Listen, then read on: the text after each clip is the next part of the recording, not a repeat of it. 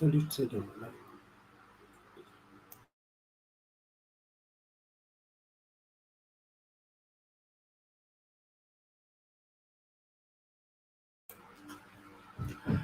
evening, ladies and gentlemen. We are glad you're watching. Thank you so much for making time to join us on Dap-K TV. It is that time again for your favorite show, Open Forum Political Discussion, where we are looking at the latest development on our political front and what you think about the same.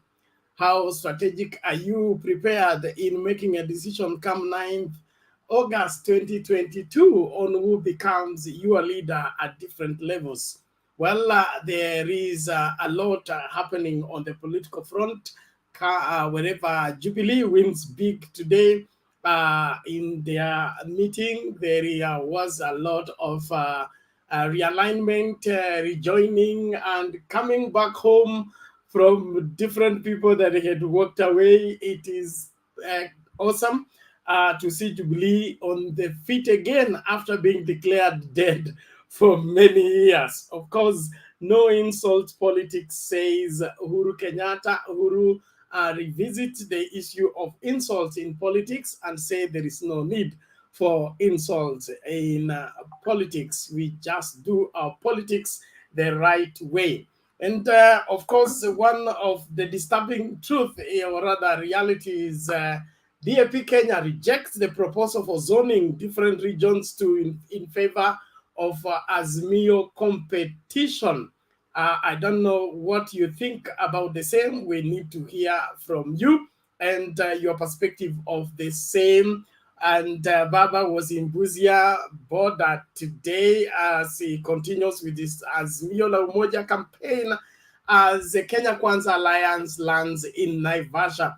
What do you make of these campaigns? The link to use to get into the studio is right now in the comment section. You click on it and allow StreamYard to configure your camera as well as your audio, and you will find yourself into this space where we dissect issues, make them understandable to ensure that no Kenyan is taken advantage of by our political class, even as they pursue their agenda and their ambition in becoming leaders at different levels. I want to salute all of you that are coming in fast and furious. I'm happy that you are out there. Thank you so much. Alum, we salute you. Thank you so much. Maslin Musundi, thank you so much. Youth, Waitino. Okay, if that is how your name is spelled. Asante sana, karibu. Kuna Nikofiti Zumba. Asante sana, thank you. Kuna Elisia Kerubo, we appreciate you. Adam Slangati, link ndio hiyo nimeweka kwa comments, tumia sasa hivi. Rajab Abdallah, we salute you. Jack Sande, asante sana. Boaz Arago, yes. Thank you, I appreciate you. Let's move on. Kuna Carl Kid Jr., kuna Ramadhani Kijana, asante sana. Patel Seboka Manyi, thank you so much. Kuna Rato Pinto Patrick, karibu sana. Salome Mbone, thank you so much. Tyson Gidi, thank you so much. Otolo Rafi Regi, we thank God for you. Kuna Alpha Juma, thank you so much. Kuna Tatu Juma, I appreciate you, thank you so much. Unasemaje?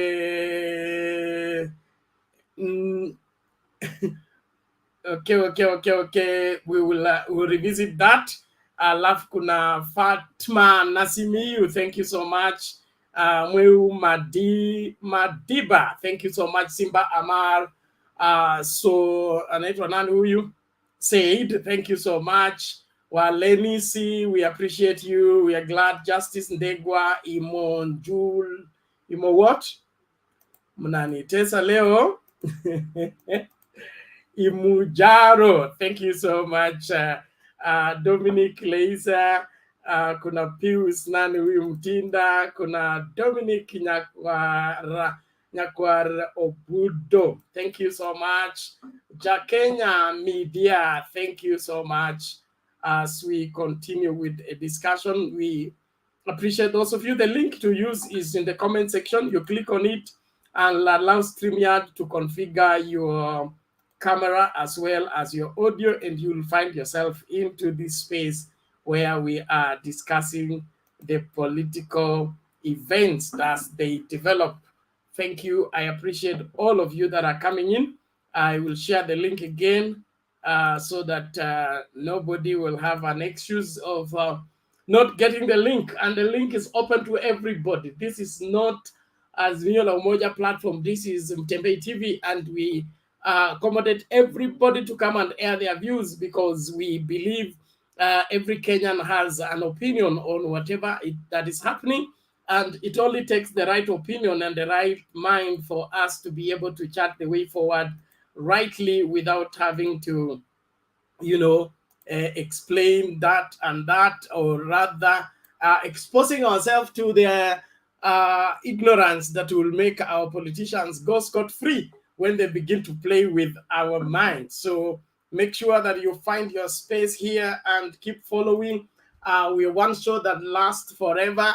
For 8 hours, we'll be here. So make sure that you get in. And if you get in and find that the space is taken, you get the notification that the studio is full. You keep trying until you triumph. Thank you so much. I want us to begin with Mama Selina. How are you, Mommy?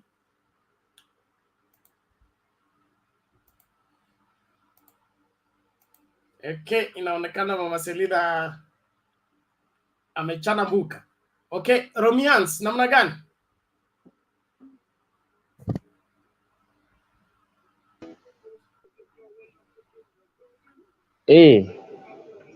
Bernard. Yes. Habari ya jioni. Fiti, namna gani? Kwa salama sana. Acha nisalimie wote ambao wako present, Boniface, Mama Selina Omar na Simiu. Yeah. Sasa Bernard, leo tumefuatilia siasa ingawa haijapamba moto kama vile tulikuwa tunatarajia kwa leo. Today ijakuwa vile active, but nitaanza kuongea kwa points chache. Nitaanza na ile DAP.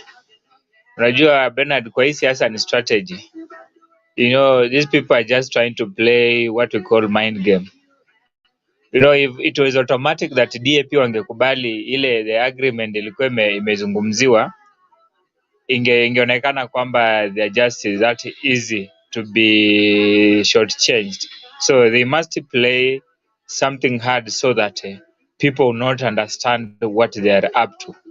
Because as for me, in my understanding or the little knowledge that I have about the entire thing with Azimio, the two factions will play hard so as not to be seen with the other opponent as if that they are being actually being misled or to some extent. So for DAP to announce that is not a big deal. I know it is a strategic plan and they'll put it in place and it's going to work. The only thing that the Azimio need to do is to assure us, the supporters, that they are going to score and they're going to score big. We are not actually able to lose. We are not in that position. It is not. We are not going to sell ourselves. It's not going to be that easy for us because we don't want to lose any vote from Western. Currently, you see the way Kakamega is selling. Kakamega has become a hot cake. And I think Kakamega is in now position to bring a new leader. I can go with the prophecy of the Bukusu community called Mazinda Muliro. Now I see it is true. And I believe that this king, after the lakeside, the king will come from Kakamega because the way this county is selling, it is grooming something good. And another thing is about the Kawaida, the Kenya Kwanza Alliance. You understand they are people of Matusi and the way they are talking with feelings and a lot of emotions. In fact, negative emotion. These people are not emotionally mature. These are the people that Atuoli alisema ukweli, miti ikatwe na mi naomba nitakuwa nikiprovide free advice. I'll be offering free counseling. So they have to hire me for me to help them when they lose this election, because I'm seeing, well, even the grown up, those adults, they cannot control their emotions. They're very emotionally immature. So for them, we are used to them. For Jubilee today, I was following what the activity that they were doing, and I was happy. There's only one mama that alinifurahisha sana. This mama ambaye mwenye wanasema during the other nomination, wakati Jubilee ilikuwa inafanya nomination 2017, wakashortchange yeye wakapatia huyu Rigathi Gachagua, and you see what is happening. No wonder the master is trying to be with Rigathi Gachagua because he knows the game they played. But I'm telling you today, that mama was a very big win for Jubilee and Azimio in general, because I saw the muscles of politics and the force that this mama has. And I'm telling you today that this mama is going to beat Rigathi Gachagua, and I'm trying to pity Rigathi Gachagua. I suppose he's better go to run for deputy president, because the way he's going to be ashamed is not going to, it's not going to be welcoming for him. So he better shatter that dream and go for another dream, because that mama is going to put him down flat. Then there's this another guy from Kiambu, the one that the very low man that was speaking a fluent Kikuyu. I liked him, the way he said that he's not going to stand for any position, rather is going to support those candidates who are there. And I liked it. That is the democracy we want. When a person from another place will come and talk friendly and invite others. This is the country that we want. We don't want monopoly in some places. We want people who are easily invitable to changes, who welcome positive changes. Not those people believe that everything belongs to them. There's something that I wanted to utter here, Bernard and my colleagues. I've seen today Azimio. I like the way Baba moved it to Busia County. You know, today it did not carry Babu Owino, and that was something I want just to send this message to him. He has to play this politics tactically. There are some people who don't need to go and to speak to audience. Though Junet Mohammed almost slept his tank, and they started almost aanze matusi ile ya ile side ingine, but aligundua mapema akaepa. So Baba need to tame his brigade in terms of the way they present their issues. Sisi hatutaki kuonekana watu Azimio kama watu wa matusi. We want to be those people who are mature, who can reason better. You see, in this side where Baba is, I like the way he's articulating things. Baba is very direct in his things, and I like the way he's just putting things. The only place that Baba tried to talk over is the other Kenya Kwanza is when he was trying to answer Moses Kuria, and that was right for him, and he answered it wisely. But the way Baba is putting his things, I like this Mzee because he's not forgetting even a point. Whatever he said in the first junction meeting is the same thing that's going to say to the other meeting. So this person is strategically placed, and is somebody who has got tactics. In fact, is a political bigwig that nobody can put him down that easily. Then lastly, Bernard, Okay, uh, Romians, you don't finish everything now. Now, let me just say one thing, then I'll go. I want to interrupt you. Don't go. There's a question Yes, I've been asked since yesterday on the Kakamega senatorial race. Who is the strongest yes. guy on the ground beside Baraza for governor? Okay, the strongest guy is this other guy called is this other guy of ODM Azimio. But I'm telling you, Bernard, when you look at Kalwale might win what we call the sympathy vote, and then we also look at the experience of Kalwale in the Senate. That is what can make him become the senator of Kakamega. But for Malala, I don't see anything. The other guy has not shown his clause, so we cannot talk about him that much. Maybe the party or the movement will try to push him or make him to be famous. But I'm telling you, these months that are remaining, we are yet to Has identify. Kadwale confirmed his going for the Senate?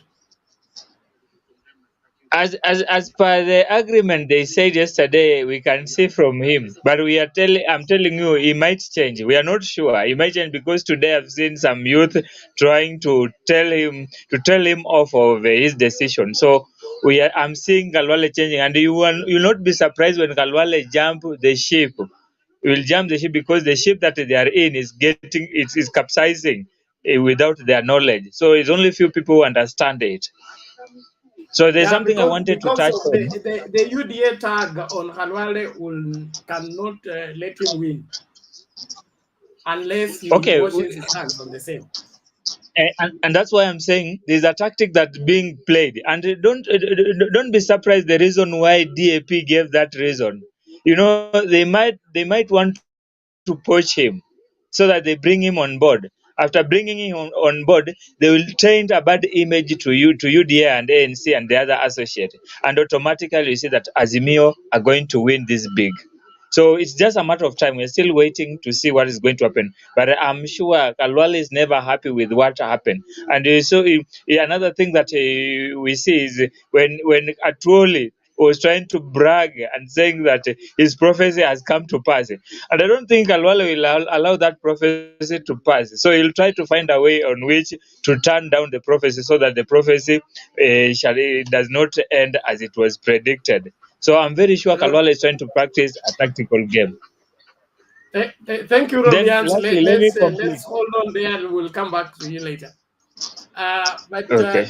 Halwale's curse cannot be reversed by Halwale himself. It takes a higher power to reverse a curse. So we are still waiting to see what will become of him. Mama Selina, Yes, Bernard. yes. Mambo ni poa. Karibu, Naona nyumba karibu. ya Jubilee inaamuka kuamuka. Rais alituambia ukiona simba amelala usidhanie ni paka. So now it is confirming that but again ile naona mimi mwenyewe usiende nyumba ya wenyewe na utawale nyumba ya wenyewe. The only thing unajua Bernard, ukipata nyumba baba hayuko, mama atakukaribisha kama utapepa mkate. Nakumbuka zamani watoto walikuwa naambiwa na mama kuna baba mkate ule anatuletea chakula, but mama hakusahau kumwambia watoto kuna baba yao, so that watoto wasifanye makosa saa ile baba amekuja watache baba mkate.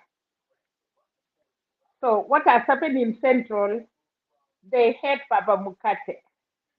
Now the real father is coming back home. And of course, unasikia wenyewe wanasema tulikuwa tumepotea lakini sasa tumerudi nyumbani. And ile kitu imenifurahisha ni kwamba Kanini Kega amesema we are not scared tuseme baba tosha. We are not scared to talk about a name Raila. And today it happened, nilipita mahali hapa na kuna my brothers nilikuwa nawaambia ni Wakikuyu na walikuwa wakali sana. So today I went there before I come back to work and I say, wow, what is happening? And he said, you know what? All these things, hata baba akichukua, ni sawa tu. Nikamwambia, why? What has changed? I told you guys, I know you people, you cannot vote to anybody. He laughed, which means wameona iko defeat. But it is a lesson to everybody. Ya kwamba it is not a lesson to get votes from any region, but it is a lesson to go uende kwa hiyo region, uende underrate the people of that region. You cannot be baba mkate in somebody's house. So these people will kick up. UDA itakuwa mahali sasa. Hii machama ingine ya Central to me hata watang'ang'ana at least wapate watu. Ninaona mambo mbili. Those people will not join Jubilee, wataingia kwa hizo machama ya Central. But for me, as I know how Central they are, na mkitaka kuconfirm, when Martha Karua was on the other side, walikuwa namuita majina mbaya sana. But today mambo ya Martha imerudi vizuri because wanajua atawasaidia. So you need to know this, ya kwamba ikifika sasa, this is critical, watakaa chini. Patu kuna mkutano moja wataamua, it is not yet done. Central wataamua by June after nomination. Na nilikuwa nasoma mahali wanasema wale MPs wanatembea kwa UDA wamekataa kuresign from their positions of Jubilee. What does that mean, Penat? If you cannot resign from Jubilee, na uwezi register kama UDA, so where will you be? Ama these people are not vying for any position? Hiyo ni swali ya watu kujua. I'm happy nimeona, and I know many people will not believe that. Nashukuru nimeona kuna mmoja wetu hapa US ametaka serikali ya Amerika, wenye wameshindwa kukaa na tabia mzuri, wenye wanatusiana. The good thing in America, hata ukiwa citizen na ufanye makosa, hiyo citizen yako, it is not permanent as a son of the soil, as we say, sons of the soil or women of the soil, which means ukipatiwa hiyo privilege America, it is a privilege. If you misuse it, watachukua. So kama those comments inasasikika na America, and I want to tell you, Penat, sisi wenye tumekaa huko, this circumcision in this country, I want to say 3/4, or I want to say, they don't know even what hiyo mambo ya kutairi, what does it mean, because a lot of them are men of what they are. So hiyo mambo, I hope this man, mi nasema hivi, in case mupate, mimi kama mama nataka kulilia watoto wake because they are innocent girls. Let them stay. Wacha huyu mwanaume akuja alipe dhambi zake mwenyewe, kwa sababu hata marafiki zake wenye walikuwa namwambia maneno and they see him as a hero, they are nowhere now to defend him. Anapepa msalaba yake mwenyewe. I'm still talking as a mother, but unaongea kama mama. Those are not the words of a man can say that. So sisi kama kina mama tunasema America, fanya kazi yenu. Nikienda mambo ya Azimio, baba amekuwa Teso. Yes, he has a right to say, na amesemea wakati inafaa, because those brothers of Teso, Turkana, they are Kenyans, and hiyo ni tradition ya zamani. And by the way, for now, Penat, you will agree with me, if you are a Pukusu, we know how strong to be a Pukusu man when you are doing that. We know how it was for a Kalenjin man to go there. People were not even sleeping. But nowadays, all of you go to hospital and everything is done, and then the women, mama Senyu, they wanawa people in the house. What is that? Hiyo ni vitu gani? Ndio sababu Penat, wanaume wale walikuwa naitwa wanaume, imeisha. The moral of being a man is no more, because nyinyi yote ni hospitali. So how can you tell another man you are not circumcised, and yet even you don't know what was the meaning of that? I have my grandson, he is 15 years old, na nilimwambia in my house, my son alitairi akienda form 4. Sikutaka kujua. I want somebody to get circumcised, akijua what is he doing, si ati nikuje nimupepe kwa mlango.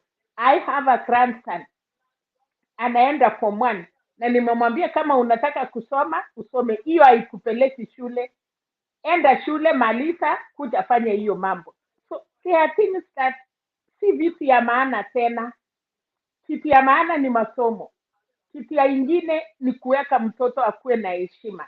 So vile baba ameongea leo na watu wengine wanataka, yes, amechipu, na baba amesema mzuri. How can another man say of that? How do you know, baba? I know they are saying about other people, the community. Si baba, hiyo mtu alikuwa na tusi, na baba amesema vizuri. It is not him as a person. He was abusing the communities that they were not doing that before. But now everybody, I think they have done that kulingana na vile mambo iko. Unaona nchi kama Uganda, wakati hiyo ukimwi ilikuja, they were not, but ilipiti watu wafanye hizo mambo kwa sababu ya mambo ya health. Hii vitu ingine ni sababu mambo ya health in your body. Ni mambo ya it doesn't have anything na masomo. When you are not clever than another man because you have done that, it is the health. And again, nilifurahia baba alisema, nyinyi wenye mlifanya hivyo, you are women, you are girls, even my granddaughter, I told you guys I have a taste in my house. So which means I'm mother-in-law of what they are called them. And I'm proud to say Paul and Abigail, they are my grandkids. And wherever they are, they were born well. They are very clever. So I'm a proud mother of a Teso sons and Luos. I have Otieno in my house. So for me, Selena, I support and I say, women, let's go for the best. If these ones are talking of wherever, and they cannot even take good care of you, can all of you young women go there, get married with those good brothers? They know how to take care of women. Anyway, I don't want to be out of it, but I have to tell these men the truth. If you are married to them, you are the best woman in the house. They know how to take care of women. And I want to say that. And Nikienda KKK, wherever they are called themselves, it is euphoria, wanatusiana. I don't know, watahusia watu, watahusia sisi mambo yao, ama watakuja kutufanyia nini kama Wakenya. Nimeona baba anasema 6,000, and I want to thank Father kwa sababu amekumbuka the so-called single mothers or single parents. Baba, tunataka kukupatia ongera because our children have suffered.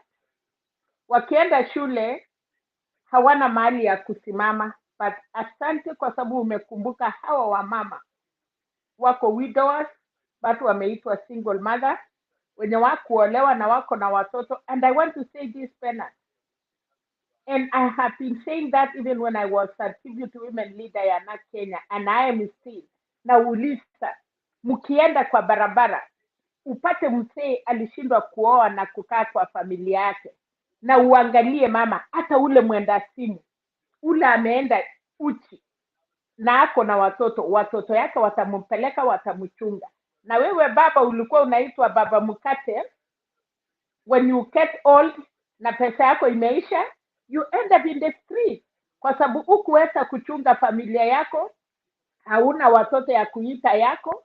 So nataka kuambia wababa still, vile baba anakuja kuokoa wamama wale wameitwa single mothers, I want to advise men, can you go back and take care of your kids? Kwa sababu wamama wakusaa hiyo watoto peke yao, I think walisaa na wanaume.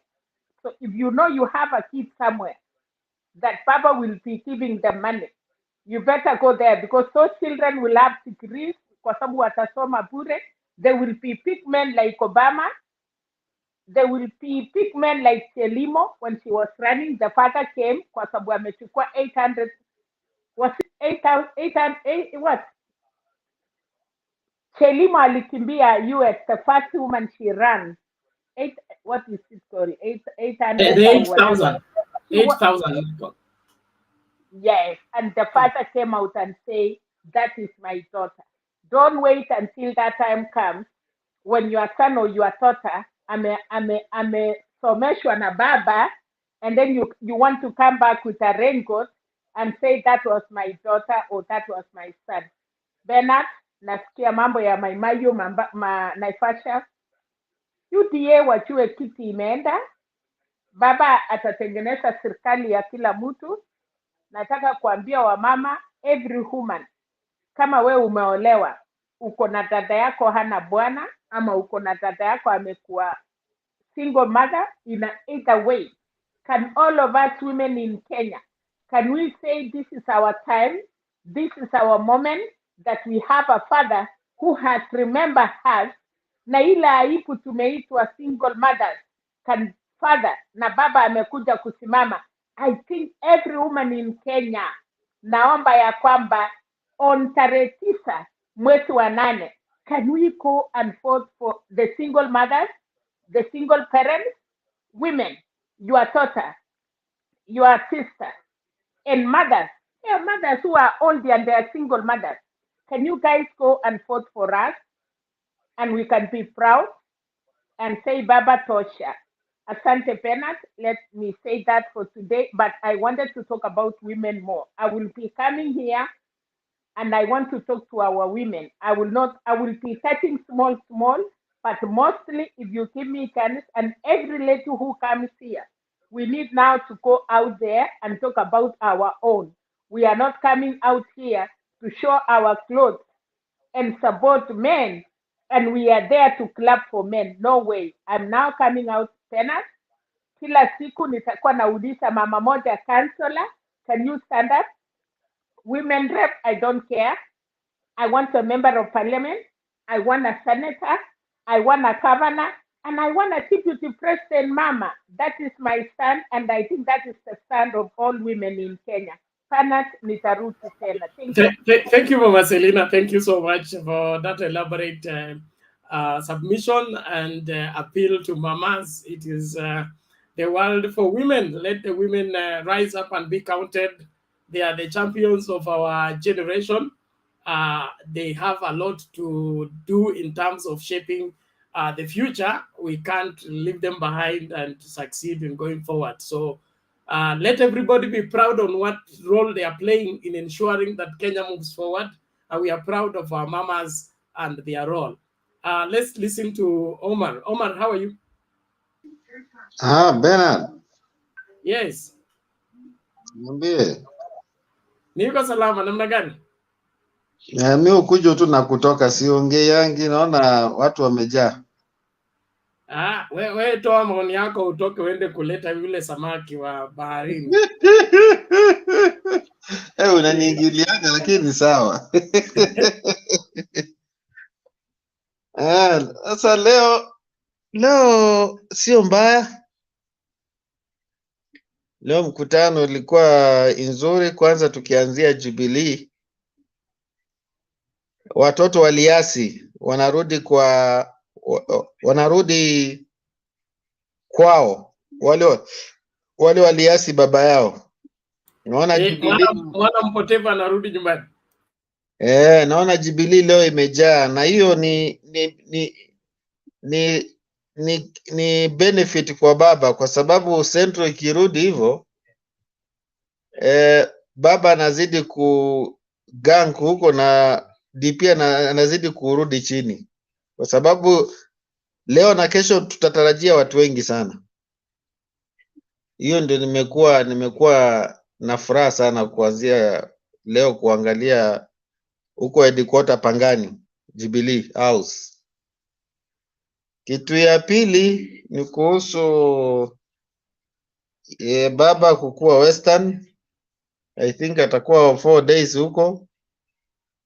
I think wacha kampeni huko, kwa sababu Western ni muhimu sana katika hii wakati wa kura.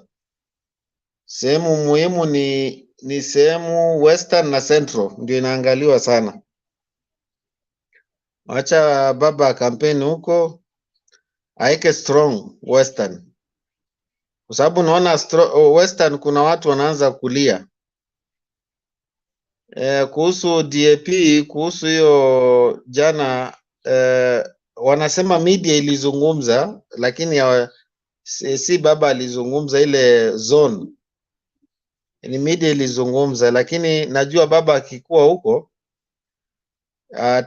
watakalisha watu vyama zote DAP nini, najua hiyo siku 4 atawakalisha chini, wapange mikakati, wasiache hata mwanya huko Western.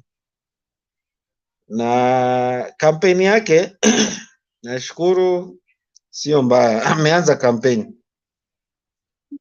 Na kitu ingine kuhusu hii mambo ya jana, huyu mzee, na nilizungumza sana nikasema hakuna mzee ana tabia mbaya sana kama huyu mzee anaitwa Michoi.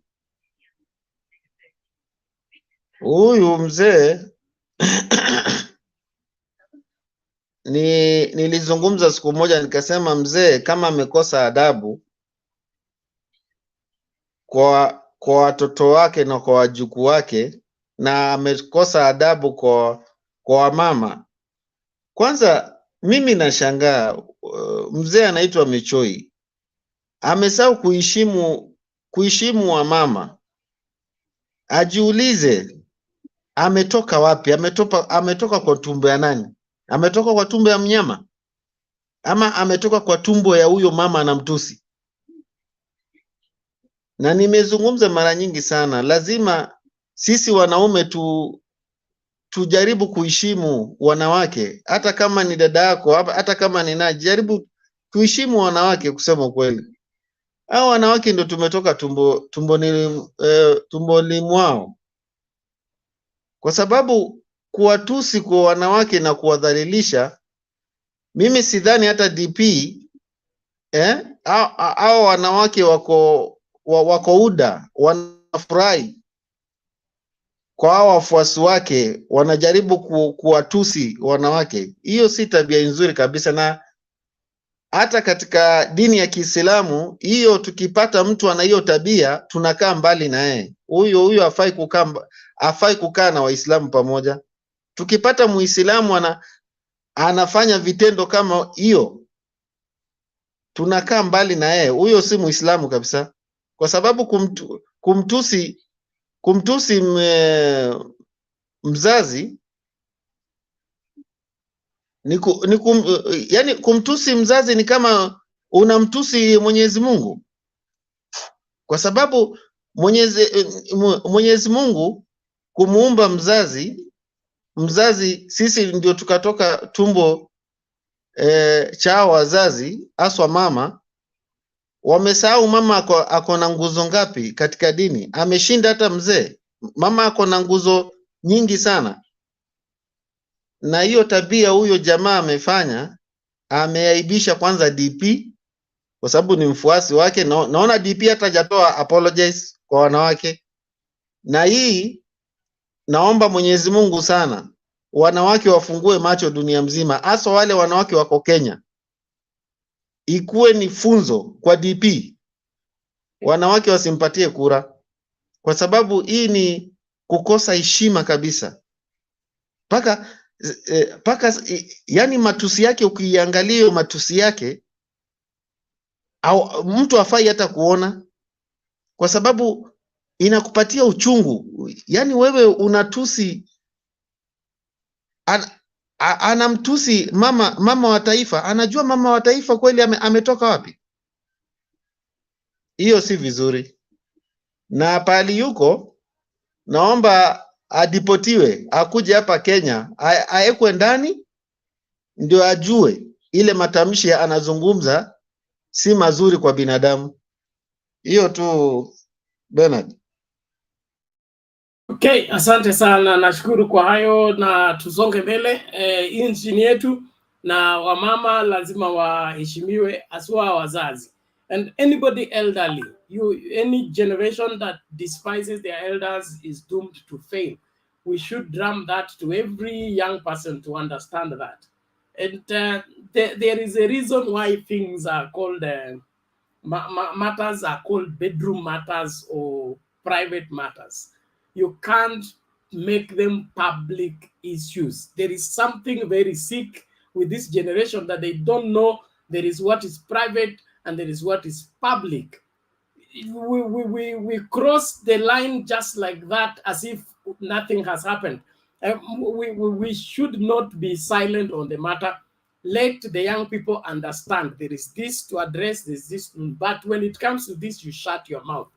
There are matters you cannot even go to report to your parents. You need to send your auntie to talk, or your uncle to talk on your behalf. So maswala haya na hizi mikakati zote sijui tumesahau kwa nini, na ni muhimu kila mmoja ajue, kwa sababu ukivuka mpaka ni wewe unaumia, sio yule mzee, ni wewe unaumia zaidi. So we need to really help our younger generation understand that the taboos and the boundaries set by our forefathers are valid until now. There is no generation that can dismiss it. There's no amount of civilization that does away with our values that have been established for many ages. The reason why our communities have survived all this time. Remember, our forefathers did not know how to write, they did not know how to read, but they passed values generation after generation. We know things that were gotten so many years ago before our great-grandfather came up. Why? These values, these our identities, this respect one for another. So ni muhimu, nashukuru sana. Naomba tu tuzidi kuhakikisha kwamba kila mmoja anafahamishwa ukweli wa mambo. Thank you. Naomba sasa tumsikilize kapteni. Tukiendelea na tulinde muda just like that brief, and then we will do the thorough postmortem later. Hi Bernard. Hello to you. How are you? Very fine. Hi my comrades. Good to see everyone. I'll be just quick. I'll talk a little bit of Western politics and also touch on Azimio campaigns and DAP. So far where we are, I've been saying in this forum that we don't need followers. We need partners. If you can actually see these politicians very well, they actually join parties not because they love the party. They're joining the parties because of the ground. Most of them tell us about the ground, because of their own self-ambitions. So mtu si ati anasupport DP ama mtu anasupport baba, yeye anajiangalilia, anataka kura kama governor, anataka kura kama senator. So we need loyal MPs. We are not here to persuade people to join us. So even on the media, I've been following on some propagandas. People are saying they want this one to join us, they want rectangular. We don't need them. Hatutaki mtu akuja tuanze kusumbua nyumba yetu hapa saa hii. Yet we can still win without them. We need loyal people who can come, join, and actually vote for Baba. Not come and join for your own self-ambition so that you can just win a seat, but inside your heart, deep inside your heart, you know actually who you're going to vote.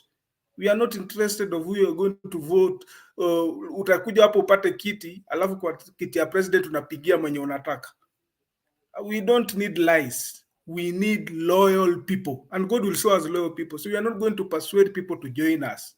So remember, we need this one. We are to Turkey, but where were they? We need loyal people who have been with Azimio. They've worked with us. So for Western politics, how in Guinea, for DAP, very simple. I would like Baba to strategize the house. Let's respect each party. Azimio is big. We have many parties. So let's not tell DAP, let's not intimidate them and make them feel small. If ODM feels strong, Azimio is not ODM. Azimio has many parties. That's why you see Jubilee, they are fighting so hard to make their party strong. So ODM should not feel like DAP is coming to finish us. Kenya Kwanza has been saying DAP is another ODM. So ODM party should come strong. It's a big party. It's nationwide. So they should not be threatened by DAP. DAP has said categorically they're coming to support Baba. So they should not intimidate members of DAP and tell the members of DAP that you need to come and join ODM for you to get a direct ticket. We don't want direct tickets.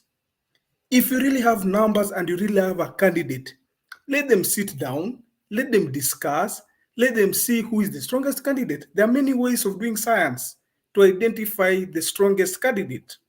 After you've identified the strongest candidate, let them remain and come with an agreement. But don't kill a party and tell them join ODM. We are going to have a very bad show, and it's going to break Azimio. It's going to make Azimio to have a crack. We need just to strategize. Let's not intimidate any party. Let's respect each party's opinion. If DAP is going to field candidates, let them field. If ODM feels they're strong, their candidate will still win. At the end, because if ODM is saying like this, Wiper is coming, Jubilee is coming, we are going in nomination, our house in Azimio, we are going to face a very, very bad show in the coming months. And we are going to face a lot of defections. So we don't want to face a lot of defection. Each party should feel strong. Each party should feel it has a strong candidate. Let them bring all their strong candidates. Let them sit. Let them do a science and identify which candidates can we support. If either is Wiper, if it's Jubilee, if it's DAP, but don't persuade them to join your party. It will be there. People will come and say, here's Azimio tuliwaambia ni ODM. Baba is not running for ODM. People should identify here.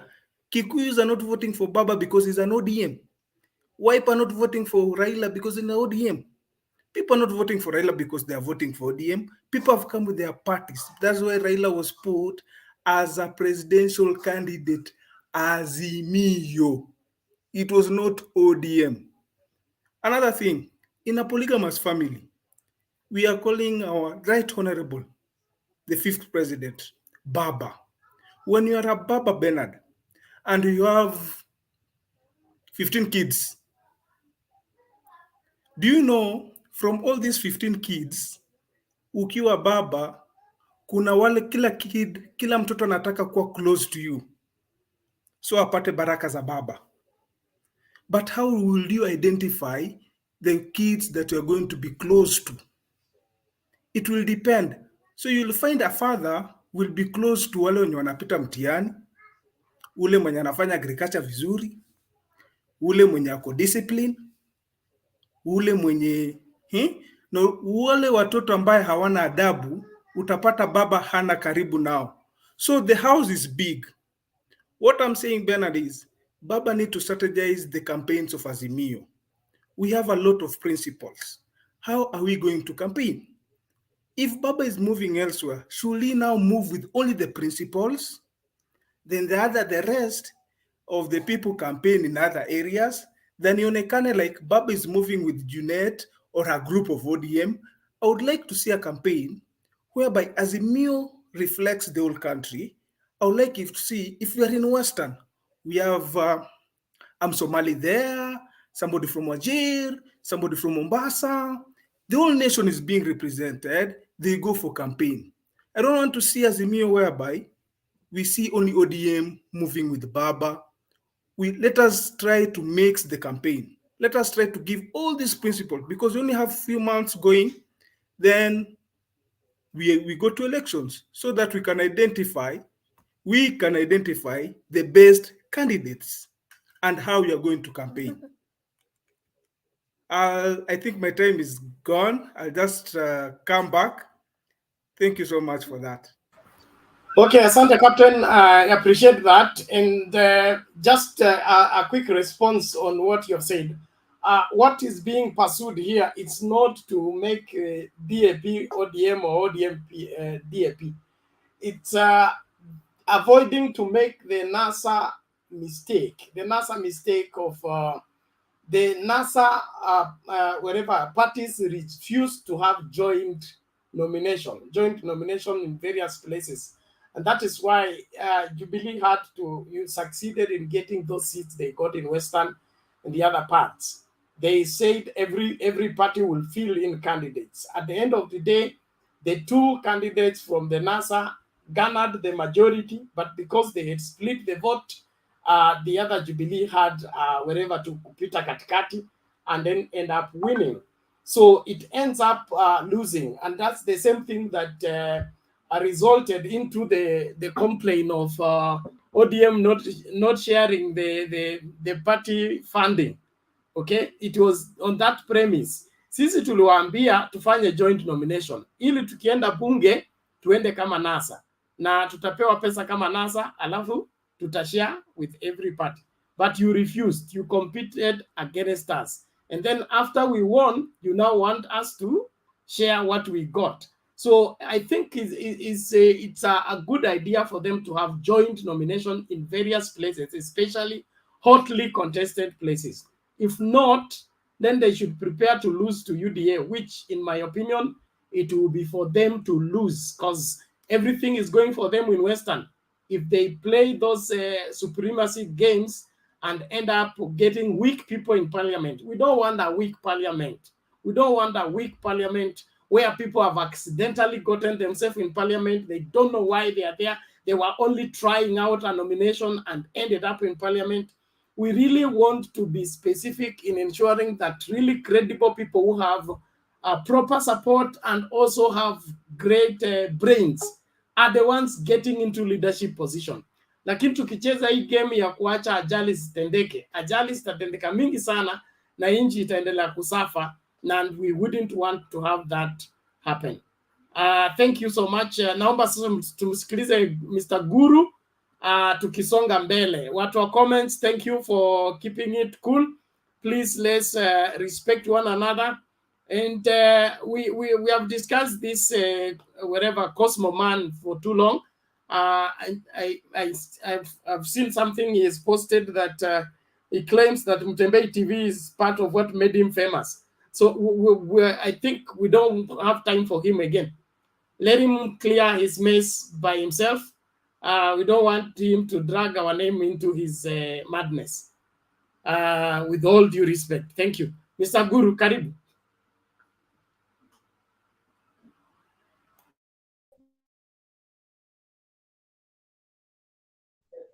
Yes, Bernard.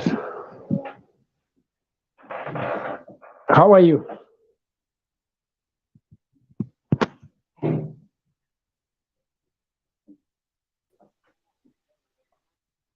How are you?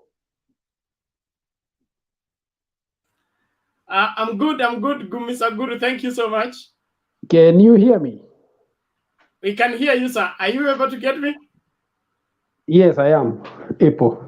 Sawa sawa. Naona mbolea imefika Jubilee. Jubilee imefufuka mpaka walioyua wanadai sio hiyo. Nilikuambia hii maneno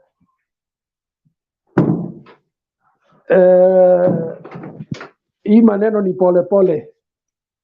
Things are slowly taking shape. Because you see,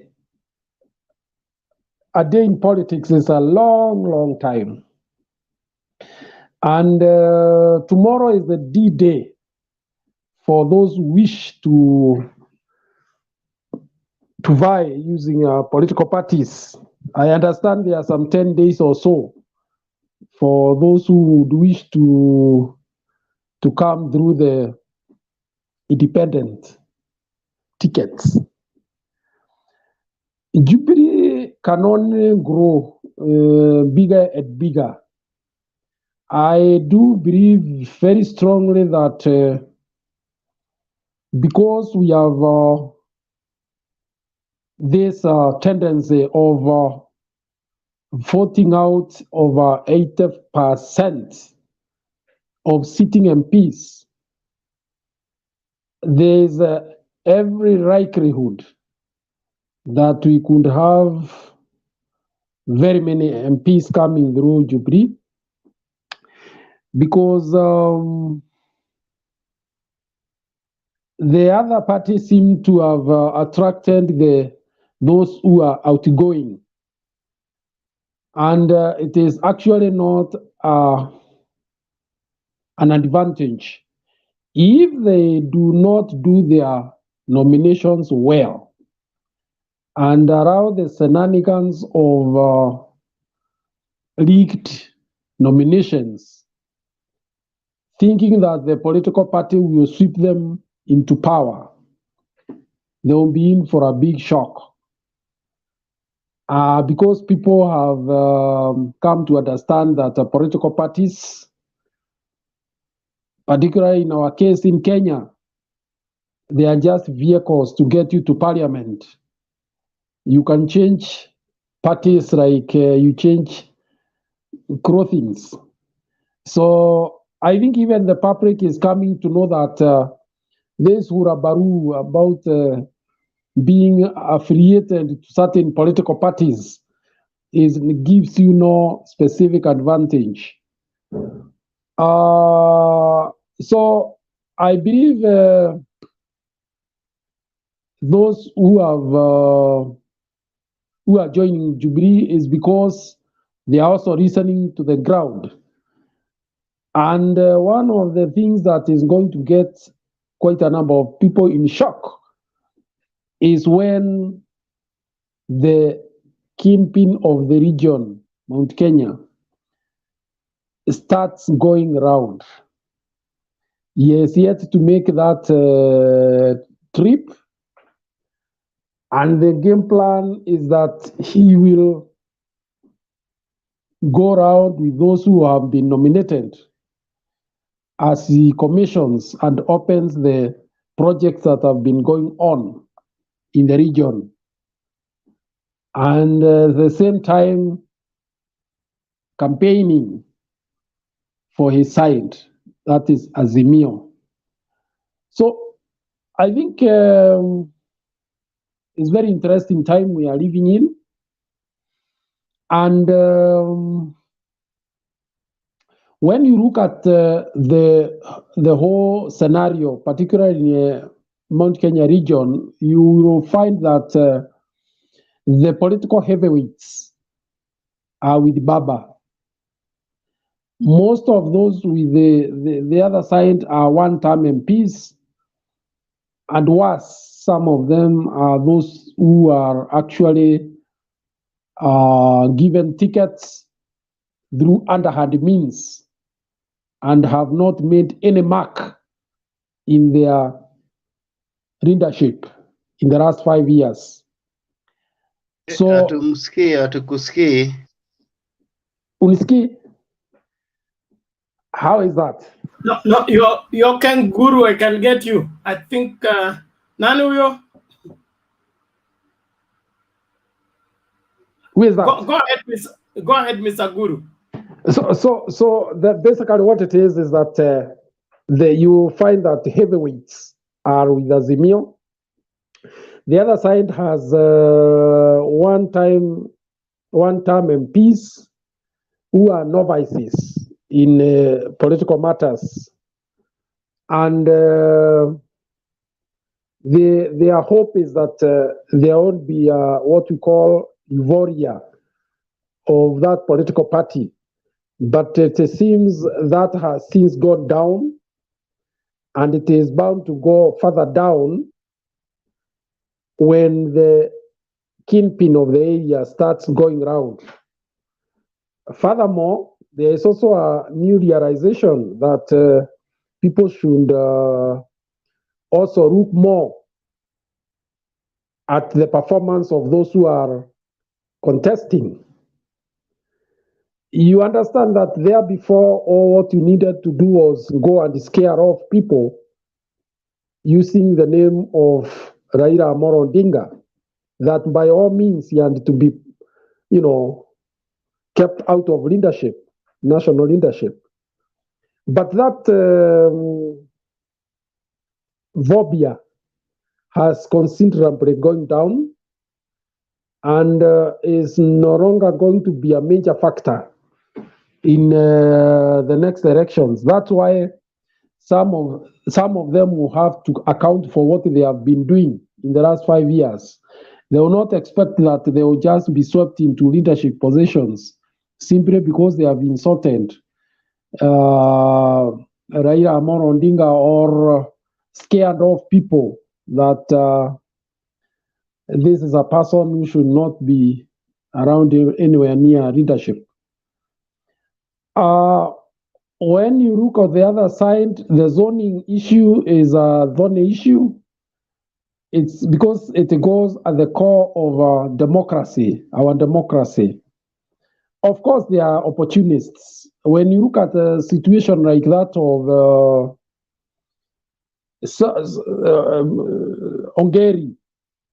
Hungary has been with the ODM for some time now, but the moment he discovered that perhaps he has no space in ODM because of the strong push that is come with Simba Arati, he decides to go to the other party to avoid nomination and also still face off at the ballot.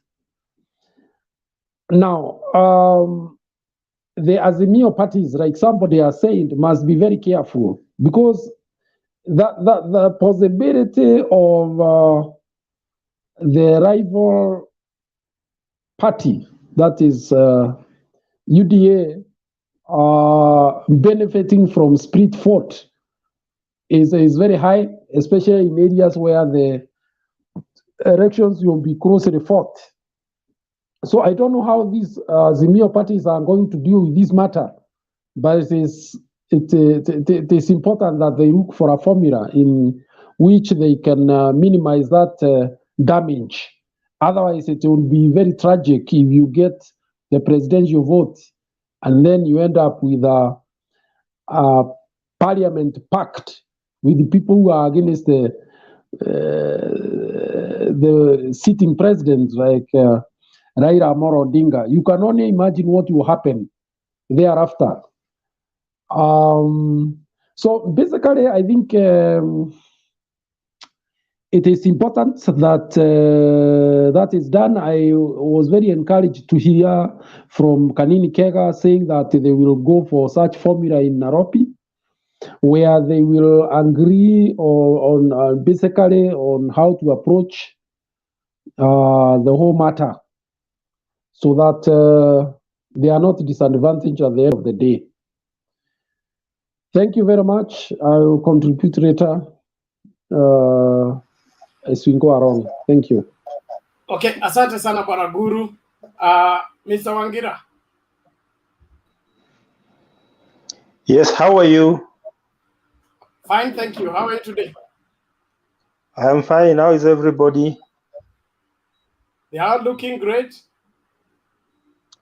You know, this is what they call the silly season, and things are getting really interesting.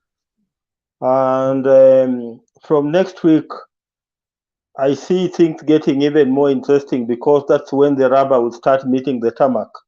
Remember that from the 1st of April, the nominations will start, and especially for the ODM, our ODM nominations are starting on the 1st of April. So this is the period to really watch, because this is where now the rubber is meeting the tarmac. Because if you lose out on the nominations, that could be the end of it for you.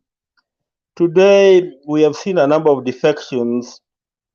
We saw Sonko defecting from Jubilee into Wiper. I don't know what he's up to in Wiper.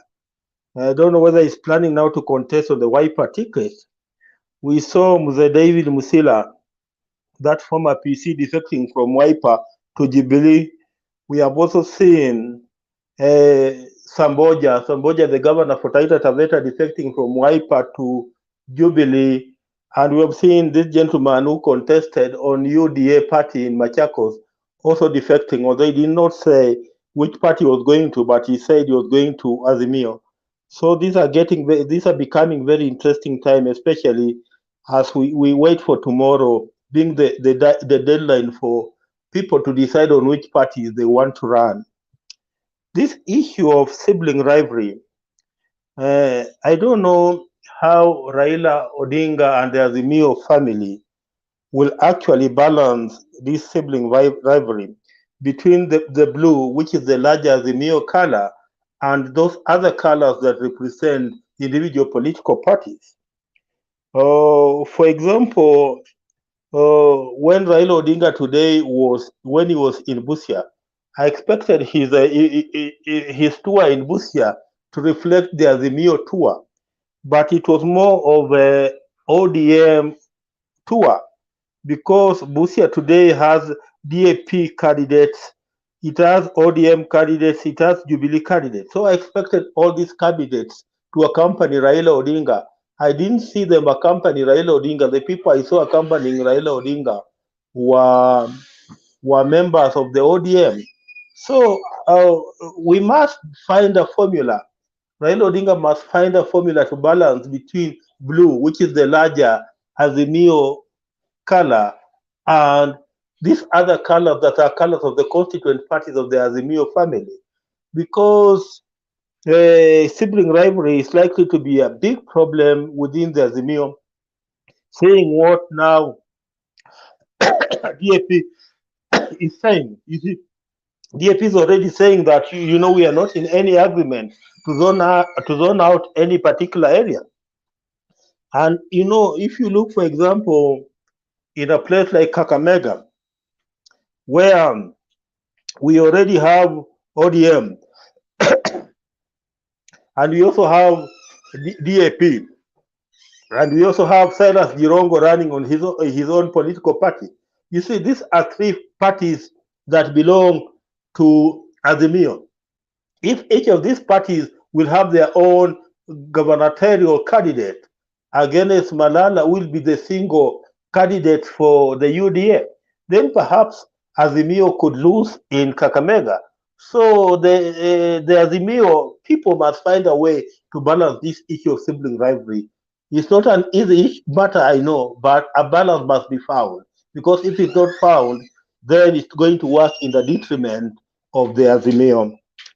Today, we saw Raila Odinga for the first time answer Moses Kuria on the issue of the uncircumcised, and even say that by claiming that Raila is uncircumcised, he was not only abusing Raila, but he was also abusing other Kenyan communities that don't practice this particular tradition of circumcision. This particular tradition of circumcision. On Jubilee, Uhuru Kenyatta told them that musione simba amenyeshewa mukadhani ni paka. You see, for a long time,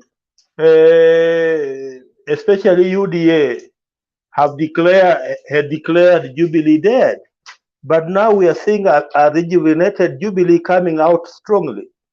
And because UDA is now feeling the pressure, what they have now created a propaganda. They are saying that Jubilee is paying people between 60 million to 10 million shillings to defect. So I was asking Dennis Itumbi, the owner of that propaganda on his wall, that if it's true that Jubilee is buying people as you purport, then you, as popular as you always purport to be, why can't you also go and you get bought? Because who doesn't want money in this country? Because any person, if you can, to majority of Kenyans, if a person can say is buying you at 60 million shillings to run for an election, why not? We know people are bought to play football in the West.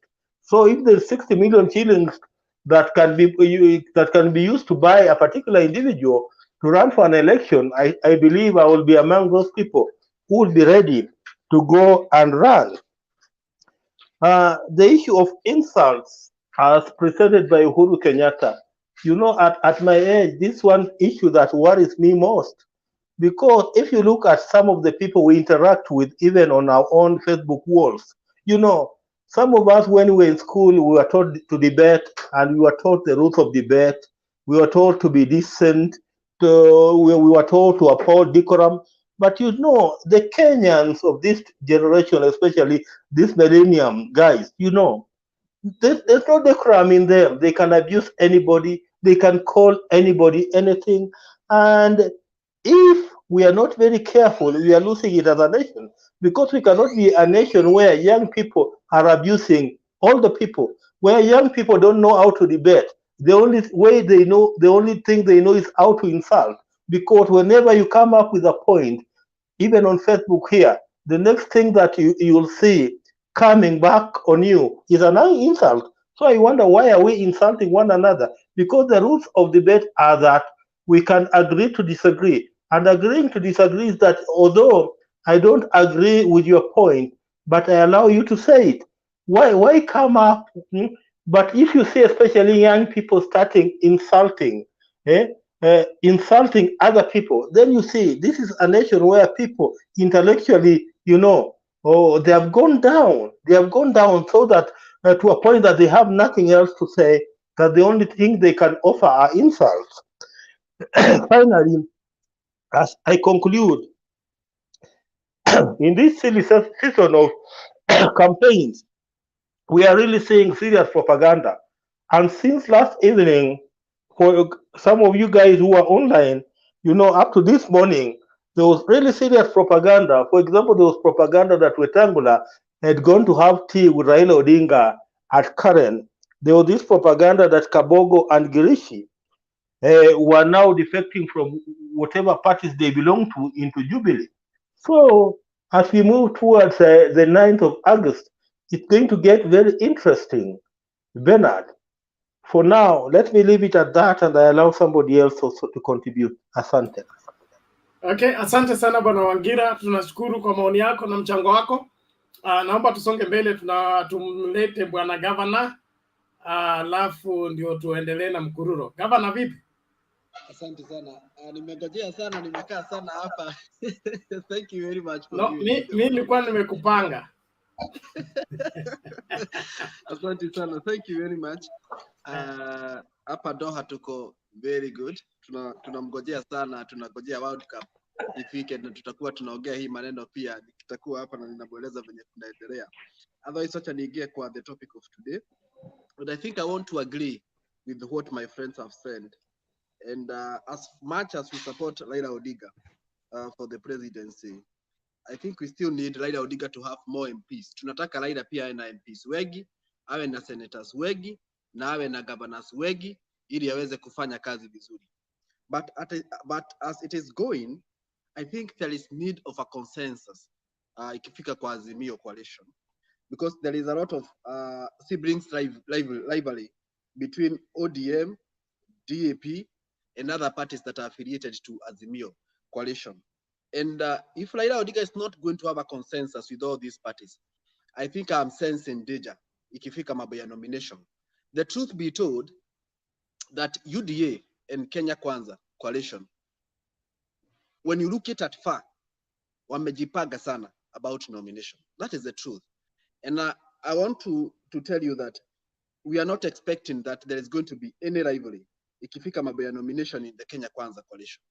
Wamekuwa na binu na wamekuwa na strategy on how they are reaching to consensus. For example, we saw the other day, Kakamega now, they have decided that Cleopas Malala is to run for the governor position and Dr. Boniface Kalwale is to run for the senator position.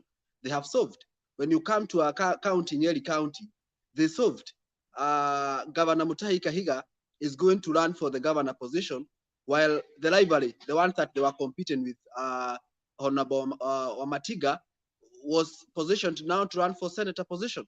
So that issue was solved. When you go to a place like Nakuru County, of course, Susan Kihika is expected to run for governor position using the UDA ticket. When you go to Kirinyaga, Anne Waiguru is expected to run for governor position using the UDA ticket. So we are not expecting a lot of conflict and a lot of rivalry ikifika mambo ya nomination into the Kenya Kwanza coalition. But again, when it comes to our side in Azimio coalition, we are having a lot of problems. And I want to agree with Mr. Wagila, how he have said that ODM and the Azimio coalition, they have to come up with a consensus on how they are going to deal with this issue of nomination. Otherwise, if they are not going to be so much careful, then I'm sensing a lot of danger. Ikifika mambo ya nomination, we are going to have a lot of defection to other parties. And this one might be one of the precursors that might make Raila Odinga to lose. And we don't want this time Raila Odinga to lose. For example, they have to solve the issue of Kakamega. And Mr. Agera have said it very clear. If anything is to go by, they are going to field more than 3 governors in Kakamega seat. Then it's automatic that Malala is going to carry the day. Yeah. Like for example, today we had a campaign in Busia. We did not see the entire Azimio with Raila Odinga. We saw ODM with Raila Odinga. So that's why we are saying that Raila Odinga have to balance the issue of the siblings affiliated parties. Otherwise, if he's not going to balance this issue of these siblings affiliated parties, then we are going to have a lot of problems. Number two, I'm seeing a scenario in Nairobi County. For example, even in the Kenya Kwanza coalition, still we are having some disagreement between Sakaja and Bishop Margaret Wajiro. If anything is to go by, Kenya Kwanza agrees that Sakaja is to run for that position, and maybe Bishop Margaret Wajiro is to be given another position. Then we are expecting that also Azimio might lose in Nairobi, because we are having this guy that is called Gatia, and we are having the MP for Westland and other people that are running using the same coalition. Like when you go now to the seat of the women, the same things that we are speaking about. So what we are saying is that Azimio coalition, they must be so much careful when it comes to the affiliated parties. They have to balance. Otherwise, when it comes even to the Western region, they must balance between ODM and the DAP and the Dap-K party. Number two, it's about the Jubilee. I want to disagree with one of my fellows have said that most of the heavyweights that are in Mount Kenya are supporting Jubilee. And I come from Mount Kenya region, and one person have said that those people that are supporting the UDA party, the Kenya Kwanza party, most of them, they are not having a track record of projects, and they are not going to be elected back. But I want to disagree with that. However much I support Azimio, that's why I'm saying, let us not, we are so much of ambitious watu wenye ambao tuna support Azimio, and at some point kuna pahali tunaona kama tushachukua hii kiti, but it's not the same. When you go to Central Kenya, you are going to realize that those people that are supporting UDA, you cannot adulate those guys. You cannot adulate Honorable Rigathi Gachagua. You cannot adulate Honorable Dede Nyoro. You cannot adulate Honorable Kimani Ichung'wah. These are guys that you cannot adulate. You cannot adulate Honorable Governor Anne Waiguru. These are people that you cannot adulate. You cannot say that they are not having track record. These guys might be, not even might be, these guys are going to be re-elected. Like now for today, in Madera, where I come from, one guy, they called Wabula Wamalaga, 76 years old, is the one that has been given the Jubilee ticket to vie for the MP for Madera constituency. He is going to contest with the Honorable Rigathi Gachagua. Don't expect that it's going to be so smooth for Honorable Wabula Wamalaga to defeat Honorable Rigathi Gachagua. So that's why I'm saying that us in the side of Azimio, however much you want to win Mount Kenya region, we must also see those people that we are feeding to different positions on how we are going to carry the day, all of us. Otherwise, I think for now, I don't want us to adulate anybody from the UDA side.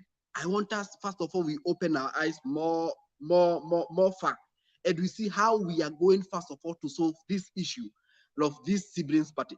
Otherwise, Bernard, if we are not going to solve these issues of siblings party, the parties that are affiliated to Azimio, Bernard, we might lose this game. We might lose this game. So we must look at this issue of all these siblings affiliated party.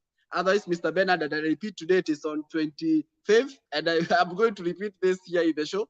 If we are not careful about these parties, the UPIA party, the one that is led by Jirogo, the one that is led by Charity Giru, the one that is led by Kalonzo Musyoka, we must get a consensus, and we see who are these different candidates are we going to field in different positions. Thank you, Bwana Governor. We hear you and we understand you, but there are so many dynamics when it comes to determining politics and the decisions that are arrived at. For example, I think the reason why Baba is in Busia, Western, but wherever with ODM is because we are in that time when there are political nominations, and is going there as an ODM leader. Because previous, we have had Azimio campaigns led by all the Azimio team, both in Western and elsewhere. So we should be able to differentiate between Baba, the ODM leader, and Baba, the presidential candidate for Azimio. We cannot make him Azimio and then he uses Azimio to do ODM. And Baba is very strategic. He moves very clearly with clear steps. So I don't think there is an issue with Baba going with ODM team to drum up support for ODM. That's an ODM region, of course. And then we are about to make our nomination for the primaries. So I believe that's what is working on. Secondly, the history of members of parliament in Western, wherever, in Central and elsewhere, a majority of first-timers hardly get re-elected. That is a fact that we cannot run away from. And that goes for the majority, not the minority. Majority of first-timers never get re-elected. And so the play between Jubilee and UDA is not cast in stone as far as Central is concerned. And then also the ills that are being raised as far as the damage that UDA has caused, especially on the president and his position in Udamaki, is not something to be underrated when it comes to the 2022 decision making. So we will not be able to be so sure and say so and so must win and so must lose. As every other politics, we will give each situation, analyze it individually, then diagnose it individually, then give cure for the same. But if we give it a blanket approach, we will defeat ourselves. We will not be defeated. We will defeat ourselves even before the war begins. Guru is the one who started all this. I want him to respond quickly before we hear from Mkenya wa Spain kabla tuende kwa ile mkururo wetu. Njiru, nimekuona, najua wewe ndio next, lakini ngoja hapo kama mzee wa boma. Yes, Guru. Now, well, my colleague, I respect his observations, but this issue is a double-edged sword, because there are those who say that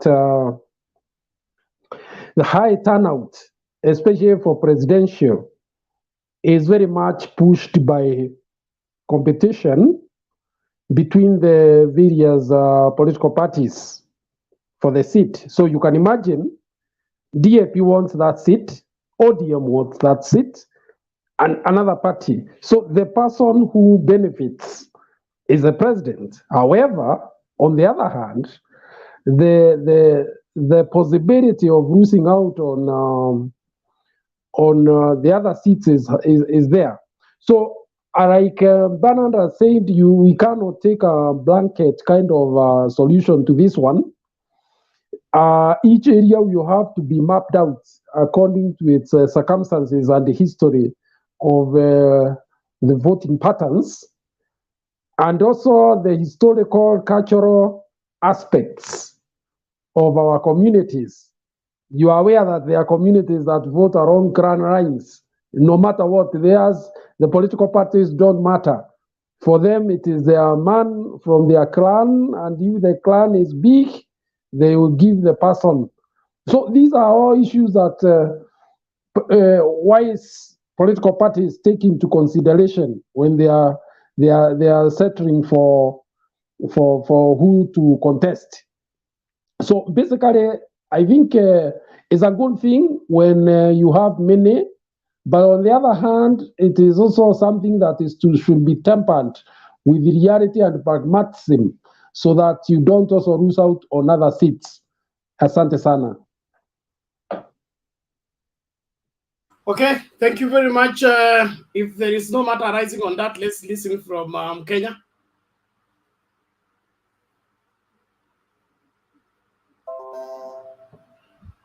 And Kenya, just before you come in, you are still muted. There are these guys on the comment section who say, Bernard will never understand. I don't know why people understand for me so much, that they have a way of understanding what I don't understand and why I can't understand what they are saying, telling me. Politics being what it is, it has no expert in terms of speaking for another person.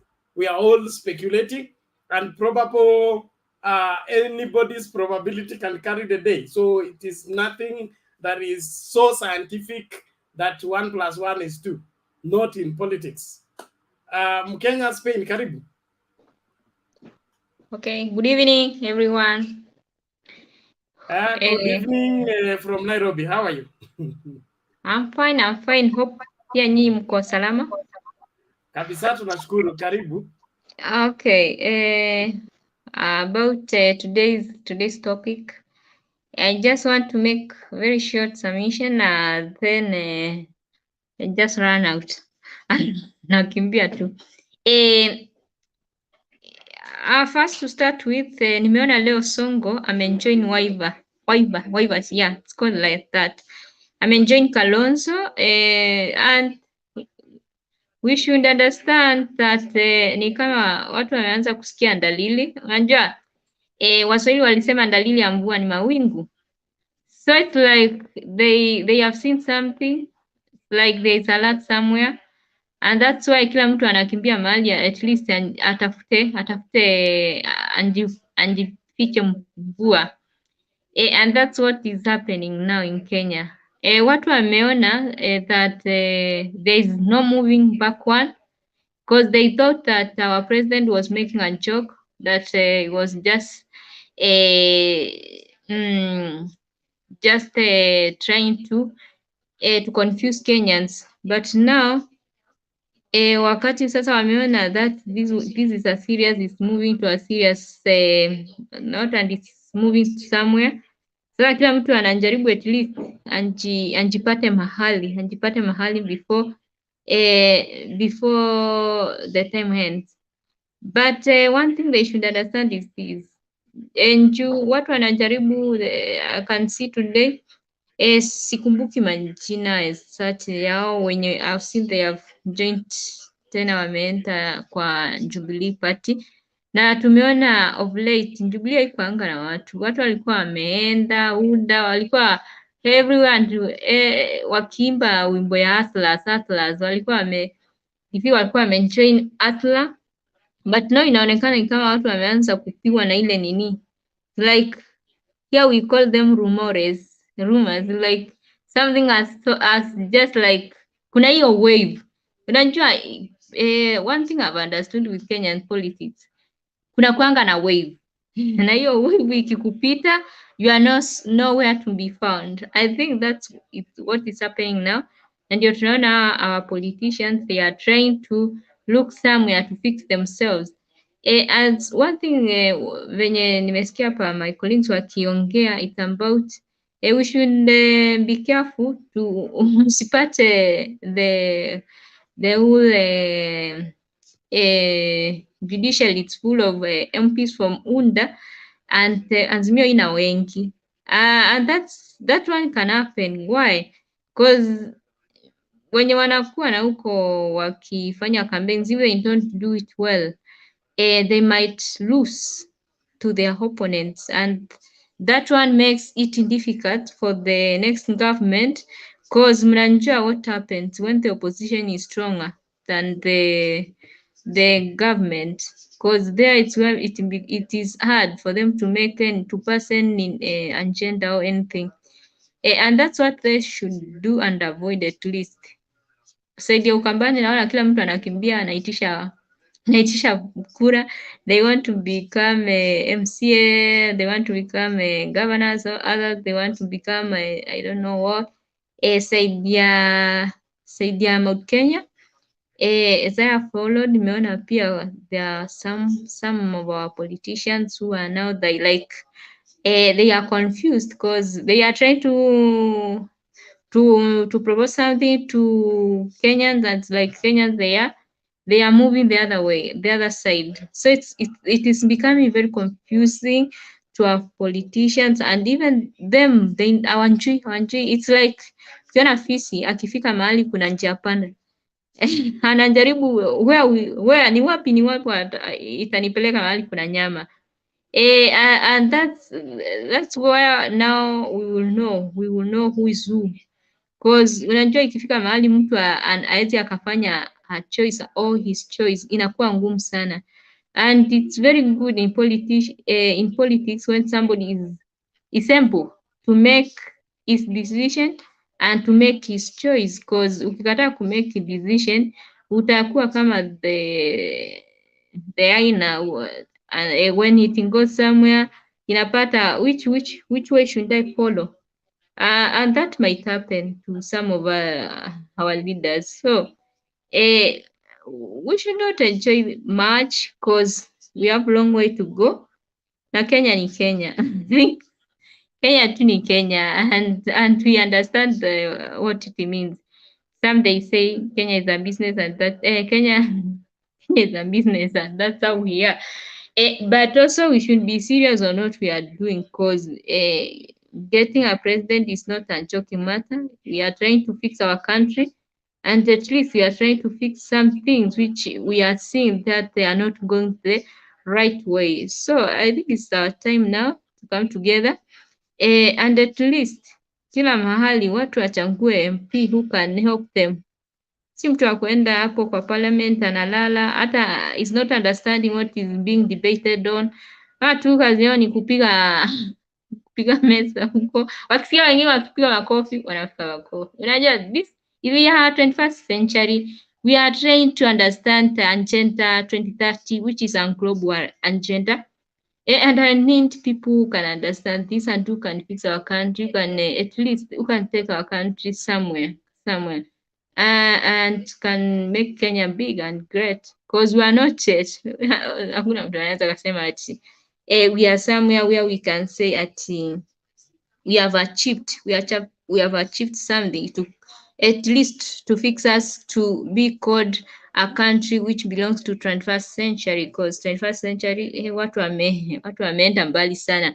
The evolution has grown and the evolution has changed everywhere, and the countries which are progressing we can see and we know how they are when it comes to in terms of economy, education, medical stuff, and many other things which if I try to speak about them itakuwa story mingi.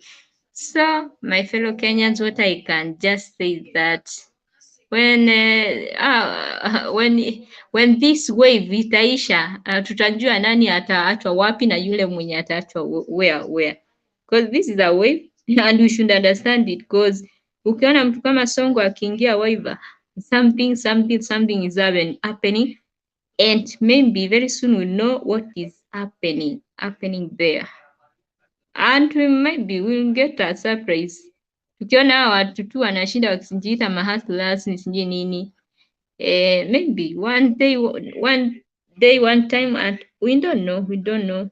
Although at least I can support my Selena. I talked to very good ones when they try to tell people they should respect one another in terms of language. Sometimes we should know how to control our emotions. That's why Bernard, I just there to listen wakati unaambia watu huko kwa comments, please try to comment, please try to control whatever you write there or whatever you say, because whatever is said yenye ametoka kwa mdomo hayarudi, na we know very well words are stronger than even hata kwa Biblia. God told Abraham, whoever will curse you, I'll curse him. Whoever bless you, I'll bless him. And we know the power of tongue.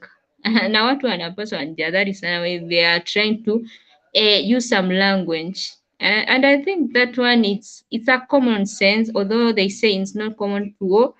And I think it's something we should exercise.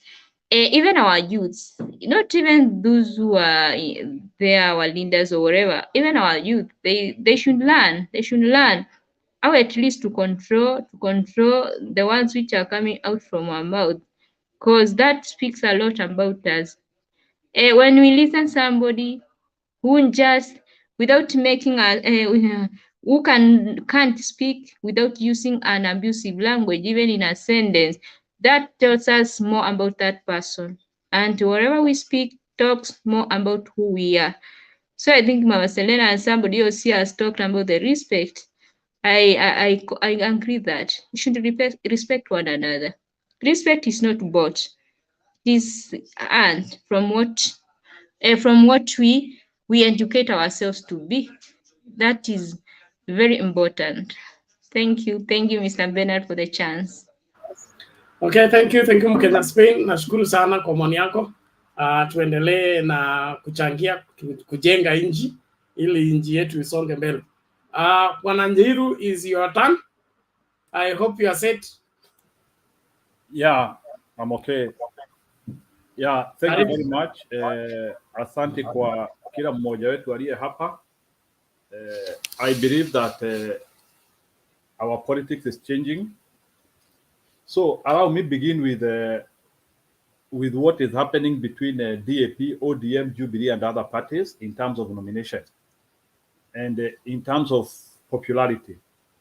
So I think that is why Azimio should hire a company, or they might be having a company to look at the approval ratings of every candidate who is vying on a particular party. This is what happens, including even in the US, some of the places where maybe we might want to learn something. For somebody like to qualify for a debate, either in the federal or in the presidential, there must be a threshold, a percentage which you must qualify so that you can go to the next level. Like, for example, you cannot be having a below 2% approval and you still want to appear in the debate. And it's something which is always agreed by everybody, regardless of the party. So what I think now, when it comes to DAP and ODM, we need to agree that there are territories which are dominant DAP and there are territories which are dominant ODM. And then we have overlaps. Overlaps is whereby maybe you might have a DAP candidate and ODM candidate. The difference is between 0 to 10%. Dominant is where you see a party is having close to 30% advantage. So from scientific studies, what is supposed to be done is where DAP is having a lot of advantage, ODM should join DAP and they support a candidate of DAP in that area. In a place where ODM is having approval of over 30% and beyond, DAP should join ODM and support that candidate. Then, where the percentage is close, let's say DAP is having like 35, ODM is having like 42. That one is like something which is close. They should have a joint nomination where DAP should field a candidate, ODM should field a candidate, Jubilee should field a candidate if Jubilee have, and any other party should also field a candidate, and then they go on one bar. They go on one voting counting, and whichever the candidate gets majority of the votes carries the Azimio banner. So, and I believe this is what the think tanks are doing. So it's just a simple advice I'm trying to give them. It's just an issue of mathematics, and I don't think that it is something which should be affecting people, because election is about mathematics, and we cannot risk just going as people with no direction. And I can tell you, there is a zone, even if both Jubilee and ODM field a candidate, there are zones where still UDA cannot win. So those are also some things which we also need also to put in mathematics. Like, for example, in simple, I'm just trying to I can like try to give like an example. Like the way I saw Busia today, I do not think, even if like in Busia, I have an ODM candidate and a DAP candidate, a UDA guy can win there, because I see there is a lot of enthusiasm there. So what there is Azimio needs to use their scientific data well, where there are overlaps, joint candidates, we have joint nominations. Where there is dominancy, we support that party. It is just like the way you will see, like places in Nyanza, that is like in the Ruo Nyanza, the dominant party will be ODM there. So there will be no any reason of somebody in another party going to vie there. It will not make sense. So I think if we use our scientific data, we can be able to avoid much of the stress which these things are bringing. And we don't need to advise people on anything. Let's use mathematics. Let's hire a credible audit company which can tell, and a company which can be supported by all the political parties, and they give us some good scientific data. Ni kukuja tutaketi chini hapa, watu wa DAP, watu ya ODM, watu ya Jubilee, tuambie in Bungoma ODM is having over 30% approval rating. Can we support this ODM person? Here in Trans Nzoia, we are seeing it as an overlap. Let's have joint nomination. It will be something which will boil down to agreements and agreeing on science. So here is where now the Azimio pundits and the think tanks have to guide people. But let's not just guide people on the number of crowds. So let's not also behave like UDA. The way UDA is judging their approval on the people who are coming on their rallies. So we cannot just judge our candidates that way. At the UDA is using crowd to judge their popularity, and we cannot be treated on that thing. We have to use science, we have to use scientific data, and we have to be real, and we have to tell our parties the truth. We need to tell DAP, you are not popular in Bungoma, is an example. We need to tell ODM, you are not popular in Trans Nzoia. We have to be honest with one another, because there is no need of competing with one another and we all lose. So it's a matter of using our brains and doing the right thing. Sonko thing. Once again, personally, I do not support Sonko. I believe he is an opportunist. I believe he is not a person who should be near the leadership of Kenya. Number one, I'm not even sure of his academic credentials. I want to see people with the character. And from the one day go, from the time when Sonko became a senator of Nairobi, I was one of the people who were against him. And I can see once again, he wants to use one of our door wiper to resurrect his electoral vote. This is a guy who has even been banned by international organizations and international countries, not even to visit them. And he again wants to come to us. So to me, I do not support Sonko. And I think Sonko, Azimio should distance themselves. He might be having a lot of support from whoever.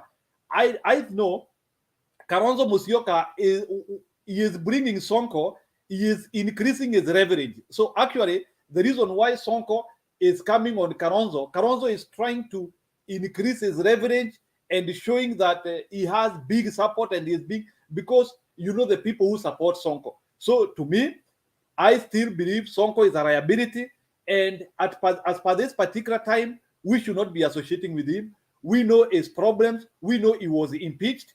We know of the scandals which he has been associated with. We know a lot of problems which Sonko has been associated with. And more so, he is not of a person of good character.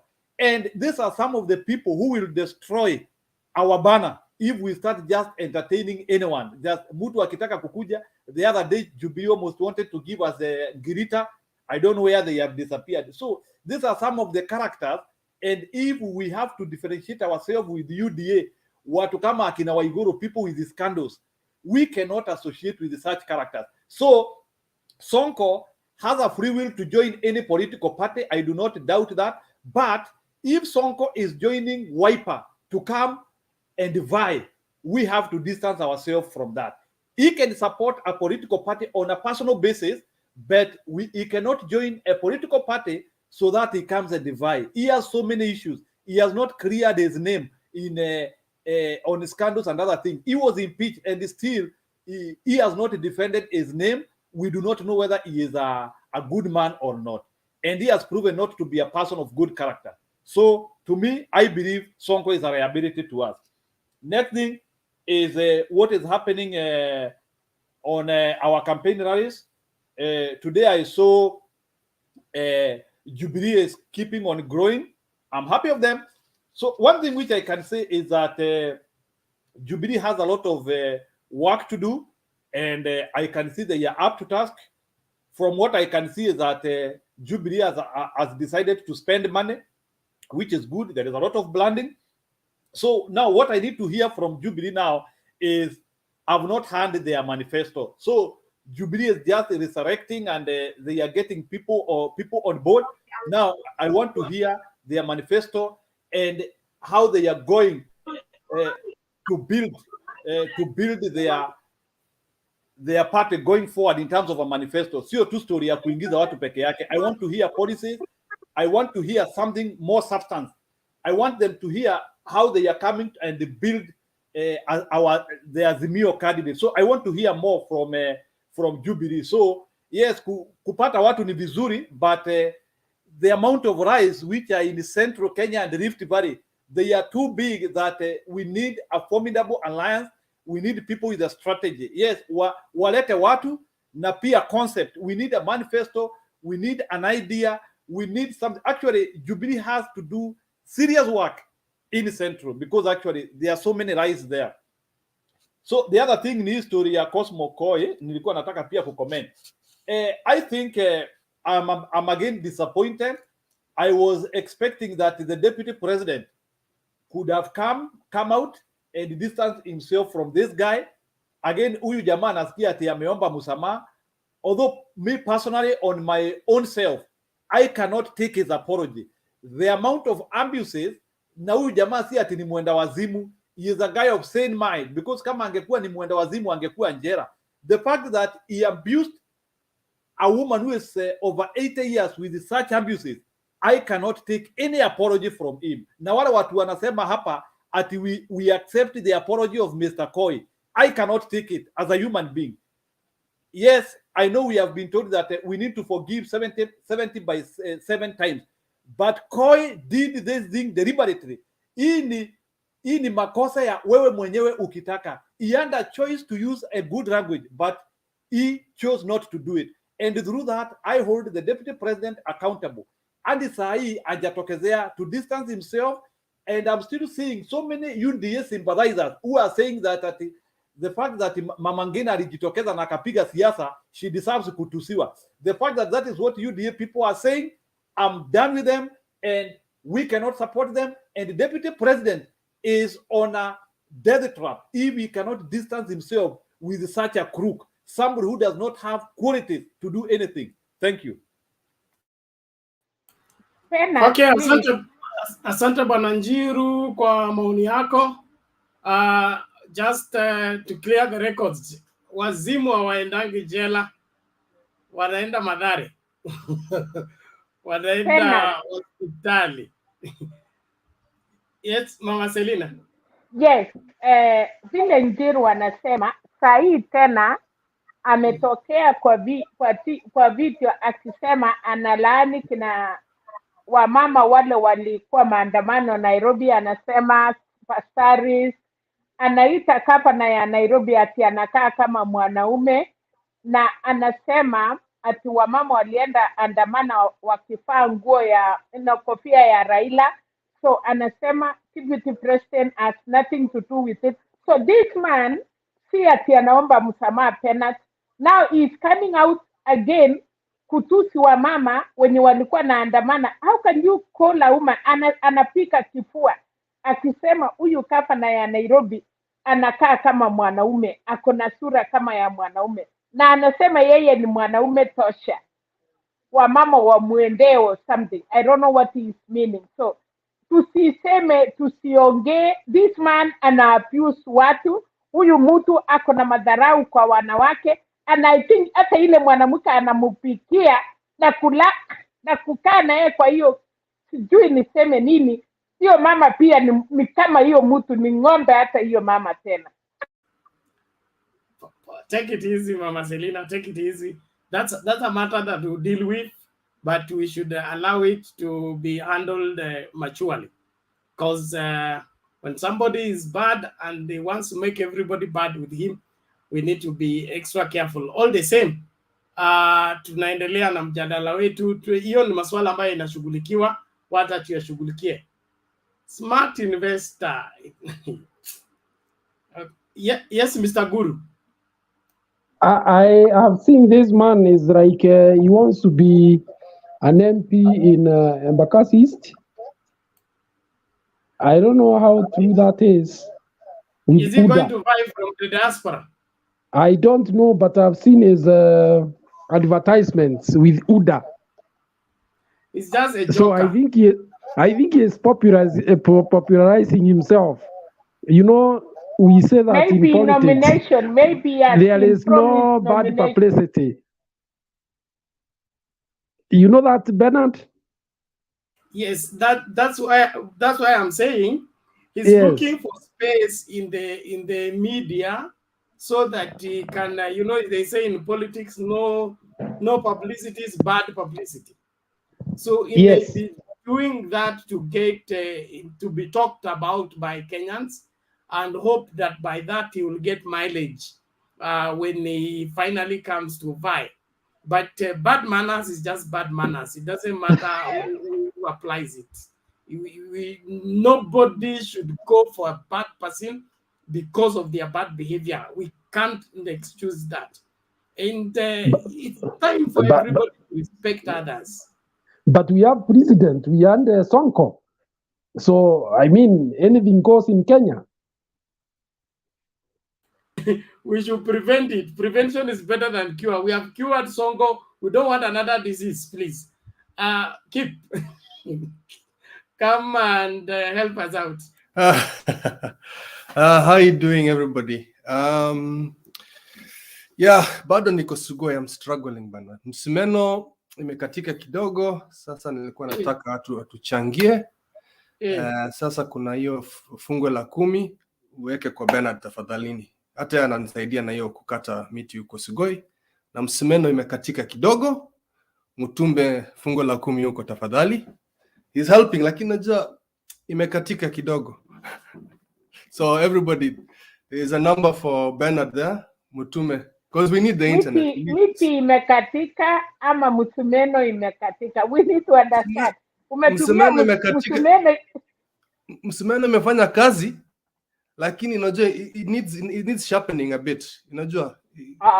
Sasa ukisema imekatika ni kama kati imekushinda, so unataka kunoa. Tunataka kunoa. Miti ni mingi sana hii. Funza Kiswahili vizuri Bernard, asiseme msumeno imekatika. Yeah, then kuna huyu mjamaa hapa kwa comments anaitwa Michael. I'm not your age mate, so do not put me in your, yeah, please. We don't talk like that. I'm not your age. Alafu, I am really not very amused with the boss. She commented about Uhuru in Sagana 3. Everybody should know we have over 46 national languages. 46 national languages. Ukiongea kwa Kikuyu, that is a national language of Kenya. Kalenjin is a national language of Kenya. Be proud of talking in it. Nobody should asiseme vernacular. That is the language of wazungu tunaongea hivyo. Should not even be speaking English if we could help it. That really pissed me off. Let Uhuru speak in Kikuyu. So what? We should learn Kikuyu also. It's our tribe. All right. The next thing I wanted to do is to come and defend our dear mother here. I hope I'll vie outside off topic kidogo. This is a very sensitive issue. Kuna mtu anaitwa Kemboi jana. Aliingilia vitu ya Talai. I'm part of the Talai clan and he has no right to talk about that. We're still alive. Anthropologically, we're not discussed as a historical factor, right? So hii mambo ya kusema they did this, they did that. Please do not, especially when an older lady comes and tells you to stop talking. There's a reason she's saying that. We're still here, right? I don't have the right to talk about Talai here because I'm just a clan member, right? Talai have been historically there to bless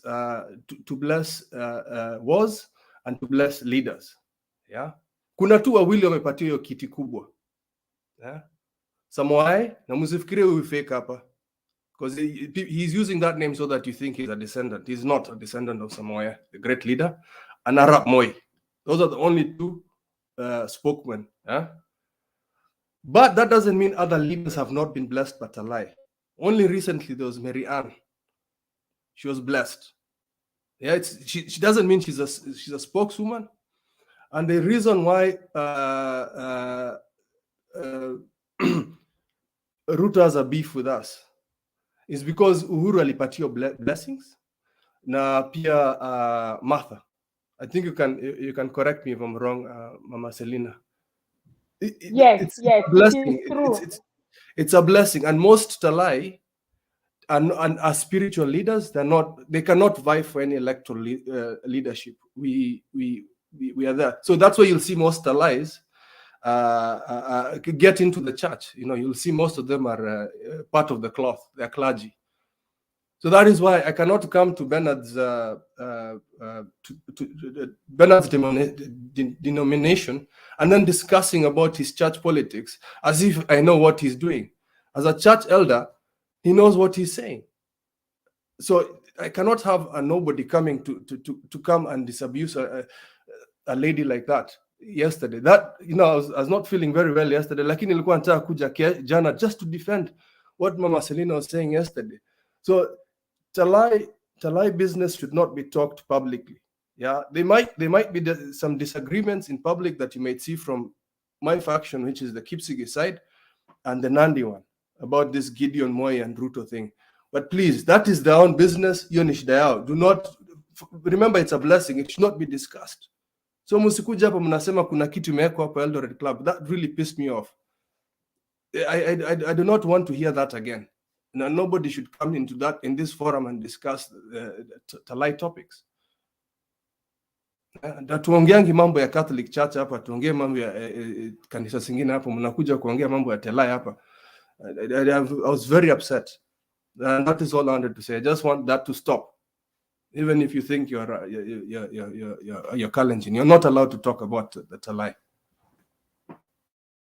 Okay, thank you, Kip. Thank you, Kip. There are family matters that are kept within the family setting. And traditionally, we understand that and we should respect that.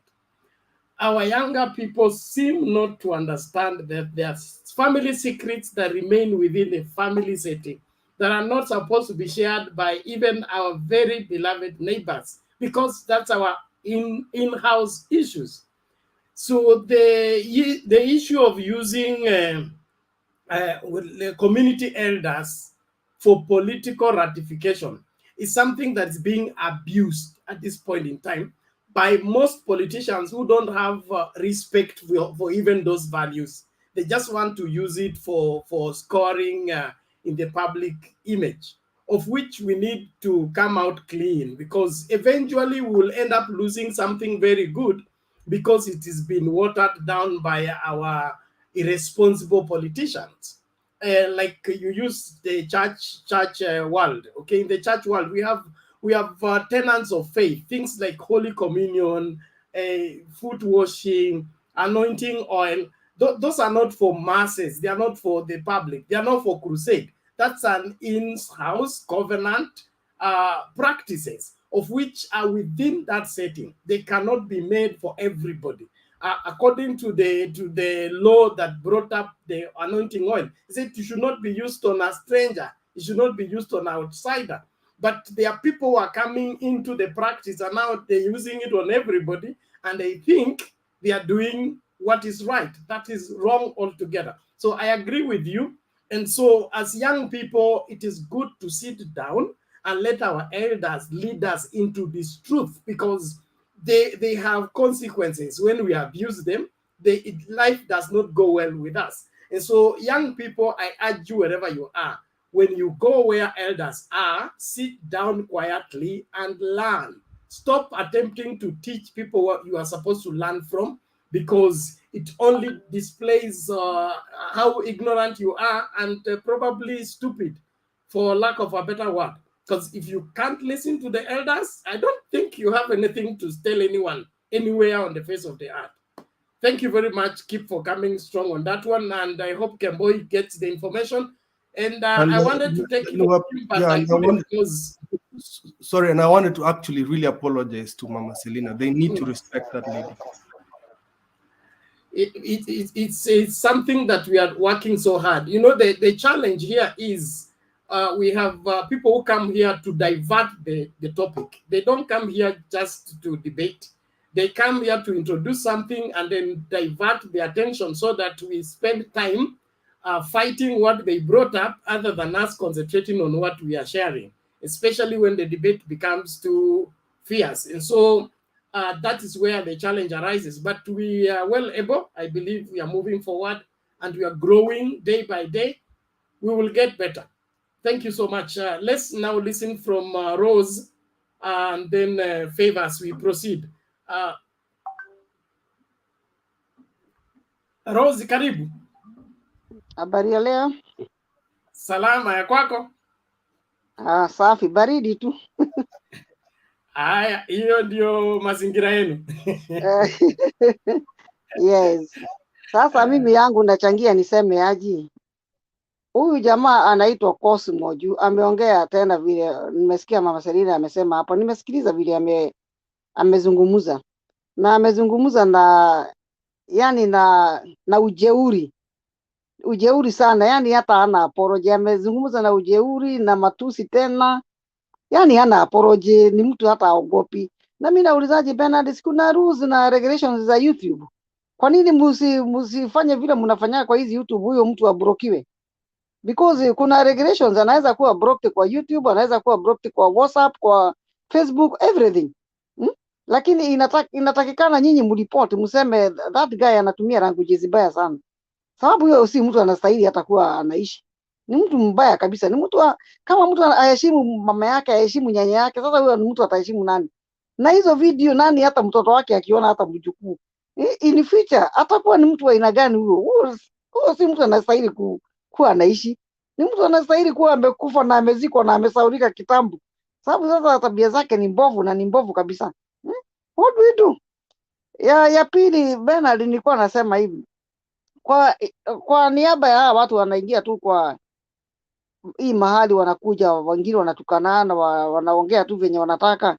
Si utengeneze kitu kama medremu hivi, hata uchaji, hata kama ni kitu kidogo, ndio wale watu ufukuze watu wanakuja tu kwa niaba tu, wanaingia tu, ndio na wewe upate hiyo hata pesa ya kuweka hata kununua nini internet. Sababu ukiweka hiyo ama jokers utaondoa hapo. To my opinion. Sababu watu saa zingine wanaingia tu wanaongea matusi alafu wanadisappear. Yani wanakuja wanatuchafua kichwa alafu wanadisappear. That is not good. Kuwa na serious people wenye wanadiscuss. Na ya tatu, sisi tunaongea the same thing every day, the same thing tuna repeat tomorrow and the day after tomorrow. Tutaendelea hivyo hivyo. But the best weapon I think is wenye tunaongea hapa, you tag a friend. Tag a friend, mwambie tunastahili kufanya hivi, tunastahili kufanya hivi. Na kutaga friend ni kuambia huo friend, kama wewe uko Europe, tag a friend, tag a sister, mwambie chukua kura. The only way we can win is kutaga friend, mwambie achukue kura. Sababu hiyo kura ndio itakuwa weapon ya kushindana na hawa watu. Tusirudie tu kitu kimoja tu hivi, kama ni mimi tafuta, kila mtu akitafuta watu wawili na wale watu wawili watafuta wawili, then we can make it. Tusikue tu tunaongea tu kitu moja tu every day. Tuongee hiyo kitu moja na tunatafuta solution. Sababu sasa hiyo unaona hiyo matusi, wenye wameisikiza hiyo matusi ni watu wengi sasa, wengi sana wamedefect from UDA, wamekuja kwa Azimio. So many people, silent listeners, wengi wamedefect kwa upande wetu. Lakini to make it operate, let's tag a friend to a friend to a friend to a friend. Ndio tuone namna gani. Nitarudi baadaye. Shukran. Asante sana Rose, we appreciate that and we'll consider that. Na tumai bosi amesikia. Lakini it's a very serious decision to be undertaken. But for the reporting of the video, I think it's been reported. Ni vile tu because we have multiplied platforms. And multiplied platform ni kama ikifungiwa YouTube itakuwa TikTok, ikifungiwa TikTok inaenda WhatsApp, so it becomes very very need to stop the video that is already out. But it's possible for him to be blocked from all the social media platforms, like Trump alifungiwa when it became too much. But Yeah, that is good because ni kama anataka hata viewers. Unajua naona vile people are watching and again viewers anajulikana kuwa famous. So ni vizuri afungiwe hizo YouTube zake, hata watu waache kuziangalia. That is the only way you can fight this guy because ni kama kichwa yake ni wazimu. Thank you. Sawa, we'll deal with that. Thank you very much. Bwana Kizito. Hi, Bernard. Hi, long time. What happened? Everything is okay. It's only that I just always be in the comment. We tangu ingie DAP umeanza kutusumbua, kutuchanganya sisi, lakini sawa. Mimi ODM damu. Hautaki joint nomination, unaogopa. It's just time and work. So unanibidi siwezi ingia live juu most of the time niko mahali siwezi ingia, but I'm there every day. Tegea hapo unakuja. Bwana Favor, namna gani?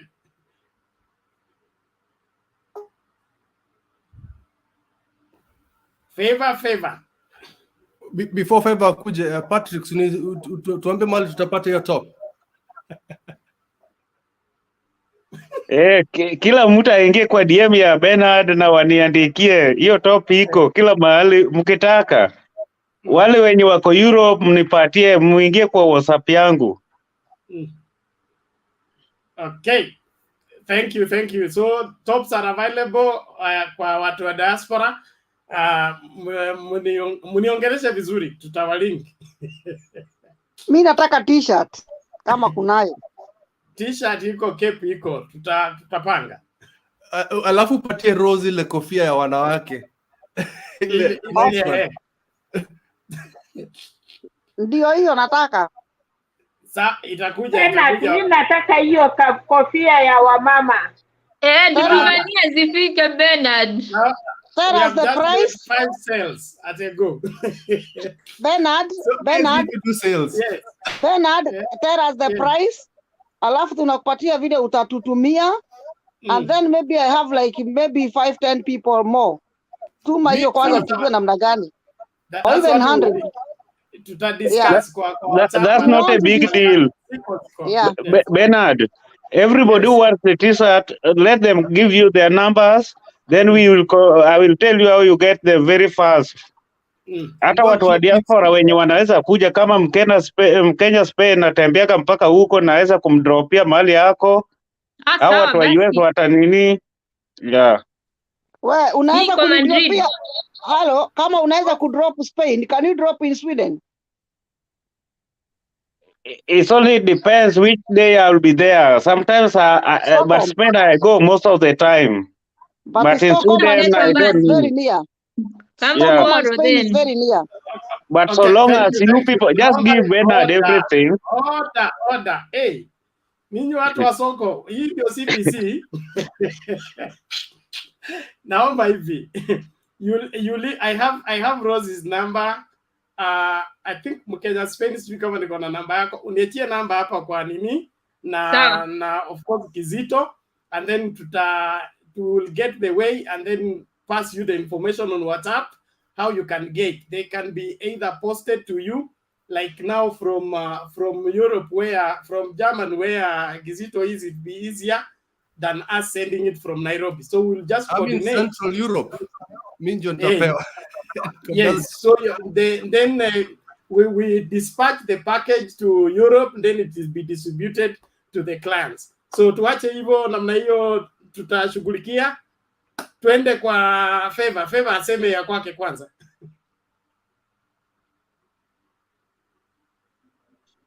Huyu bwana Favor ni kama amekwama. Yeah, thank you. Good evening, everyone. Good evening to you. Karibu. Hello, we can get you now. Can you get me, Bernard? Yes, uko sawa, endelea. Asante. Yeah, good morning, good evening, and good afternoon, depending where you are.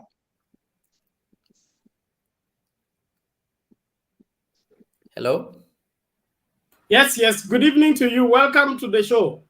Just go ahead, make your submission, although your internet seems to be a bit low. Thank you very much.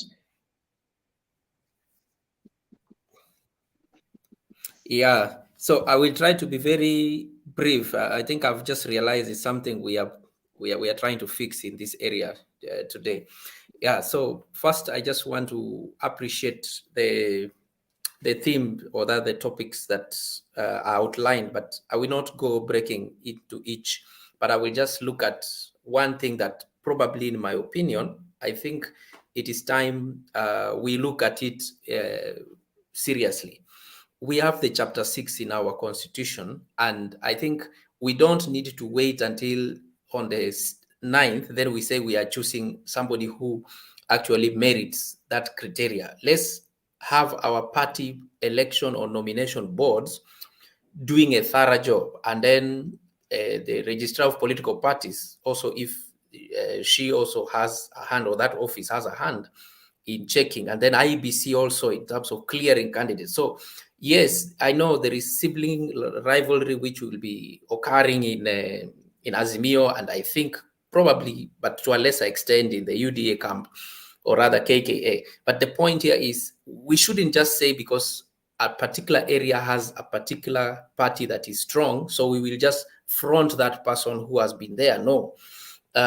Even if they are going to allow primaries to take place, but what should actually be the rallying call, even before somebody's name is on that list for the primaries, let the chapter 6 actually be taken into consideration. And to me, that is the reason why, for example, Sonko's decision to join Azimio through the window by going through Wiper, I don't find it very nice. It is true, yes, we want everybody to come to Azimio, for example, but we need to check who actually we are allowing in. You know, when you open your door, you don't just open your door and say everybody come in, because you do not want criminals and people who will come and actually are not going to add value. That is what we are looking at. Then I saw one thing today in Eldoret, which I found at least to be what I should have been expecting our politicians on the ground under the Azimio umbrella to be doing. I don't think it is right for us to say Raila and, for example, Kalonzo and I don't know who again, all those so-called principles of the respective parties that have come together, including the president, to say they are the ones going to be determining who will be an MCA of a certain area. If we have a tussle between an MCA of ODM and DAP, for example, in Trans Nzoia, we do not expect Eugene Wamalwa and Raila to go down there and solve it. These people should try to pick up what I saw in Eldoret. Just these two leaders, there's an ODM person and a Jubilee person. They decided to come together, and the ODM shelved his ambition and said he will support, because all they want is to make sure that area Azimio wins. So if we can have that conversation from the ground, I think, in my opinion, it will help us to address this issue. Because yes, we can say zoning.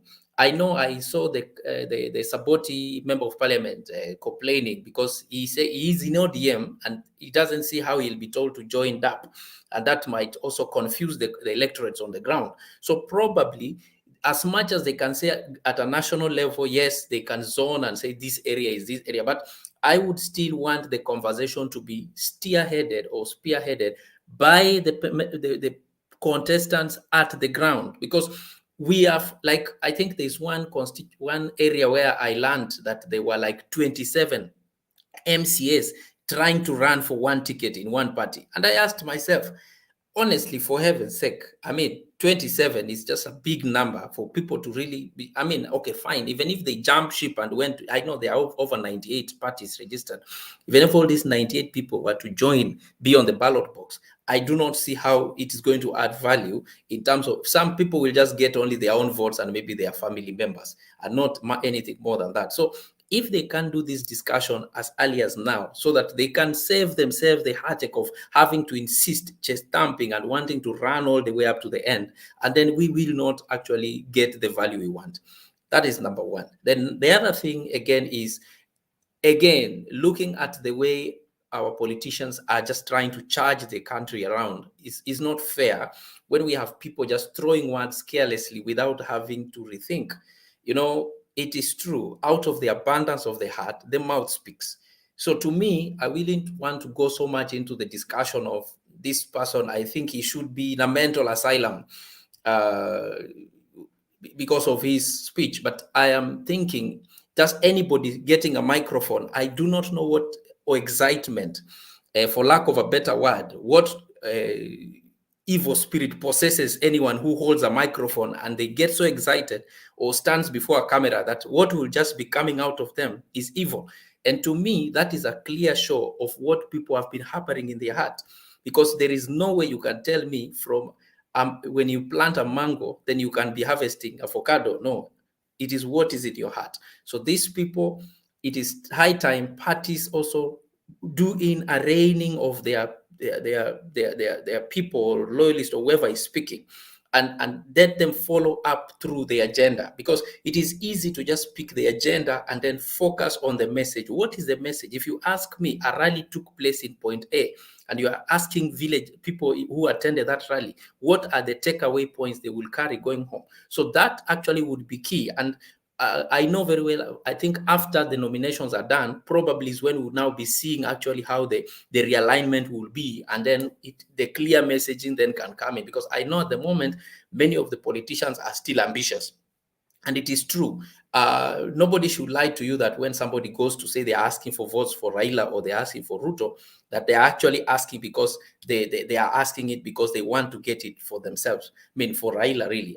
As at now, any local leader who is trying to run for any seat, they will be first putting their own interest, and then the interest of the other will now come second. And they are just applying, because the Bible says, love your neighbor as you love yourself. So you need to know how to love yourself. Then you can extend and love your neighbor. Though that one we can discuss, we can argue on that, because somebody will say, I'm trying to invert the scriptures. But the truth is, somebody who doesn't know how to love themselves will find it very difficult to love another person. That one is a banker. The reason why people will either disrespect others is because they don't know how to respect themselves. So somebody will be getting angry and throwing tantrums because they do not know how to hold and contain themselves. And I conclude by appreciating everyone that comes on this platform and actually discusses soberly and oozes wisdom. It's unfortunate there are few who want to run to the chat or come in and want to try and politicize things and want to just argue on one side of the divide, just for the sake of being there. I remember when I was in college, I deliberately chose to support Manchester United, not because I really was a fan of Manchester, but because all my colleagues were supporting Arsenal. So I felt anytime we sat to watch a match, somebody should be on the other side, but it didn't give me any value. Thank you very much. Okay, asante sana Bwana Favor, tunashukuru kwa maoni yako. Naomba hivi kabla Kizito tumsikize Penny. Penny amejaribu kuja mara mingi akidrop. Vipi Penny?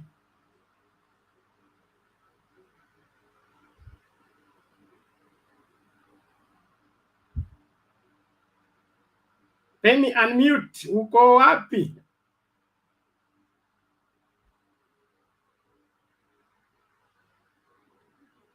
Okay, inaonekana wako na itilafu. Kizito, come in please. Thank you. Okay, thank you very much, Mr. Bernard and the panelists. Mine will be very short. I just wanted to talk about something. Kenya, Spain, there's something you talk very good that I would just like to add something small on top.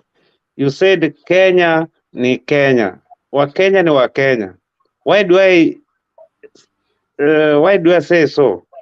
If you may find the Kenya, they brought this law, this law amendment that Favor was saying, that we have to go to the ballot, we have to pay this law, that you have to pay registration fee. You know what is making these people to buy? Everybody is buying because every party is now removing the registration fee. And if there's no registration fee, even Choi, who is in the US, want to buy in Bakasi because there's no registration fee. What will tame these people? First is to not to lower registration fee and to let them pay. Whoever qualify to pay, and he will remain with the money to campaign. is the person you will see the number will reduce. But if they just leave them, everybody is going to get the nomination ticket free. Everybody want to vie. Everybody want to be the president. Just to that one, just in a light touch, I want to talk about the Busia and the Teso campaign for today, because me am a Simio Damu. I just talk on a Simio Damu. Watu wa UDA, I just wish them well. We'll meet in the ballot box. Busia was an ODM event. That's why you saw those who were in Teso, those who were in Busia, later on they came and joined these people in Busia, in Teso, because that one was ODM primary nomination thing. That's why Baba was there alone. And as we have seen, Baba strategized this thing, that his campaigns, you will realize that when they are in Busia, the other people are in the other place. Before, they were following one another. They were following one another in one place. But right now, you can see there are different groups. So that is a strategy. Not that they go in one place, everybody is following where Baba is where all of them are. Where Baba is before, they used to lie in Baba's court, because where Baba is going is where they will get the large crowd. That's why now they've decided Baba go with a few individuals, and the other group goes in the other side. Then they go and meet in one place to summarize all their tour. This DAP and Jubilee and ODM, it is just one person with different legs. So I think I don't see any problem. All these things they are saying that they are going to put their people. That one is just a strategy. At long run, you'll find the ODM will have their own place. The DAP people will have their own place. But right now, they just want to confuse everybody. You don't know, like the strategy they use for Martha Karua, Kalonzo. Kalonzo could have joined ODM long time, joined Asimio long time, but they were just still dilly-dally. For them not to be known, for people to get confused, they don't know who and who. Secondly, we have to know that in Kenya, everything is business. Even in this election, there are those who are thinking that maybe, like the way they did to Kaluale, I really pity this old man. He entered into politics, he thought he was going to get money. Now he's seeing the money is not going. And because he has done a lot of following, he has gone everywhere with them, they decided to pay him by putting him at least to go and fight for himself. Then Malala had to accept, because Malala told Kalwale that, you know, old man, you don't have money. I have money. I will help you to campaign. That's why everywhere they will go, they will campaign together. In every politics, every politician, they just use strategy. There are those who have and those who doesn't have. I don't mean they are poor, because anybody who want to be a member of parliament must be at least having something. But poor is not that you don't have anything. Even rich doesn't mean that you have everything. That is why you are seeing every side of the divide is trying to use their own strategy. About this old man that will is insulting every woman, everybody. I don't see why we should give him a lot of airtime, because to me, any man who doesn't even value a woman, that is not a man. Me myself, I have 5 wives, and all these 5 wives, I don't know even which one I love more than the other one, and I don't know which one I can tell that you are even an idiot, because I was never taught that way. All of them, I take them like they are always the best every day. And each of them, the more I respect them, the more I respect other women outside. I really swear, if this one was my brother, I could have even disbanded him from being in our family. But God said, Dank, I cannot even see him. Thank you.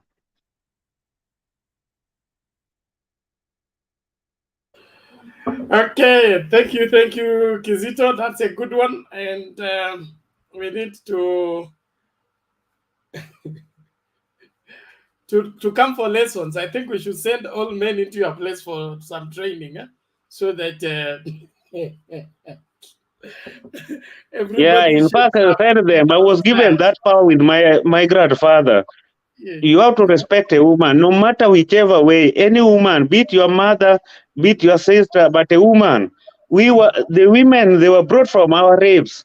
That's why you can call a woman. If a woman calls you my love, you feel good. If you call her my love, you feel. But if you call a woman an idiot, even if your woman call you an idiot, will you feel good?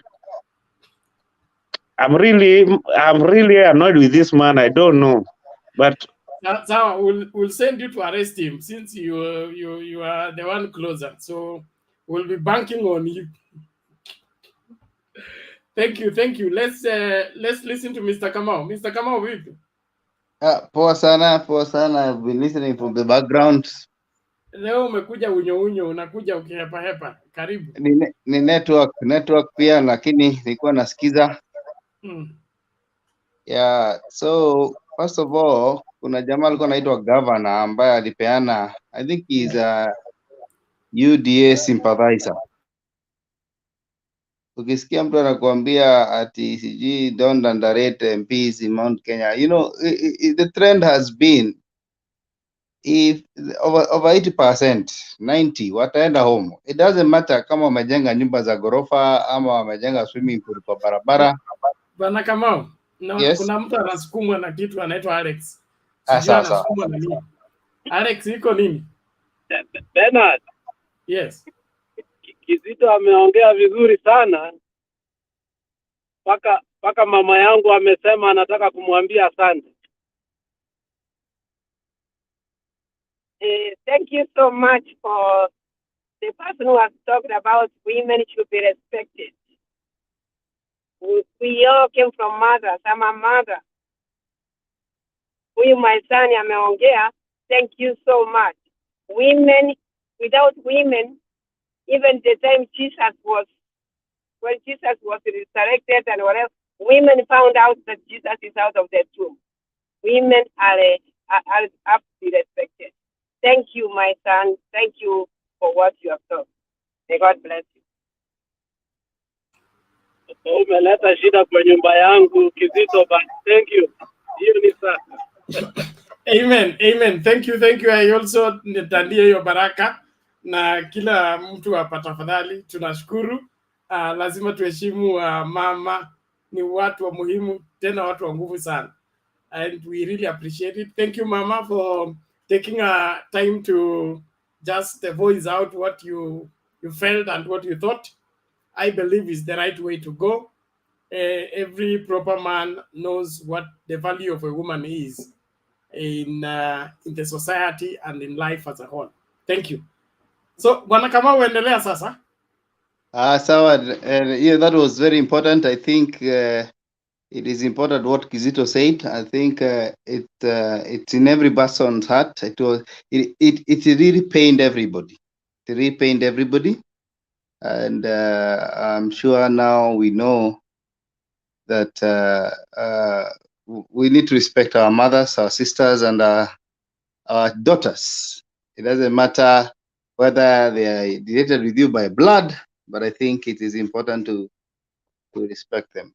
What I was talking about before the interjection was in 90% of MPs currently will go home because they have dismally performed. It doesn't matter whether you are in Shongwa, whether you are Rigathi, at Akina Kanini, Kega. There is a possibility that nobody is going to be spared in this patch. And therefore, anybody bringing an issue here thinking that because somebody is vocal in Mount Kenya that he has a lot of wave. No. Rigathi has no that substantive 90% following that you might think. It is until now we go for an election and we find that who is going to remain and do. In last election, very few people from Mount Kenya came back, except maybe Gishongwa came back and opposed Kanini Kega, and there was also Jude Jomo. There were less than 4. So anybody depending on the current MPs that is going to get influence, that's a lie.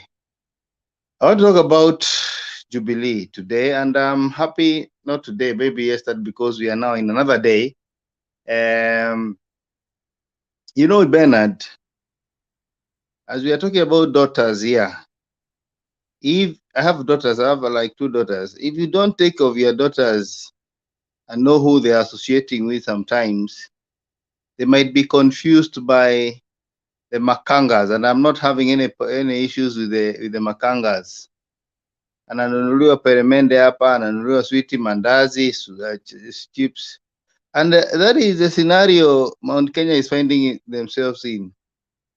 Probably Uhuru Kenyatta, knowing that the daughter is very beautiful, did not really take care, or let me put it this way, was not so keen to find out who she is associating with. So somebody came into her backyard with sweets, with the lollipops, with some mandazis, and sometimes to tell your daughter that this person has no future with you. She is in a position where she's so confused that this is true love, and that is the position about Kenya was for a very long time, for 4 years. Somebody has come there and brought so many sweets and small things, and we have been, many people have been emotional about it. But now the time has come where they have listened to the parents that these people, they are just with talking to you, and that is why you see people trooping back. I'm sure tomorrow you'll be amazed by the people who will be trooping to Jubilee House tomorrow to get certificates and of course pay for the nomination, because now we know the person who has been bringing sweets and mandazis and chips does not have a love in his heart. It's only that he wants to use us because he believes that it is his time, but his time is going to come in the future, not now. However, that is why you see Jubilee now, many people are trooping back, because everybody has a home. On the issue of nomination, and I want to say this, I think it is good we emulate now the northeastern people in what we call a negotiated democracy, particularly in Nairobi. Watu wakae chini wajue ni nani anasimama governor na Azimio, nani anasimama senator, because this issue, if we don't take it seriously, we might have the president without the MPs, we don't have the president without the governors, because hii kitu ya kujipiga kifua, kama for example in Kisii, unaona sasa Simba Arati asimame na ODM na Ongeri asimame na DAP, kura ni tuseme ni 1,200, kila mtu apate 80,000 na mwingine na huyu mwingine wa katikati apate 40, anapita katikati yao. So it is important now people to strategize, and I also say that it is important, I've always said this, the coordination of Azimio campaign is not proper. It's not properly done. I think each and every principal should head a team, and they should be busy each and every day, because it seems sometimes like we are so confident and we miss the most important point. So I think it is important also to talk on this issue, whereby there should be good coordination, where the Kalonzos of this world and of course the Gideons are not idle. They should be in some sections where they should be doing the campaign. Because if we do one rally like the ODA has been doing, then we do not have the enough or the impact that we need. Thank you, Bwana Bernard. That's the only thing I wanted to talk about today. Okay, thank you so much, Mr. Kamau. Let's proceed. Elvis, are you still there? Elvis Juma.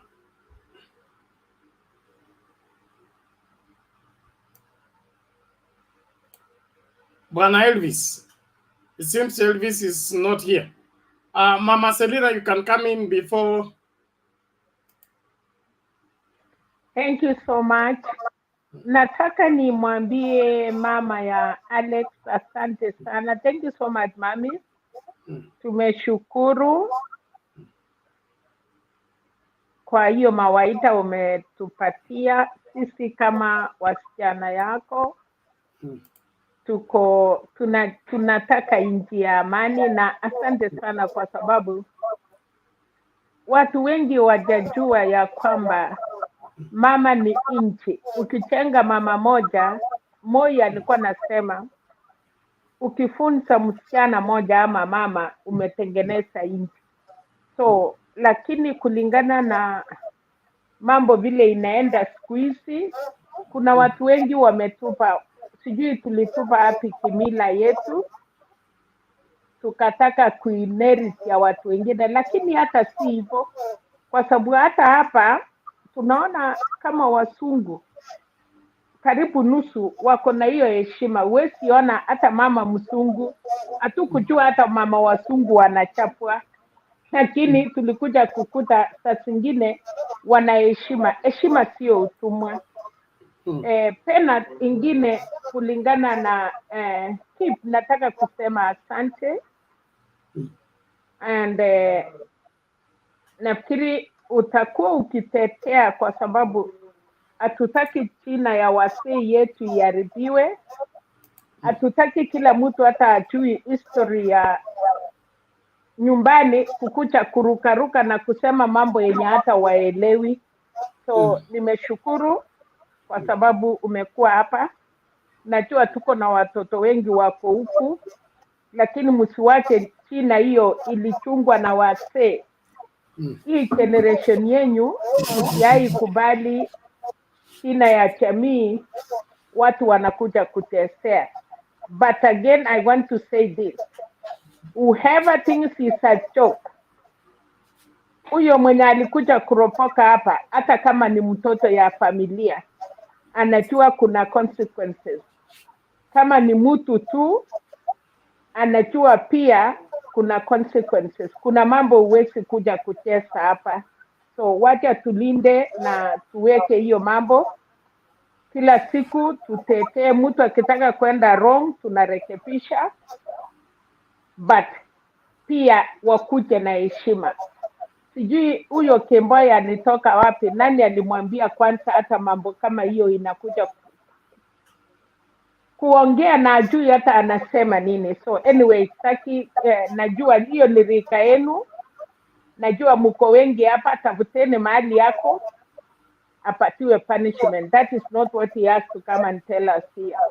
Otherwise, kwa hii TV ya Utembei tunafurahia, ametupatia nafasi, lakini pia si ya kukua propaganda, kwa sababu naamini ya kwamba sisi wenye tunaongea kwa hii Utembei TV watu wengi wanatusikia, na hata kama tuko Azimio ama tuko UDA ama tuko ya Kalonzo ama yoyote, tujaribu kusema mambo yenye siku hizi ni mzuri juu watu wanakuku.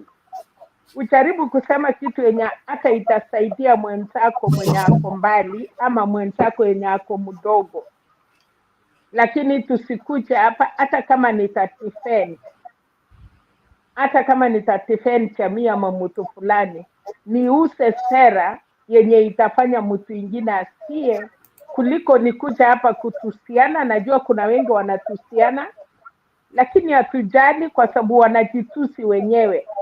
The moment unafungua mdomo na kutusi mtu, ujue umetusi kwako, ujue umetusi mama yako, ujue unatusi mke kama umeoa. na kama uko na dada na kama hauna dada, kuna siku moja utakuwa na mke ama na mtoto.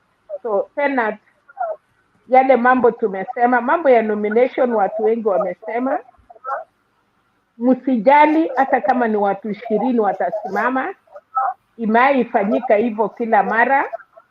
Mwenye atakuwa mshindi ni mshindi, mnasimama kwa sababu hii primaries watakuja kama Azimio, kama mko watu ya ODM na kuna watu ya Jubilee na kuna watu ya na Kenya, kuna watu ya Wiper, wanaenda nomination the same.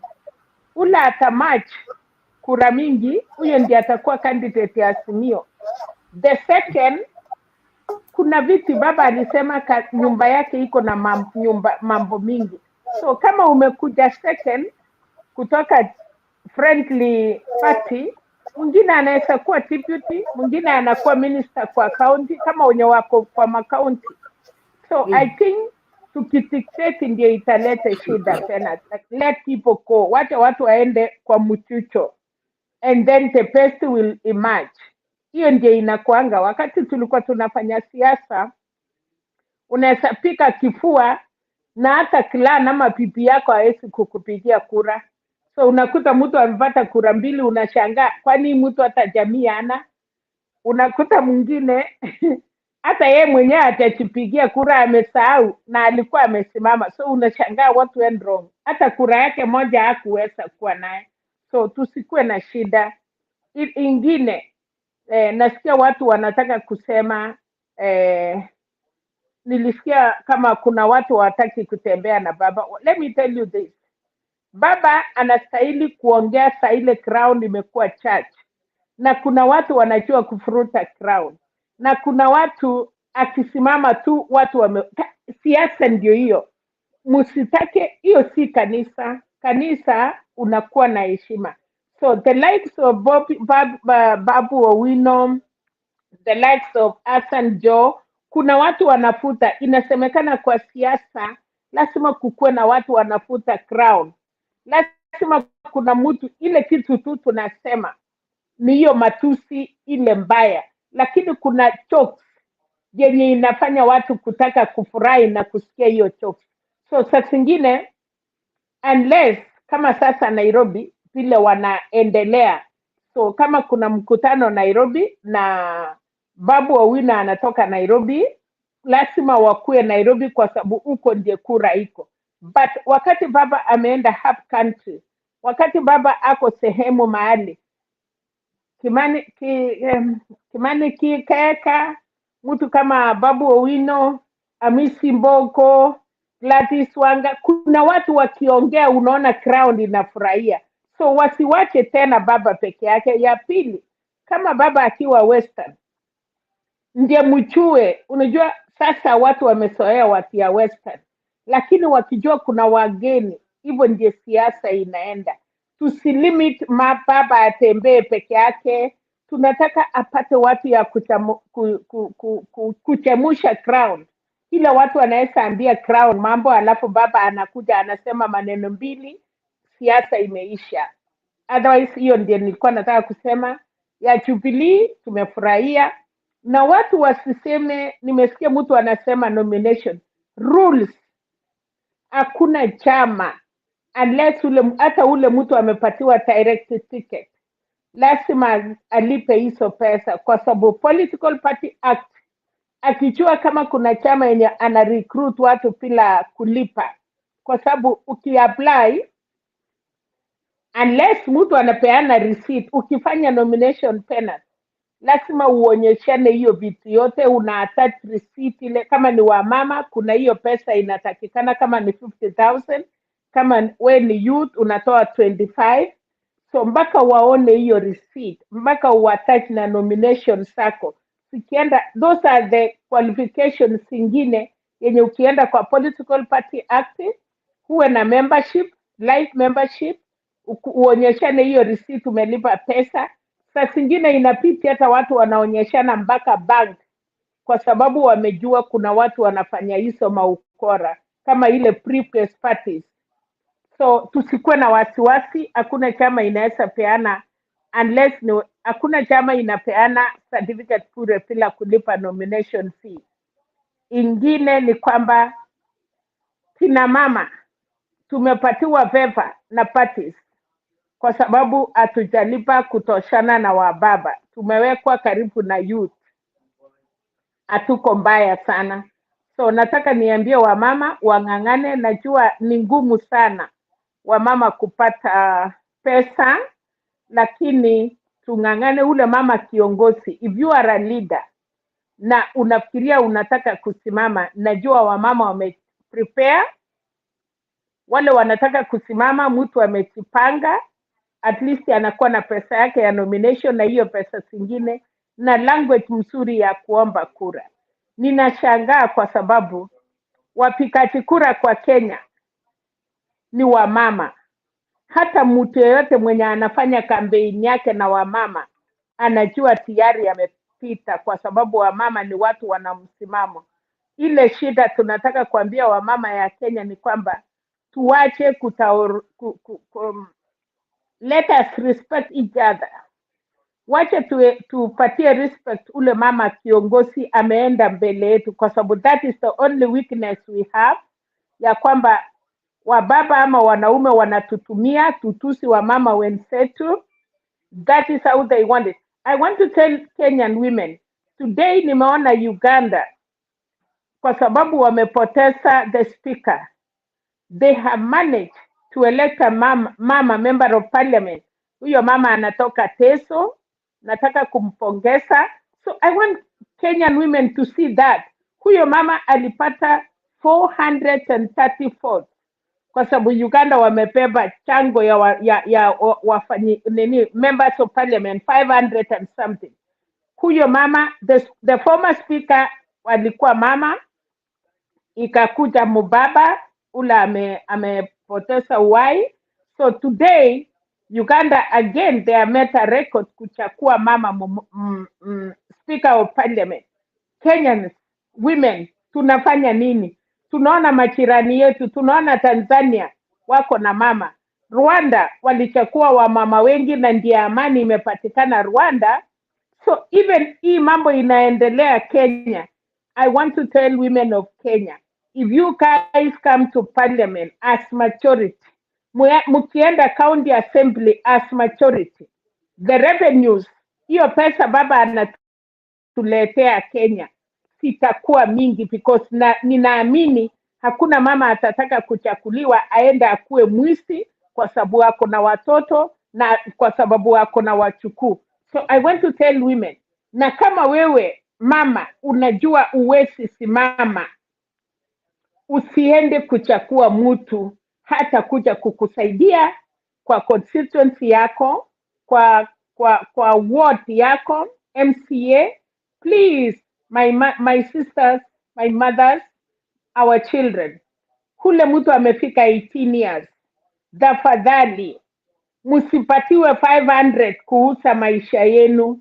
Mtu asikuje kuwapeleka kwa bar alafu mnauza kura.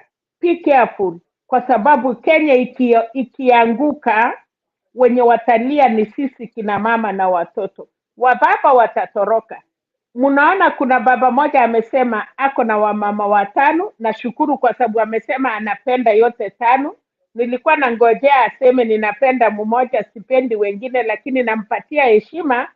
Ametuambia wamama wote tano wanamuita sweetie, na nilikuwa natarajia pia angetuambia wengine wawili so kama ameoa wote sawa, atukatai. Hata Biblia kuna mahali tulikuwa tunasema utupatie jina tu tuitwe kwa jina lako. So nataka niambie kina mama, please msiuze kura yenu, na mtu mwenye anaenda kukununulia pombe ndio umpatie kura. Don't vote for that person. Anakununua na utalia na watoto yako. Baba moja alikuwa anasema vita ikiwa Kenya, wanaume watatoroka, wataenda kwa ule mama ingine auchui, na anakuacha na watoto yako. So out of 10 men, 8 wako kama ule baba aliongea hapa, lakini wengi wanaficha.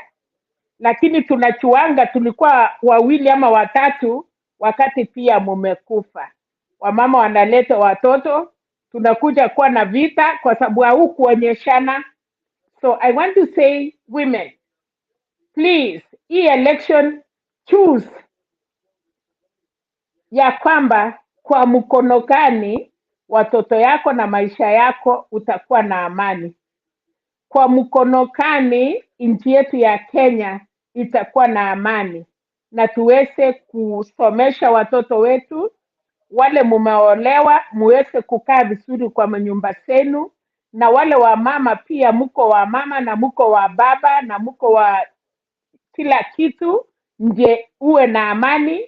Ukifunga nyumba yako usiokope ya kwamba kwa sababu hakuna baba kwa boma yako watu watakuja kukufamia.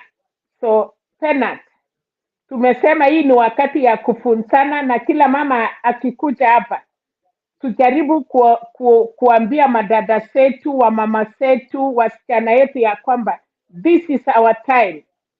Baba anasema ni ya wa vijana. Sisi kina mama kwa sababu tumekuwa na battalion, comrade Mother Karua, tunaona Ngilu, tunaona ile wamama wamepigania, wamama ya maendeleo. They have also come up kuonyesha wamama we are there. Kina mama Ngina, wale wamama wa Kikuyu wenye walikuwa wanaume walikuwa kwa maumau, awange survive kama kuna wamama wangepiga chakula na kuwapelekea msituni. Women, where are you? Wale wamama waliamuka wakati ya maumau tukaokoa nchi yetu. It is the same time nyinyi wamama ya Kenya mfunge shuka, mfunge leso na kuenda nje kuokoa nchi, kwa sababu hii ni wakati ya maumau ya pili ya kuokoa nchi ya Kenya. Asante sana. We want to get a response. Na mama yeyote, msichana yote anakuja hapa, hebu tujaribu kuongelesha wenzetu, wasikuje kutingisa kiuno na wanaume wanacheka na wanafikiria wamefanya vizuri na wametuusa. Wale wamama mnakuja kutuonyesha aibu. Can you go back a step na kuangalia Kenya itaenda wapi? Wakati hiyo wanaume wanakutumia, nchi ikianguka, where will you go? Hata kubeba, atakimbia abebe jamii yake, na wewe utawachwa, tutakufa na wewe Kenya na watoto yetu. Asante Pena. Thank you, Mama Selina. I love that, and I think it's time for our country to have a rethink and reflection on the kind of decisions we are making. That's why I keep insisting 2022 elections will be historical. It will not be the euphoria, systematic kind of politics that is determined by politicians only, as usual. This time, Kenyans are mature, and I think they have some standards that they're demanding. And for elective seats for mamas, we encourage all mamas to come for them, and let the political parties ensure that there is a fair treatment to the mamas, even as they come for the elective seats, fair level ground. And kama mama amekushinda, hata ukilia, kwanza yeye ni makosa makubwa sana kuja kulia kwa sababu ameshindwa. So it's important that we keep that. We observe our ranks and keep flowing. And society is held together by the respect and the honor we hold one for another, not the disrespect and the abuses we hurl against each other. The moment honor is not there, respect is not there, the next thing is destruction. And so that is why I remember my mother and our older parents took it very personal when a child became disrespectful or became, despising others. The kind of strokes you will receive, you will be forced to respect your big brother. You will be forced to respect your big sister. I'm beaten into it. It was not a matter of unajisikiaje boy usilie, ni huyo ni ndugu yako mkubwa. There was no negotiation on that. And so and we need to go back to that, whereby there are things that we can't compromise. Mtoto akianza ku disrespect his big sister, his big brother, that's the beginning of the falling apart of the society. Na hiyo pia ina translate katika siasa. Wewe huwezi kwenda kwa podium ambapo kuna watu wamekuwa kwa siasa 40 years na wewe umeanza last week, alafu mdomo wako unakimbia haraka kana kwamba wewe ndio mwalimu wao. There are different people that needs to call others to order. If I give an example of the church world where I live, we had my favorite preacher was called R.W. Shambach. He's late now, and he started preaching in 1945. So anytime Shambach is speaking, the rest of us we keep silent. And he had an authority in terms of calling preachers to order, because he has been in this for a longest time, and he has kept on that one message. If there is one person who preached one message all through, is R.W. Shambach. And every time he will speak, all preachers will be afraid, because he's an authority, he's elderly, and then he has kept the particular path to earn that particular respect. And so as younger people, we need to learn from the elderly, not to come up with cliches that even fools grow old. All that is madness. There is what experience give you that no school can transfer to you. No certificate can accrue to you. Even the fool's experience is necessary for you to avoid being foolish eventually in life. I rest my case. Alex, karibu kabla tulete huyu achiever.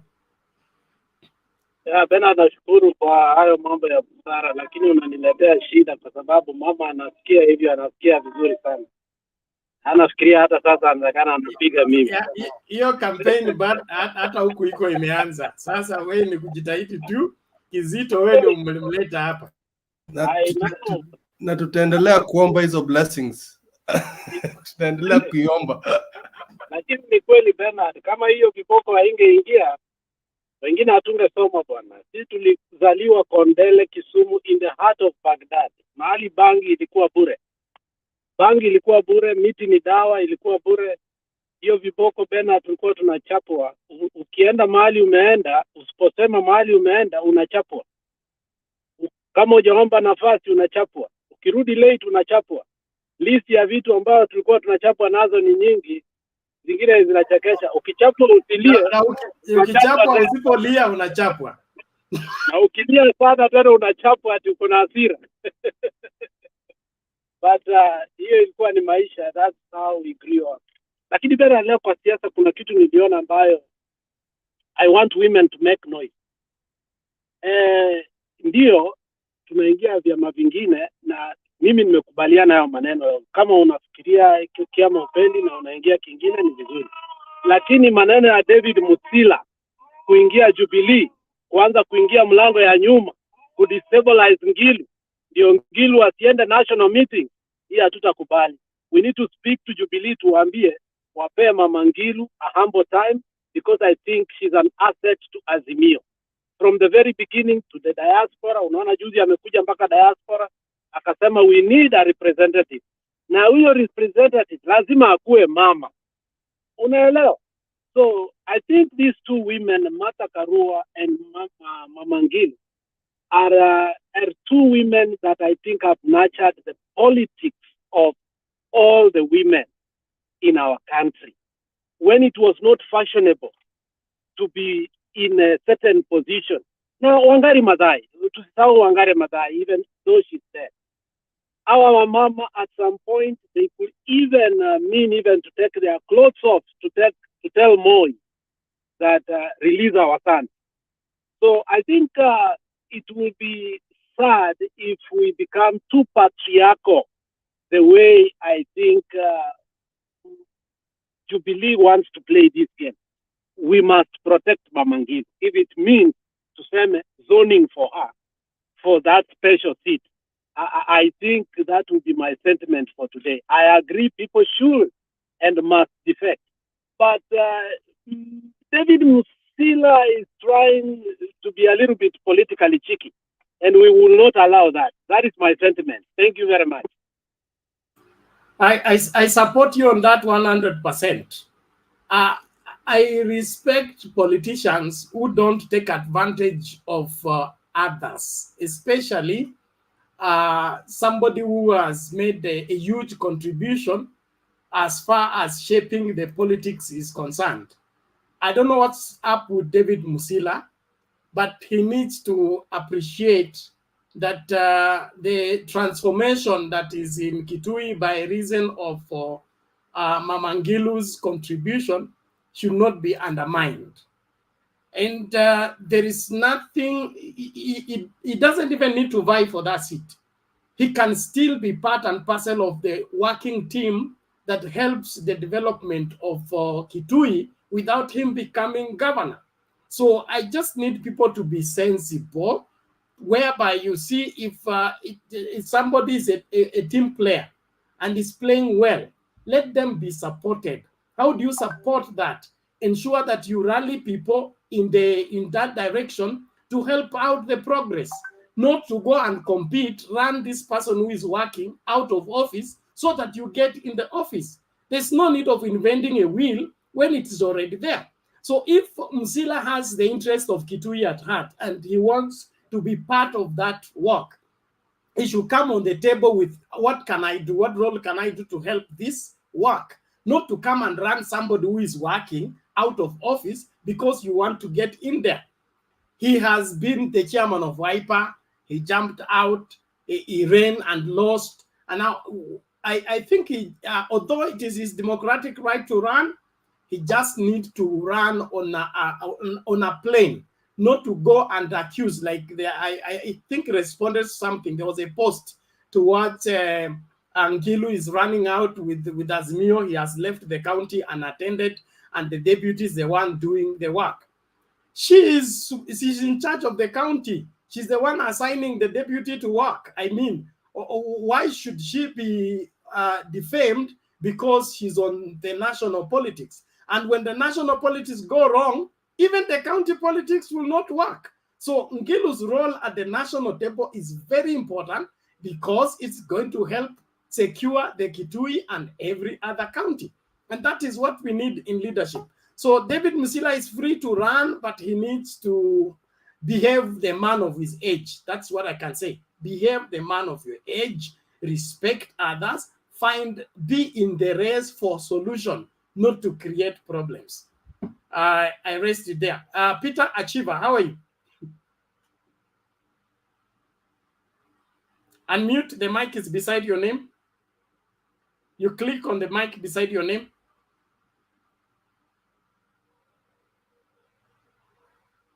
On your screen, there is a mic beside your name. You can't hear me? Okay, if you can't hear me, then there is a huge problem. Rose, you can come in, please, as we sort out Peter. Bernard. Hello. Yes, Can yes, you hear Rose. me? Yes, we can hear you.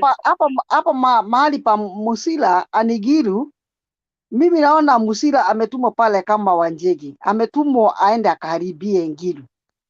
Na pia Sonko, I don't even trust Sonko. Musila na Sonko wale hawajakuja pale ni ya mzuri. They are used by maybe wale wako upande wa UNDA. Most likely wametumwa na Ruto waingie kule ndio wachanganye kura za Ngilu. Na Sonko utasikia amekuja hapo atachokora, something will go wrong, believe it or not. Ya pili mimi niseme, we mothers ama parents, kuna mahali tumeanguka, kuna mahali tumefail kabisa.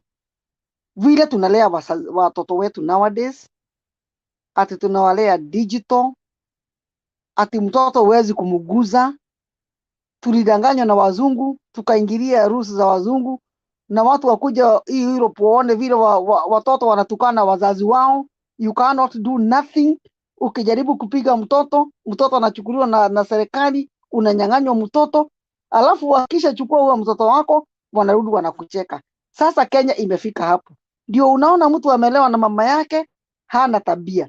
And that is what Mama Ngina means. Saini alisema mtoto vile aleavyo ndivyo akuavyo. Ukilea na tabia mzuri utakuwa na heshima mzuri. Siku hizi huwezi pata mtoto wa Kenya asimamie mama mzee kiti amwambie mama kaa hapa. Atakwambia wewe ni mama umenizaa. Unaona? Hii si wale watu wa zamani.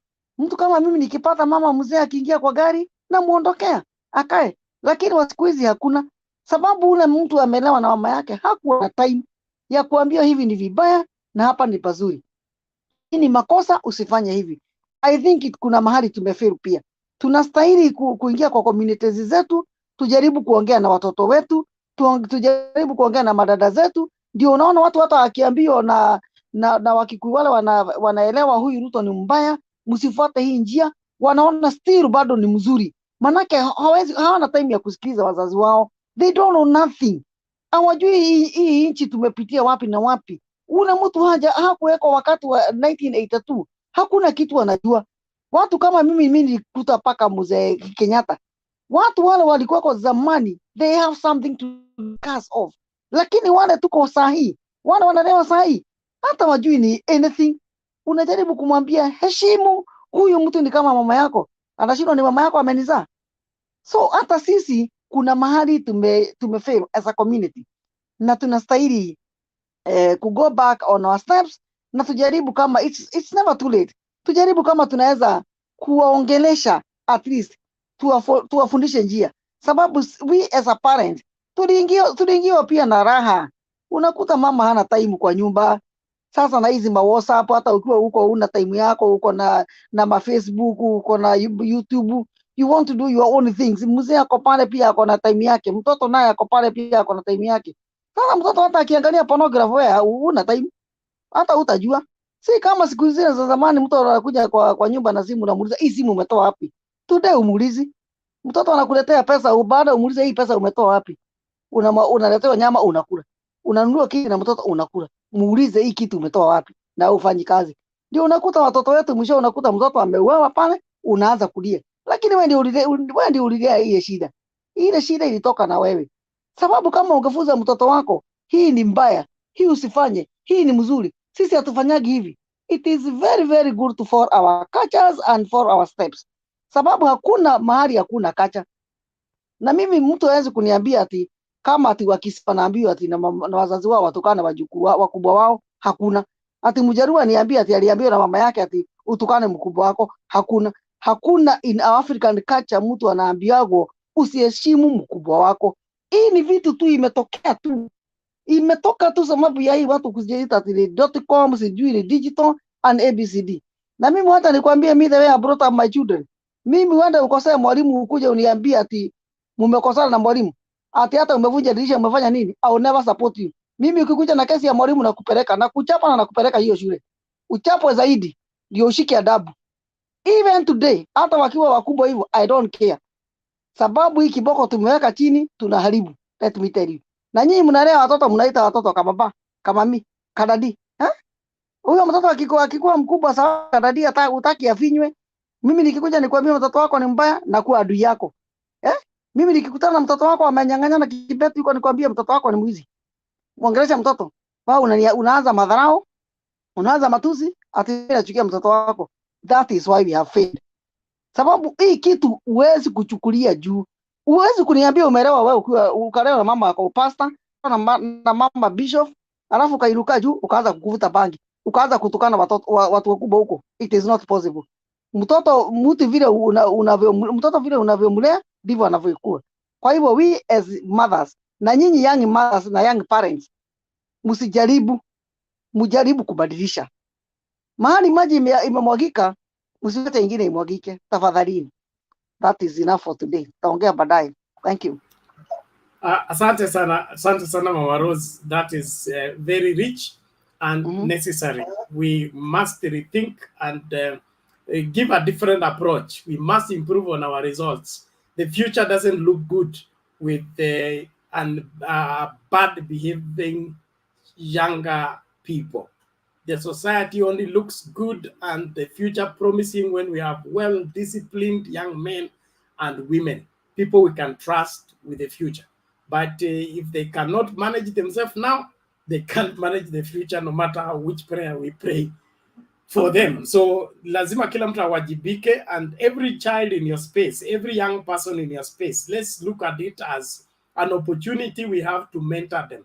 Because previously every young person was your responsibility. It was not huyu mtoto wa fulani, huyu mtoto wa fulani, because we knew these children are going to end up being our in-laws, they are going to end up marrying somebody's daughter, they are going to end up getting married to somebody's son. So if we let them run away, we will not stop the other eventualities of life. So kila mtu tuwajibike in our various spaces. Let's mentor as many people as possible. Correct them even if they will not be corrected by what you're saying. They will think about it later on and probably change. Yeah.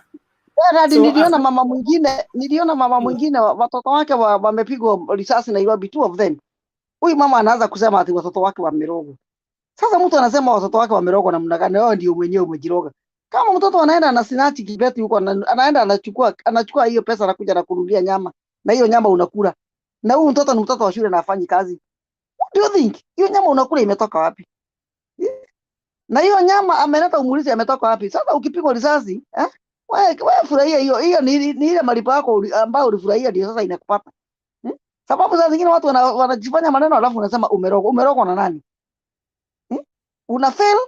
We parents, we have failed. Lazima tu accept hiyo. Na unaona nchi yetu imefika hapo. People abusing the president, people abusing their seniors, people abusing their parents. This is unacceptable. Tumefika mahali, yani mambo ambayo haiwezi haijaonekana. Sasa mzee kama huyu anaongea, huyu ni mzee, huyu Kosemo, huyu hata ni babu. Wajukuu wake wakimuona akiongea hivyo, surely mambo ingine hata iwezi toka kwa mdomo. What is that? Na ni nani unaenda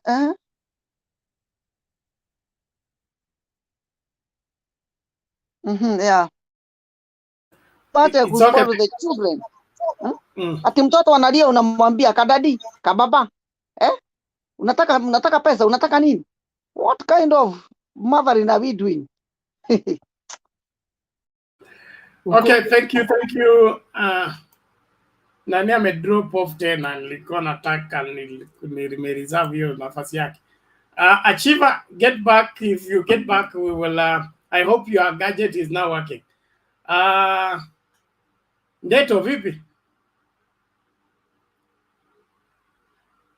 Keep uko na la ziada?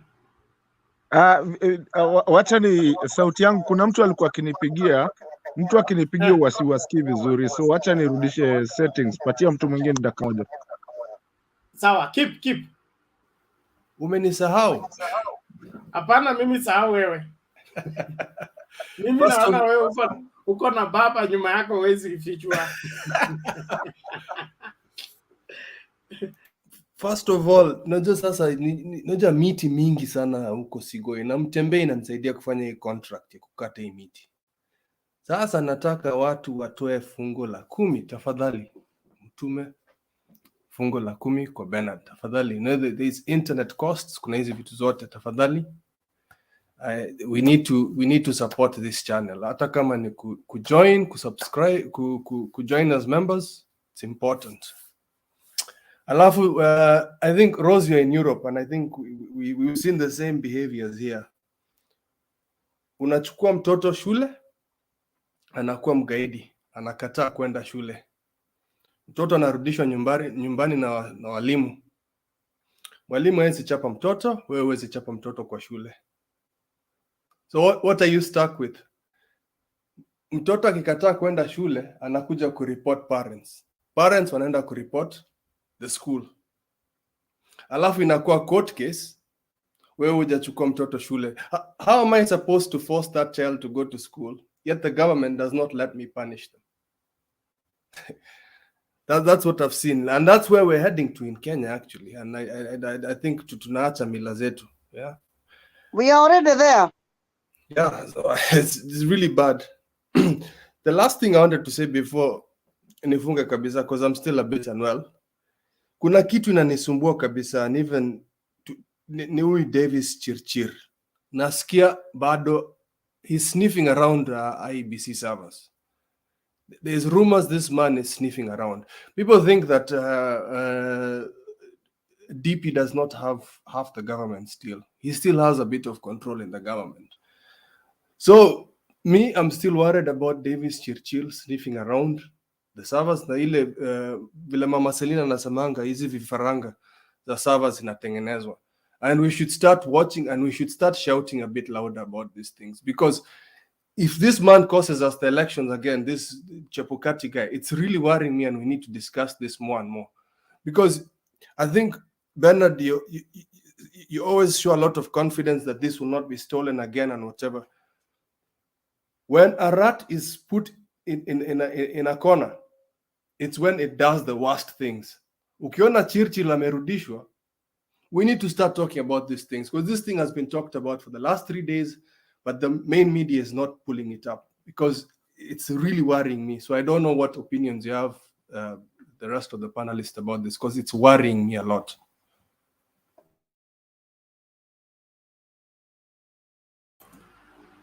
Yeah, it's something that we can't ignore, although there are some measures that are put to secure that, but we cannot underestimate the kind of desperation that is coming from the other side. The UDA is not in this race to compete. They are in this race to win by all means, hook or crook. And so I wouldn't want the Azimio or the people that have the good interest of this country at heart to take it lightly or assume. The matters should be thoroughly investigated, and the servers need to be well secured. Because after your trip ya America, it was not, from what we were shown on the media and the kind of display that was done there, it was obvious that there was something in the back office. You know, back office yo mambo ingi inaendelea. So tunaweza kuwa tunapumbazwa huku na kutusi hatuoli na mambo ingine inafanywa huku nyuma. So ni lazima tujitahidi kuangalia kwamba hakuna kitu kinakwenda makosa as far as these elections is concerned. Na hiyo tenda ilimalizika. Na hiyo tenda ilimalizika, ile tenda ya IBC. Tenda ya IBC ya server ya Otamof, even that company closed. So that means there's a new tender that he's trying to campaign for. That's why he went to the US and the UK. That's why I'm really worried. It's something that we need to work on, but we have time. We have time with the kind of security, because you know the last time they could not alter what is in the server. That's why they provided an alternative channel of giving us fake results. And that is how secure the servers are, in such that you can't alter the results. It is impossible to alter the results. So what happened is, walitubumbaza na Githeri media. Sisi tukiangalia the man of Githeri, au wakaingiza channel ingine, hiyo channel ikakuwa fed kwa media houses, ikapeana the fake results. The real results that are genuine are in the server. Nobody could interfere with it. And so I would that as long as we secure the electoral system as it to function as it should, the security measures are so tight in such a way that hakuna mtu ana interfere nayo directly. So kupumbazwa na kupeana alternative results, hapo ndio ngoma inapanda. Which in my opinion should not go unaddressed. Everything that went wrong with 2017 election should not go unaddressed. We shouldn't go in the 2022 election without those things being addressed. Like all the matters that came up in the Supreme Court should not go unaddressed. Hata kama wafungui server, tunaenda kwa hii elections tukiwa na uhakikisho kwamba mpiga kura atasikika, sauti yake itasikika. Sio watu kwenda kujipanga hapo na kupumbaza wa Kenya. We must change our country, and every Kenyan voice must be heard. And the person who gets the majority of the support of Kenyans should be the one to assume office. The minority are problematic. That's why we always have a new regime comes in with a lot of problems, a lot of firefighting, a lot of crisis. And so we waste a lot of time looking for handshake and other things. when we would have avoided that if we only let the winner win. And so I pray that the matters will be dealt with according to the law and fast enough. I share your concern, but Yes, I believe it can be handled. It can be handled. And we have to be very vigilant about that tender. We want to see who gets it and how closely it's being monitored by both parties. UDA, Kenya Kwanza, and Azimio should have access to seeing that a representative, just like the US. If you see what happens in the US, they usually even show it live. Unaona counting in a happen hapo, and there are cameras where the what do you call it, the media has access of what's happening in the tallies. Na mnaona watu wakicount hapo, unaona papers zikikuja and they go straight to the media. For us, we did not see none of that happening in Kenya, and we need to smart up as Kenyans, because we think that digital is 100% inaenda electronic. We need to see every single situation from point A to point B, because I think what has been happening for the last few elections is they've been mixing election riggings in two methods, old school and new school, so that you just think it's one method. So lazima tuzibe shimo zote. We cannot avoid what do you call it, rigging 100%, but we need to move towards confidence of elections like the US. Hii mambo zingine mnasikianga Trump alikuwa akisema US is still the most trusted election system. There's very, very, very, very few cases of fraud. There's about 10 out of hundreds of millions of votes a year. So it's important that we move Kenya towards that situation, and we need to take our election seriously, and we also need not to take it too seriously. I know it sounds weird. We need to make it. How do I put it? When I say seriously, the legitimacy of the elections need to be taken seriously. But then we should not make it do or die, like tunaacha maisha yetu yote. Everybody wants to be an MP, everyone wants to be a governor, all these things, and it's yeah. Yeah, sorry, God. I understand what you're saying. When the only way to determine leadership in this country or change of leadership is through the electoral process. If we abuse the electoral process, we are left with no other way of determining leadership except anarchy, going to the street and protesting. So any interference with that makes even future elections serious and a suspicious process through which people get into office. So we should not cast aspersion on that process, and the only way for us to cast aspersion is to make sure that it's credible every time it's engaged. So let's not take it lightly that somebody was rigged in or we use the system to do this. That in itself, it spoils the method upon which we need to realize new leadership. And so I am in support. Let's take full responsibility. Wale watu wako charged na hiyo responsibility wachukue kama sacred duty. Kama sisi wahubiri, kuna mahali unaweza fanya comedy, unaweza chezea, lakini ikifika kwa injili that needs to get people saved, you cannot mess with it, because it's the only method upon which somebody can pass from darkness to light. So if you interfere with it, what you're doing is ushering people to darkness all through. So people charged with the responsibility for the electoral process need to take it as a sacred duty, whereby God is looking up to them to deliver what the will of the people is, not for them to play catty with it by causing some, messing up the whole process. Because it's like even exam is supposed to determine who studied well, who learned what. But when we are introduced cheating in it, what we are ushering into the job market is people who are not ready for the job market. They are not ready to deliver.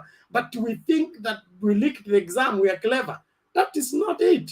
my primary school deputy deputy headmaster used to tell us, even if the exam is given to him 6 months to the day for the exam, he said there are 2 things he guarantees. Okay, only him will know where the exam is. Not even his wife will know where the exam is until the day for the exam. Now we need to have that kind of tight security system whereby only the people relevant are ushered with that kind of information. So ni muhimu sana, I understand it. And I think you need to make conclusion before we bring in Martin. And I wanted to say something about the support from Tembei TV. It is free will, okay? Free will. You participate in it out of free will. Nobody is under any pressure. Nobody should be under any pressure, because I understand some people are having some issues with that. We only float that out because we want you to be part of what is happening. And if you can't, you're free not to. Okay, you're free not to. I want it to be clear that way, because kuna maswala mengine ambayo we are not in control. We are in a public platform. Kuna wale ambao wanaingiza ndani siasa ya UDA na hiyo maswala mengine. So it is clear, you're free to participate. You can send in your contribution. If you don't want, you're still free to be in the channel and still enjoy what we are having, because we have devoted ourselves to ensure that this happens, and we promise that we will keep at it no matter what.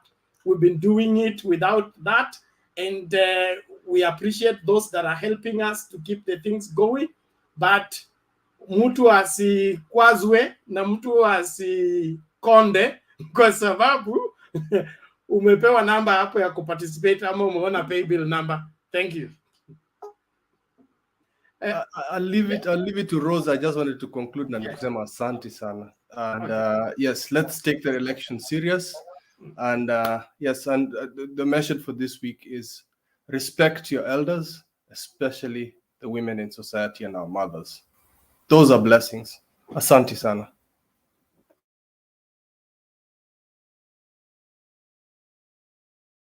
Yes, Rose, you are saying something? Unmute.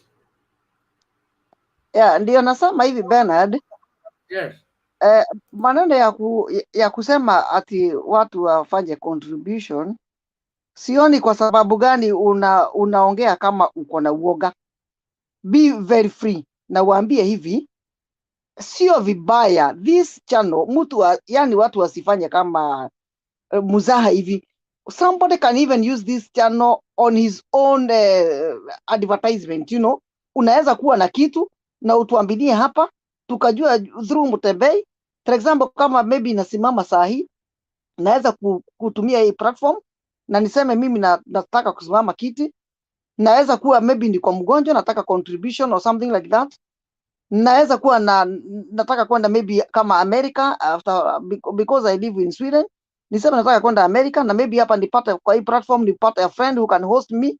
So this is a good platform whereby mimi ningesema like I told you before, get like even 50 people. Hata kama watatoa pesa mingi just to buy airtime, lakini wao ni wale watu wako permanent, in every month wanatoa hiyo pesa. Na usikue afraid, kuna kuwa na vitu nyingi kama hizi na tunatoanga pesa, of course, na si by force, but wale watu unajua ni membazi wako, you know how to handle them. Unawaweka the first priority. Unaona kama ako na kitu yake unamchukua, but the rest they can just come like just to listen. Lakini usikue na uoga na usikue na wasiwasi. Sema ni kama ni contribution. Bernard, don't be afraid. Sema tunakupatia hata kama ni 1000, doesn't matter. Unanunua airtime because tunajua this thing is not for free. Sawa? Don't fear. Come out. Na me I support you 100%. Asante sana. In fact, we are in discussion about doing the Marsabit 2. We are working towards that because the crisis is still increasing. So we wanted to finalize on that, and then we go to Nini, because we can't pretend not to see the plight of people around us, and especially those direly affected areas. Na tunaendelea kujitia moyo hapa. So it is something that is ongoing, and we need to keep going. Thank you so much. So I think we leave it there as we bring in Martin. Bernard, vipi leo? Fiti, namna gani? Mzuri. Habari ya kila mtu, nadhani kila mtu ako sawa. Mm. Mama Rosa amesema vizuri sana. Sijui kama ulipata message zangu mbili jana, moja ya WhatsApp na ingine ndani ya I think so. Kulikuwa moja ya WhatsApp ilikuwa ya nini, Paul, ilikuwa Paul, alafu ya kwa group nilikuwa nimekuambia we need to get you a new server. Yes. Oh, Vile yes, I saw that. Vile Mama Rosa amesema, uliona hiyo? I saw that. Yes. Yeah, we need to do that. Nasikia kaeko kidogo lakini sawa. But because when you're doing your videos, when you're trying to put your videos here and then your internet goes off, this is a big platform, bwana. We come here every day to, we leave our things and come home and we're just watching this thing. And we need to make it a big TV. And it's already a big one. We need to make it a big one. If we need to do a new server, let's do that, Venye Rosa amesema, we need to really make sure that we can play the videos and we can actually talk to people on this platform. Mimi nimefika tu saizi, unajua masaa yangu weekdays. Kesho sasa nitakuwa hapa kabisa ikianza mpaka mwisho. But nimesikia mkiongea, hata singeingia leo sana because nilikuwa nimechoka, but I wanted to talk about siasa za Ukambani. Mlikuwa mkiongea siasa za Ukambani venye nimefika tu nyumbani. I remember I got beat so much on this forum when I said, I don't know why Kalonzo amekuja, because the other 3 governors came in. I don't know what Kalonzo really brings in it. I mean, he's ni kwetu, ni nyumbani. But I think at that time tulikuwa tushafunga with the 3 governors, because at some time we also have to move on to other things. But yeah, mlini convince mkaniambia we also needed Kalonzo, ndio tufunge hiyo chapter yote hapo. And it's funny enough that since that day, since Kalonzo came, we have not seen Uhuru, Ruto in Ukambani. I was looking at that in the other day, and I was talking to my friends, na nikasema mbona Ruto hajarudi Ukambani tena? Does he feel amefungiwa? Okay, first of all, si ati amefungiwa. Ukambani ndio tunajua kule tuko, but I feel like it's okay for, hata kama unasikia umefungiwa, Ruto should still go and afanye vitu zake huko.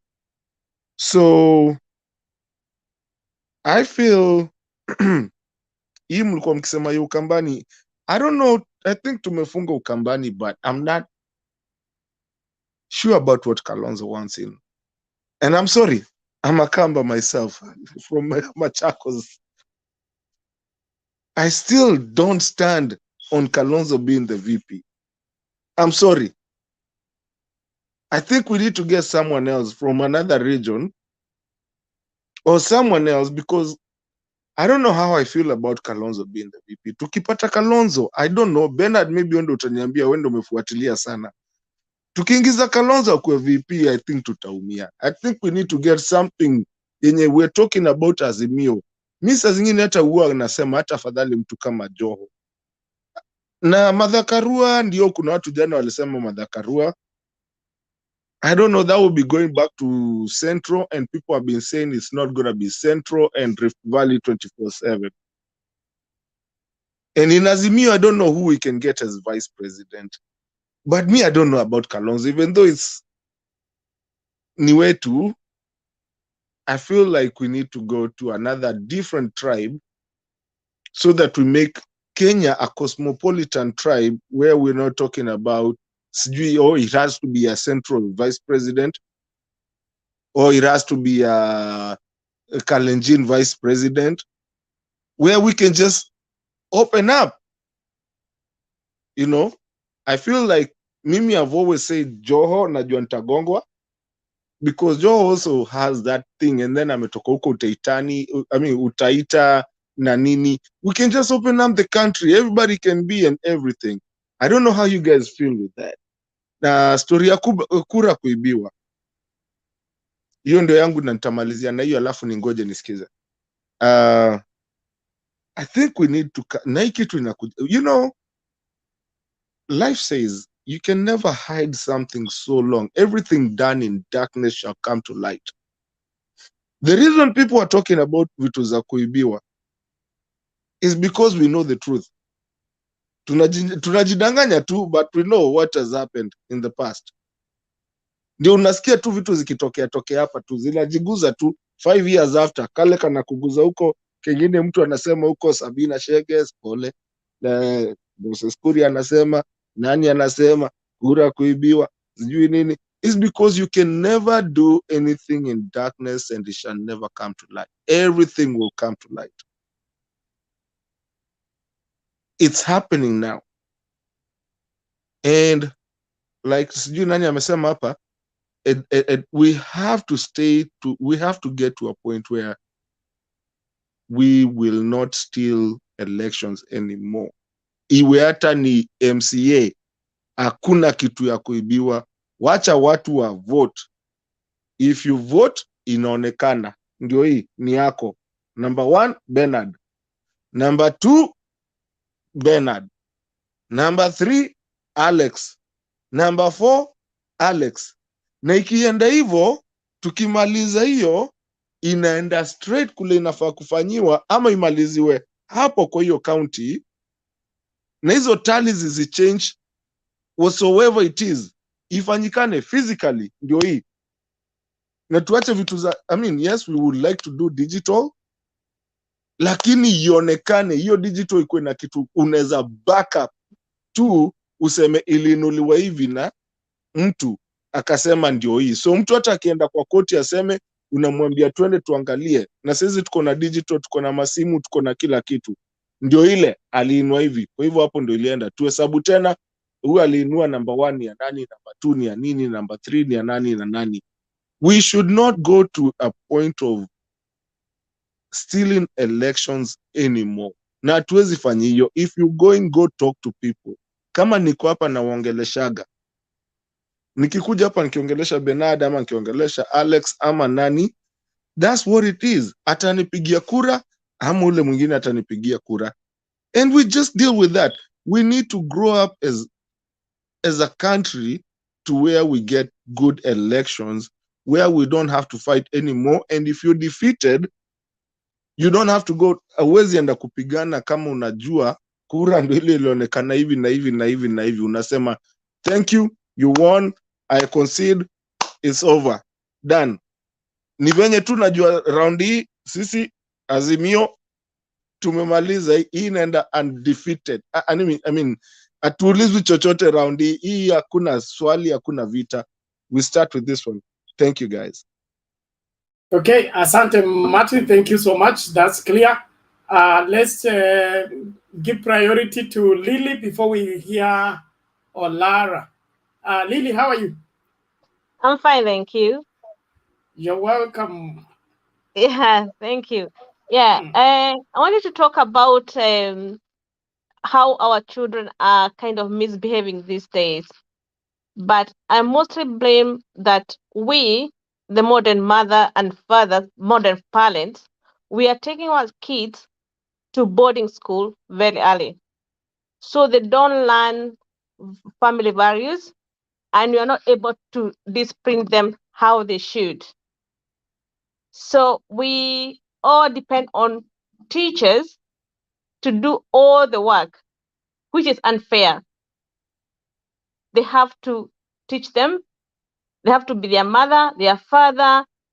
Even the kids, when they go out there, even they don't know how to wash, they don't have to cook. All those things are important, not only learning the academic work, but they need to learn other values, how to respect the elders. They come back home just for a few months or a few weeks, and then they go back.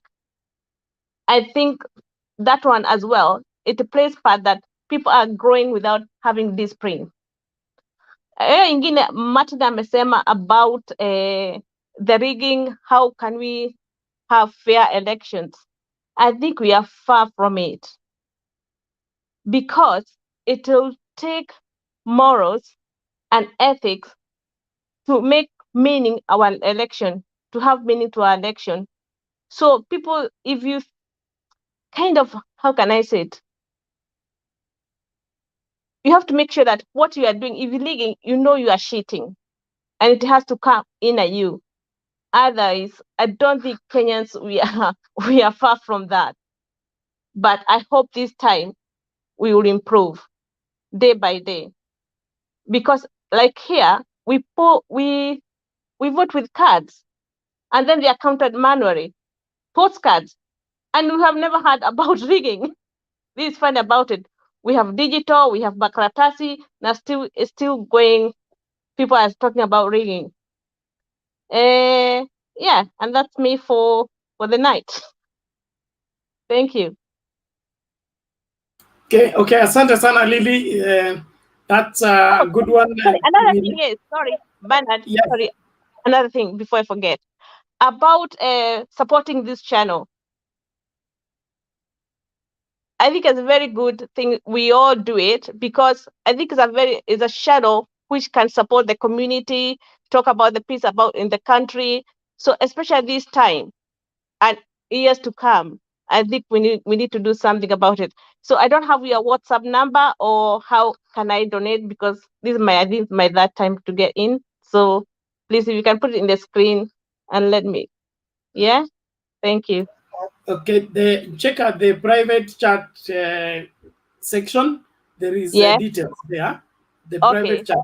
Yeah. Okay, thank you. Thank you very much. Thank you. Yes, Martin. I just wanted to add on Lily. Lily, what you just said. I've been with Bernard on the side. We talk on the side, and I've been saying that this channel really opens up the world. And what you just said is very right. As people that come here every day, I feel that it's something that really we have to do and make it a better channel where we can open up all of us and talk. Because sometimes even when we're here, it's not the people on the screen that are here. There's a lot of people outside. The other day I saw, and it was like almost 800 people just on the other side. Yeah, I mean, even as we're here right now, there's a lot of people. Look at the comment section. Yes. Sometimes I'll be at work. But I cannot get inside because I'm at work until I get home. So, and I'm always listening to it. And there's a lot of people who are listening to that, and they come here and they say, I've been listening to this thing. What I was saying, and I'm going to say it over here because I'm not ashamed to say it, Bernard anakuanga na woga, is that why? Sometimes I see Bernard come in here and he tries to play a video, but then he goes back, amekata, tuendelee na kitu ingine. You know, and yesterday I suggested something for him, and he knows. I said, we need to get him a server, a ghost server. What if people know? Yeah, we'll support the channel. And it's not expensive. We get him a ghost server that is not affected on those things, that he can just go in it and he can use the other server on the other side. So I think, because this channel can go a long way, and guess what? We'll be the first beginners, and there's people watching us, and there's something, and it becomes a new, big old thing. You know what they will say? There was people like Lily, there was people like Alex, there was people like Martin. When it became a big thing, that's where we began, and this is what it is. So we need to always support and help, and not feel like we're giving our money.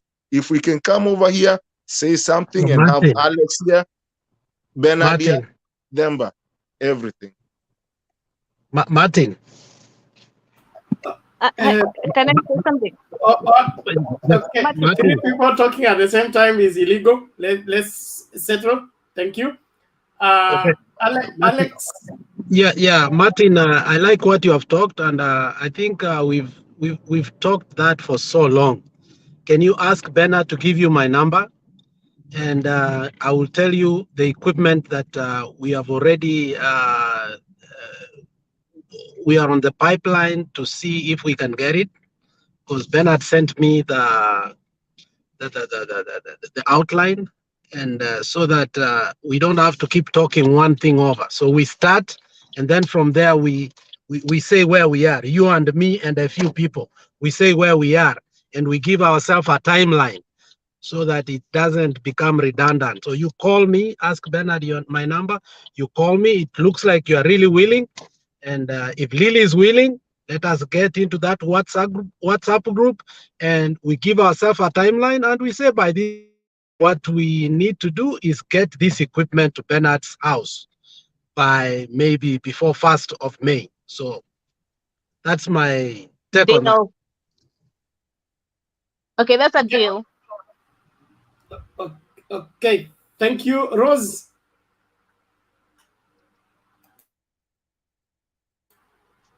Unmute, you're still mute, Rose.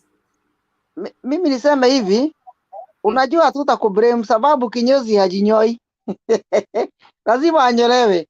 Sasa wewe huwezi kujiongelesha bwana. So I understand. Ndio nakwambia don't be shy. We all understand. Na tuta support kile mtu ako nacho. Me I'm there anyway. Okay, thank you. Let's now move on. This Mr. Lal amengoja mandeni ikifika time yake ya kunyolewa ana drop off. Let's hear nani first. Odwor, are you still there? Yeah, Bernard, I'm there. How are you doing? Yeah, you're good. Karibu. Asante. Yeah, nilikuwa nakujia hiyo number lakini nishapata information actually. That was my main thing today. I've come a little bit late, so I really don't know what the conversation was about. But I kind of observed a few things before I even got on the channel. Now,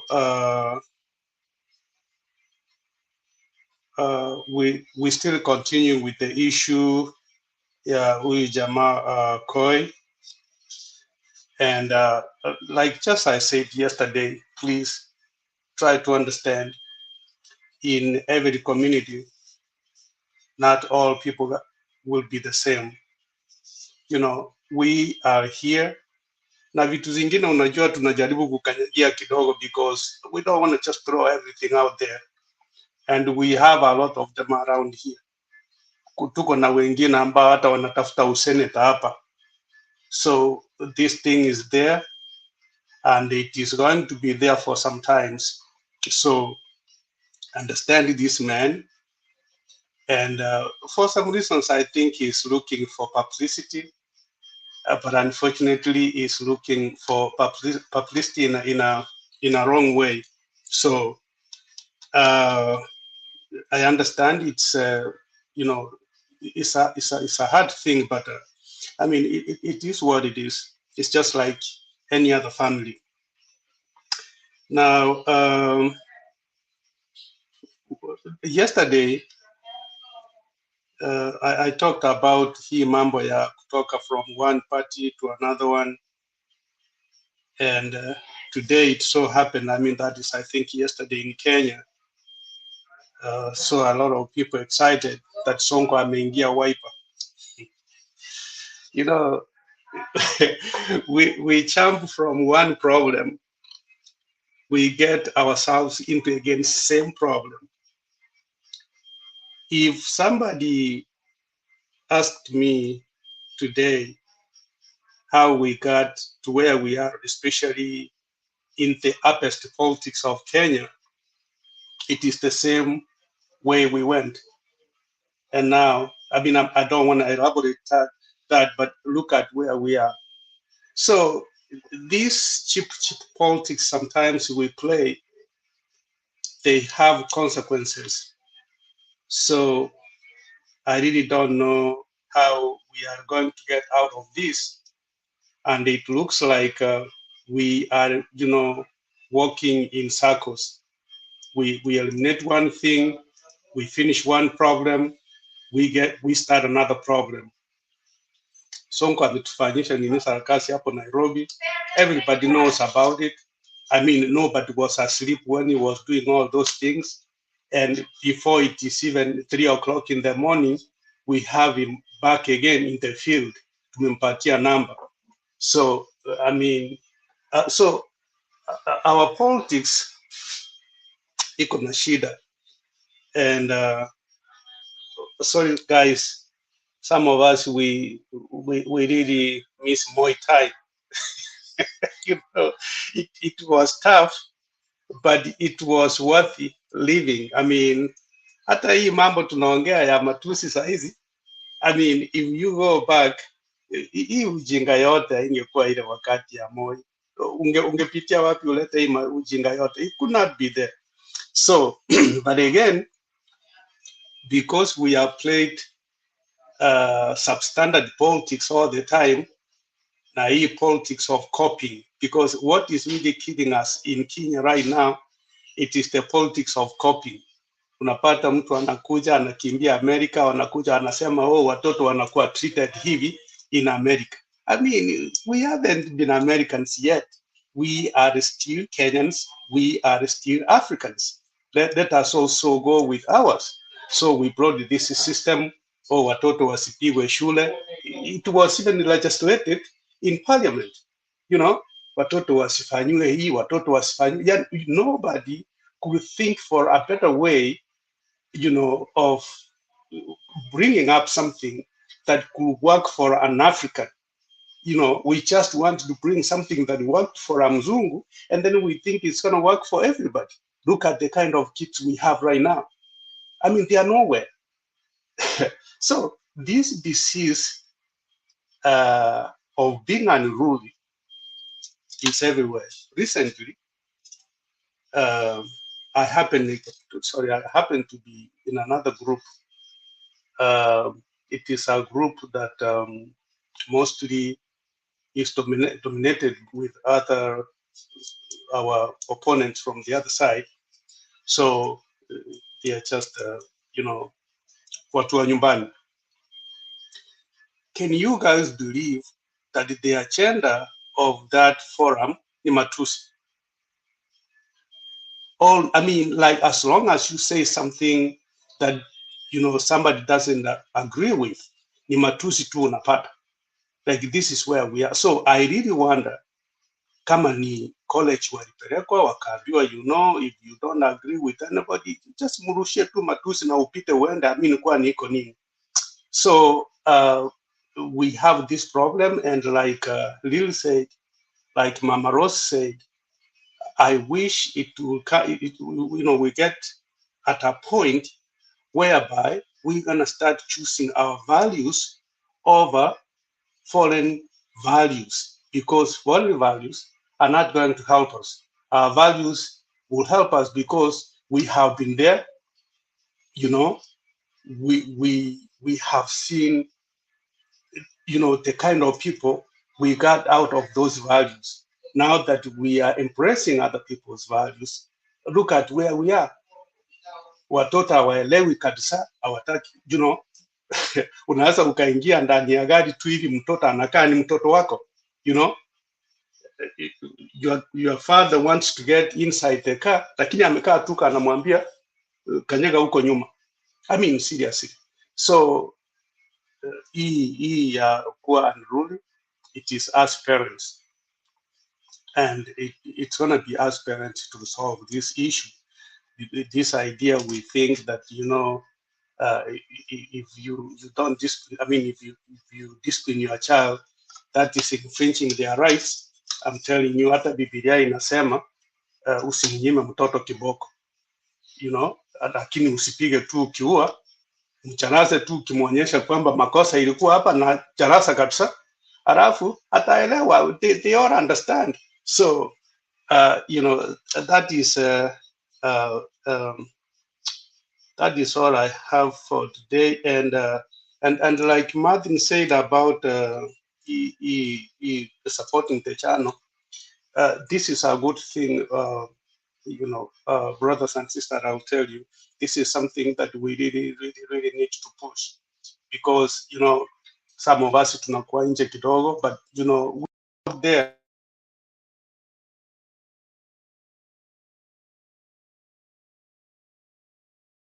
Hear me?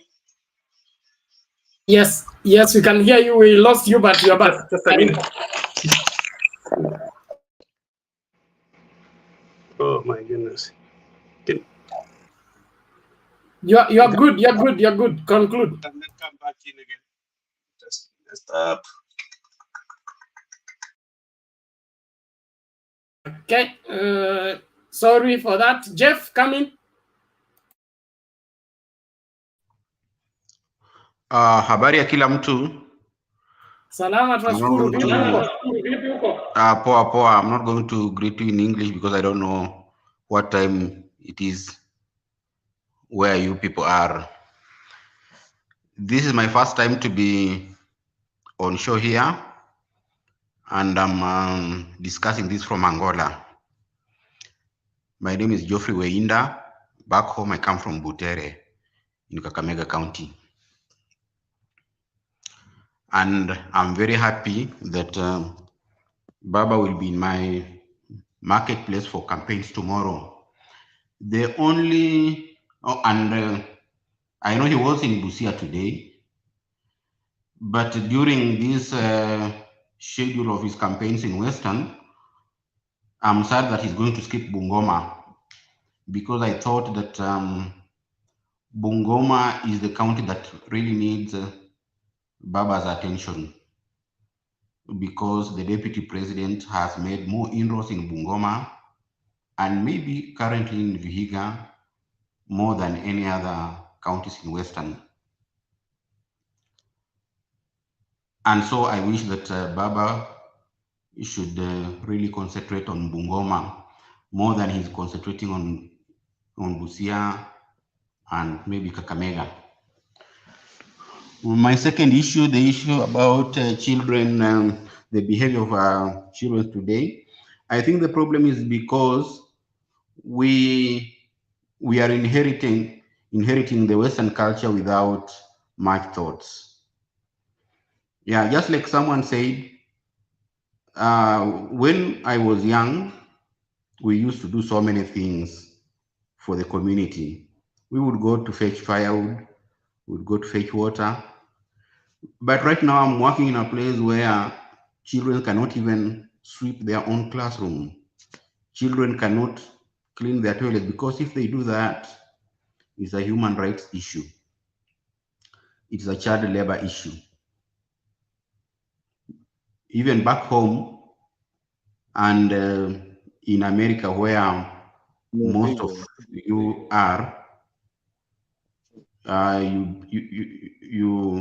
you slap a child, the child takes you to the police, and you get into trouble.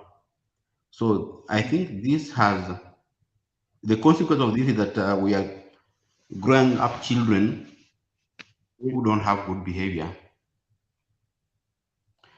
And then because this is my first time, I really don't know. I've been following you, but I really don't know what the topic was today. But I want to say that there's a mama on show here who really inspires me.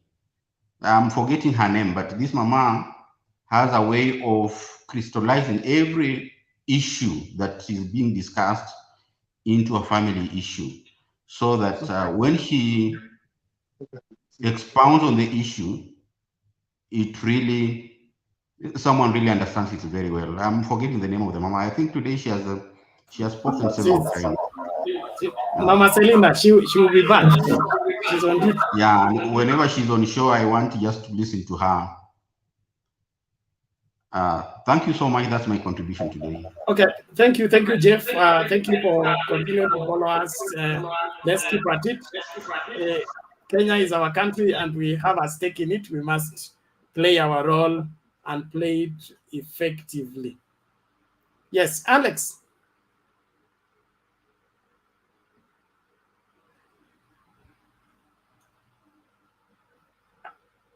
Okay, Alex, it seems Alex is not there. All right, let's, I think we bring in Lily.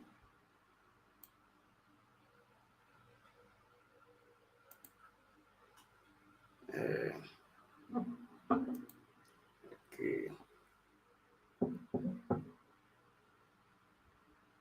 Lily, you have some contribution to make in terms, I mean, something to say?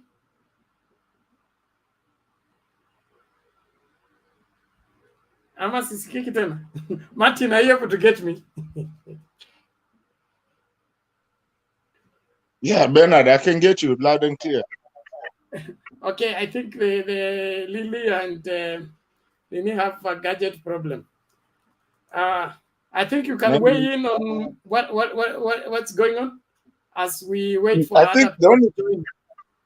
the only thing I didn't weigh on Bernard ni I am very happy watu wamekubaliana na leo tumesema, to make it, make Mutembe TV. Now, I think Mutembe TV is already a big TV. Every time you go in there, unapataga every politics na nini ziko, and you're not discriminative. You go to the UDA, you go to the Azimio, and everything. When I go to YouTube, you go there, Mutembe TV. Actually, if you want to find the smallest things, you go to Mutembe TV. So I think it's big, but I just think this right here, what we have right here, is what we really need to make it big, to where, like, if you want to play your videos, you're not stopping. And all the 800 people that normally come here, they can see it. Wengine tukiwa kazi wenye hatutaki, I mean, we don't want to be there. But I think one thing, Bernard, I did not weigh in, was about the kids. I am a father myself. And when I was putting my thing, I did not know that leo pia tulikuwa tunaongelea watoto. But personally, I am a father of a little girl, 3 years. And one thing I always teach my daughter when I have her is sharing. I remember one time I told her, I mean, she had anakuaga na 4-wheeler na gari yake na nini, uto tudogo driving, electric. Nikamshika kwa sababu the neighbors wanted to get, in the car. The neighbors' kids wanted to get in the car, and I hold her. Akalia. Nikamwambia, mama, no, you have to share. Na naogopa kusema mama, kuzu ametuambia tusiite watoto mama, babaka, babika, nini. Lakini ni sawa, nikamama kangu. Nikakashika kambia, no, you have to share. Akalia. But you know what? One day we went somewhere for a baby shower. Nikampatia simu kwa sababu unajua watoto wa siku hizi wanapenda tu simu, anachukua simu ya baba yake aende akawatch Cocomelon na nini, akaenda kuwatch. And then she came back to me akiwa nakaa amekasirika. Nikamuza nini? Na mimi naongea na watu wangu, akaniambia, Daddy, he don't wanna share. Apparently ni mtoto mwingine chukua hiyo simu na hataki kushare na yeye. But because what you show your kids is what they remember. So for me, my daughter alikumbuka dada aliniambia, we have to share. Na nilimshika akilia kabisa, oh no, Daddy, my car. Nikamwambia, no mama, you have to share. But this time she remembered, and she made me very proud, because watoto wetu sana saa zingine ndio tunasemanga tuchape, si lazima tuchape mtoto, ni kumfunza vile wataendelea na kumuonesha haujafurahia ile kitu amefanya. And that's what it is. And that is what I was, mimi nilichapwa, mimi nilicharazwa vizuri, but it made me be a better person, because it make, even though I live in the United States, I live in the diaspora. Where I hope Nania yuko hapa mwenye alituchapa the other time kusema watu wa diaspora. But even in political science, you have to have a culture, because you cannot be the president of the United States if you're from Kenya and you don't know what the United States does. You cannot be from the United States and be a president of Kenya if you don't know what Kenya does. It's a cultural thing. Ukraine has its own thing. All the world has its own thing. So even when we talk about political things over here, we also, our culture still has to be part of it. And we have to really carry ourselves with our culture and be cultural, even when we're going to the political part of it, and be peaceful in everything. I think watu wamerudi. Endelea na mtu mwingine, nitarudi baadaye. Okay, thank you. Rose, are you still there? Inaonekana watu wako behind the curtain wameng'atuka. Alex, are you back?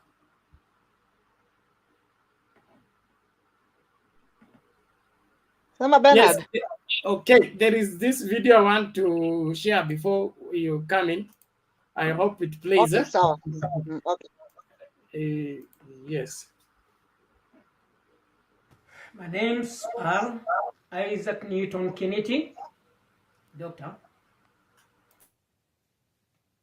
And today I want to condemn the utterances of one of us here in USA by the name Cosmo Choi.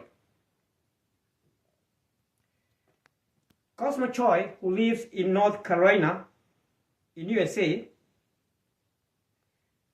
has lacked manners by insulting and abusing First Lady Mama Ngina Kenyatta, the mother of President Uhuru Kenyatta, using unbearable words. We Kenyans living in USA are pleading with the US government to take an immediate action to revoke Mr. Cosmas Choi his citizenship in America, and also to deport him back to Kenya. He has abused the hospitality of America. He has abused the freedom in America, and he has abused democracy in America. He has used America as a sanctuary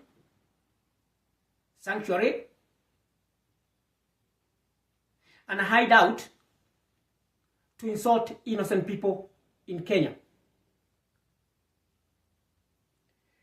We are also calling on the Kenyan government to take measures and file charges against Cosmo Choi, so that it can be a lesson to others who have also the same mindset. America has got laws which do not allow any foreigner or any immigrant or any citizen to insult or to abuse others. We hope that the US government will not tolerate such nuisance from a Kenyan who want to use this country to hurl insults to other Kenyans back home in Kenya. God bless America. God bless Kenya.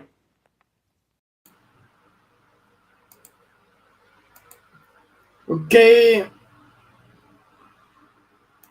Namaros, you can now weigh on that. Mimi nilikuwa nimeona hiyo video na huyo mtu anaongea ni mkaaji wa Amerika ama ni ambassador ama ni nani? Ni mkaaji wa Amerika, just a citizen concerned, a Kenyan in America. Ni mtu ametoa maoni yake. Sasa mimi nasema haki, unajua huyu mtu haki hata akirushiwa nguruwe haitakula. Na unajua nguruwe hakuna kile kitu ikulagi, lakini haiwezi kula huyu. Sasa huyu mtu anajiingiza kwa shida, alafu in case of anything akienda Kenya aanze tena sympathy, my life is in danger. Na hiyo mdomo yake ndio imemuingiza kwa hiyo maneno. lakini ni kama kila mtu yote mwenye ana support DP lazima aongee matusi ndio apate sifa ama sijui. Me I don't understand, sijui ni nini, because watu wa hiyo side wote they are like that. Na tena me I think tomorrow itakuwa na demonstration kubwa sana Nairobi kesho, sababu huyu mtu vile ameongea leo, maybe tomorrow early in the morning, maybe kesho hata itakuwa ni ya mama, maybe itakuwa ni ya community yote, because kesho let's wait and see. Sina mengi ya kuongea, but this guy mi hata sijui sasa, but I wish kama serikali ya Amerika inaweza kuagree. Why do I have echo? Yeah, just carry on. It was Jeff who had not mute. Okay, ndio nasema kama serikali ya Amerika kama kuna uwezekano, because I don't know how America operates, arudishwe nyumbani, it can be a good idea. Although maybe hawezi kurudishwa nyumbani, but maybe sioni kama anaweza kurudishwa nyumbani because kila nchi iko na sheria zake, lakini wale watu wako huko America wa demonstrate on his behalf, it can be very good, to my advice. Hata kama hatarudi, ajue huko ameharibu jina, na nyumbani pia ajue ana mahali ya kurudi. Na mtu asicheze na serikali bwana, serikali iko na mkono mrefu hapa America, is not fun. But I wish him a change anyway, abadilishe, sababu ule hakulewa na mama, sijui ana mama, maybe alikuwa adopted ama I don't know. I rest my case. Okay, asante sana. Yes, Jeff. Yeah, that guy, I saw the initial video, and then I also saw I saw the video in which he apologized, and today I saw another video that came out in which he was sort of saying that he's not remorseful. So I really don't understand him. Yesterday he apologized, but today he was not apologizing. Unmute me. Bado alikuwa anafikiria tu analaumu watu kwamba muna demonstrate. In fact, I think he was talking about the demonstration that happened yesterday. You were demonstrating.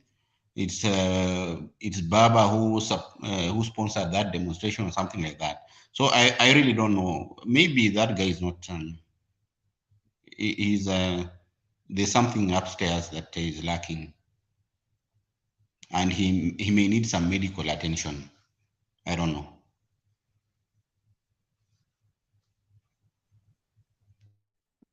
Tumekwama. Yeah, okay. Thank you, Jeff. I remember Martin Shikuku. Martin Shikuku used to say, mtu akiiba kuku during Moi's government, atakuwa arrested, afungwe miaka 2. Lakini wakubwa hao wakiiba, utasikia tu akiwa arrested, anasema mara tumbo, mara akaguliwe na daktari, alafu daktari naye recommend kwamba huyu anaye afai kukaa korokoroni kwa sababu ya afya yake iko hatarini. Then you see them go scot free.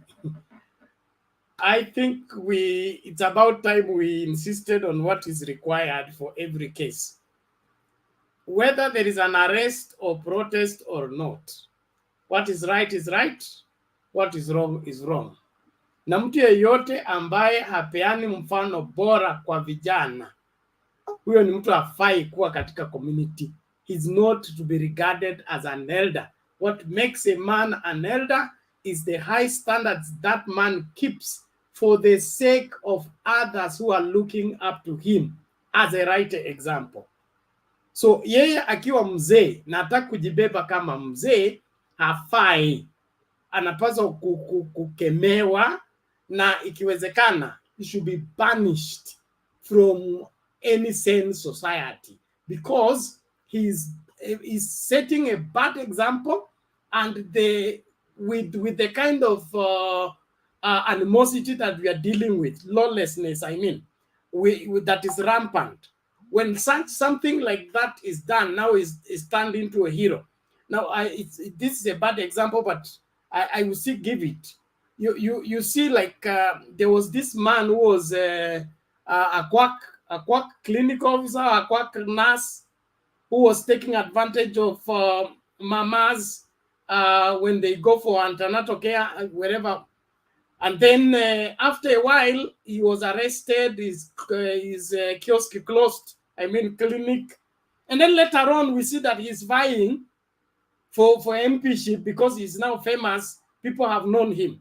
I think Kenyans need to come out clear and condemn what is wrong and call it wrong, not people to use those kind of things to climb into the hall of fame and use that to get into leadership.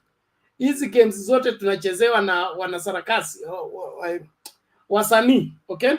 They create something, a breakup between so and so, then it is heated up online, and then they after that they release their CD because everybody's talking about them. They need going to get higher views.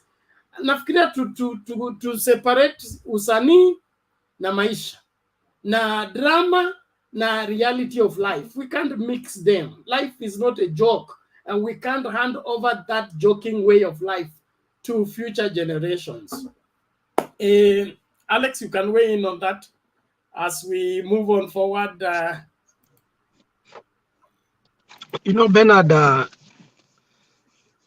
chapter 6 of our Constitution is what we need to understand is the structure that holds the whole of our Constitution. And when we say so, because in chapter 6, that is where DCI, EACC, maneno ya cohesion, human rights, and all that. These are the vetting institutions that bring our country together and give us the best leadership. And we have compromised them so much to a point that even the smallest things that we are supposed to put in order, because a case was brought in the court or in the high court, and you know, one case helps one case is used as a staircase for another one. So in the end, you find that the politicians have been able to go away with so much. Now that we want to put ourselves in the right directions, there are already cases in the High Court that were able to give good prudence to people who are not allowed to. So what I'm trying to say is, until and unless we understand the chapter 6 of our Constitution, that is the most important chapter that gives us the leadership, and therefore through that leadership we can be able to get every envisionment that we have in our minds, then all our dreams are just a mirage that we see from far. For example, I saw Jubilee parading somebody like Bahati. Bahati is a good singer. Bahati is somebody who has accomplished so much in a capacity as a musician, but as a leader of Mathare, informal settlement, where we have issues to resolve and show the world that we care for the poor, I don't think somebody like that is capable of becoming. So what we are saying is that we have seen our parties sometimes become very petty and bring on leadership that we don't need. So what do we need to do? It is to enact and make sure that our chapter 6 of the Constitution works whether we like it or not. But unfortunately, all of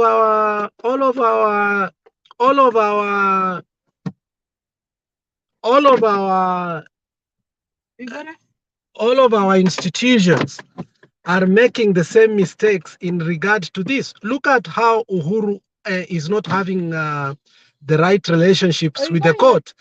Because of that, now the courts are punishing Uhuru heavily, and we are not able even to carry the work of judiciary. So issues like BBI, issues that go to the courts, the president is punished because of that.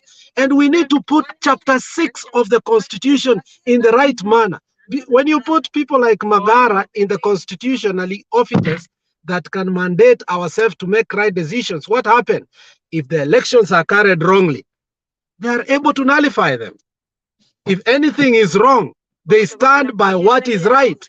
So I think what we need to do is that we reinforce that the chapter 6 of the constitution must work this time around. If it cannot work, then we don't have a future of our country. Bernard, if chapter 6 is not working, then we have no future.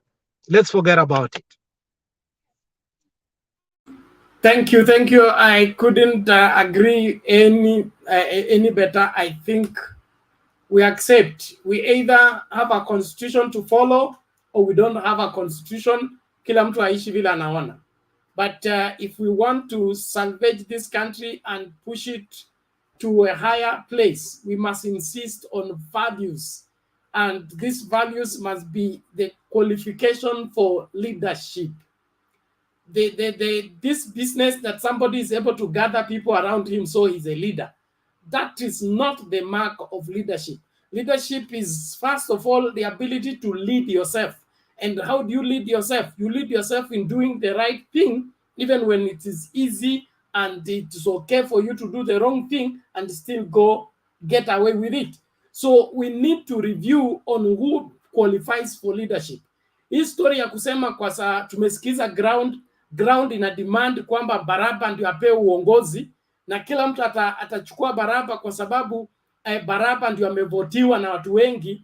I think we have to come back to our senses as a community and as a society and begin to insist that what is right must be the mark that tells us what is the right direction. Nani anasimamia haki? Nani anatekeleza haki katika siasa yake?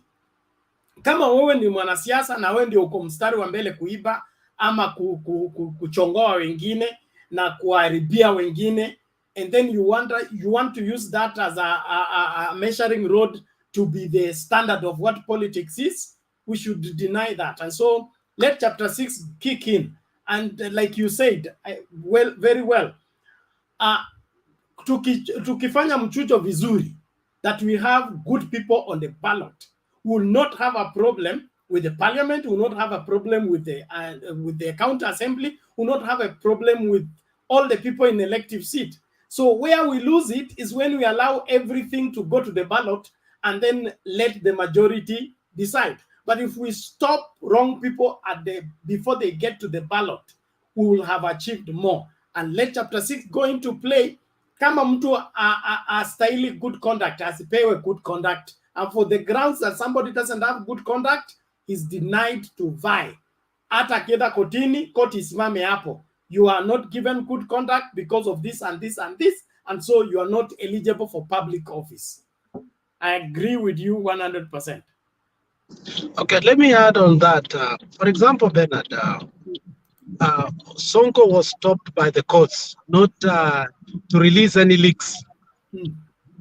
And you can understand the conundrum which the courts had. In a society where chapter 6 works, the alleged judge will have stepped down and investigation should have gone on until this matter will have been resolved. Either the judge will have gone to jail or Sonko himself will have gone to jail because either of them were perpetrators of the law. One will have accused the other one for no reason, or the other one who was accused may have perpetrated the law. But we have a country whereby this judge still sits on the bench and we expect him to pass justice on others. Is that not a banana republic, even if we want to deny? Because those leaks were damaging. And we still have a chief justice who has done nothing. So how do you expect our country to go to the right direction if our own people who are given the opportunity to serve justice? You know, Bernard, it is difficult to serve justice For example, I know my weakness and limitation as a human being. Or as a moderator, you know your weakness and your limitation. So when you sit in that seat of a moderator, sometimes you may not even air your own views because you feel like you are being partisan. So you hold them in so that you can allow both sides to do what?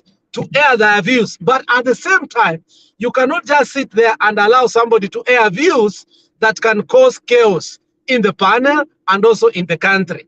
So that is how a judge is.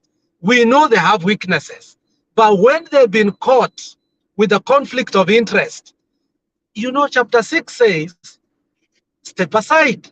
But because chapter 6 has never worked anywhere and it ends up on their hands, so they are the first perpetrators of it because they will give leeway to parliamentarians, to others, so they have become collaborators.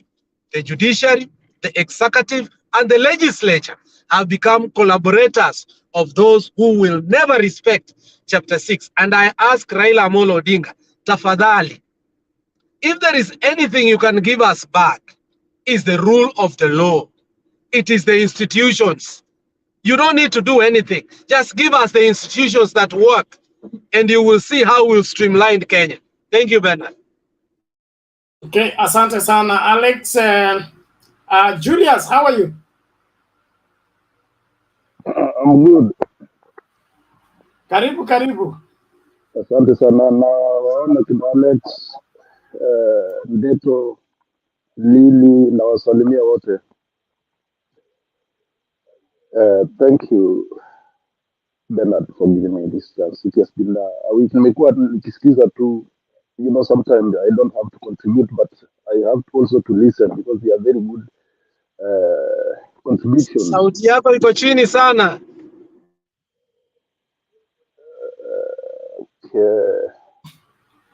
Hello, can you hear me now?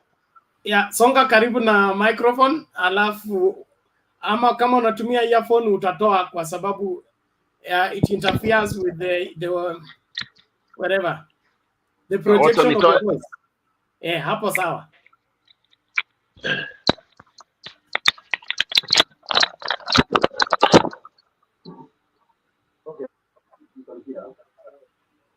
Ai, sasa umeua kabisa. Umefanyaje? That's better. That's better. I was using earphone. Nafikiri sometime haifanye vizuri Bluetooth. Nakusikia vizuri sana mzee. Okay, now it has been almost 2 weeks that sijakuwa kwa show, but I've been listening all through every day. And I'm happy, Mutembe TV, you are doing a good job, you know, enlightening and giving people a chance to express what they feel, they express their views. It's very important for, you know, to listen to people. Even though sometimes watu wa Yuda wanakujanga kuharibu party, but we don't we don't care about them anyway. We just give them their time. Anyway, Jubilee, manana ya Jubilee, I can see they are doing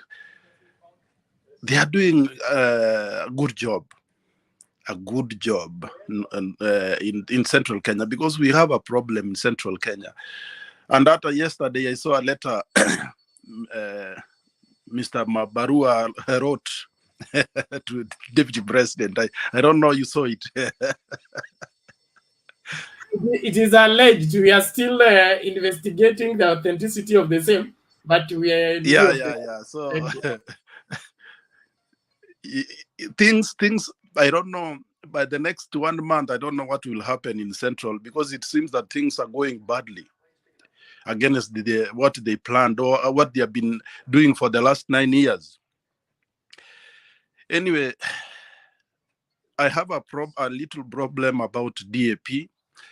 They are not accepting zoning. It's not right. You know, when I remember in last election 2017, there is a lot of seats NASA lost, especially in Kajiado East constituency, because of ODM had a aspirant, and also Wiper has an aspirant.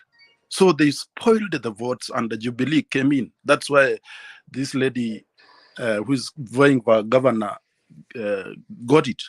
So if we are going to do the same mistakes, I don't know what is going to happen. Actually, even that the party hopping, mtu anatoka ODM anaingia DAP, anatoka sijui wapi, you know, it doesn't make any sense because we are in the same family.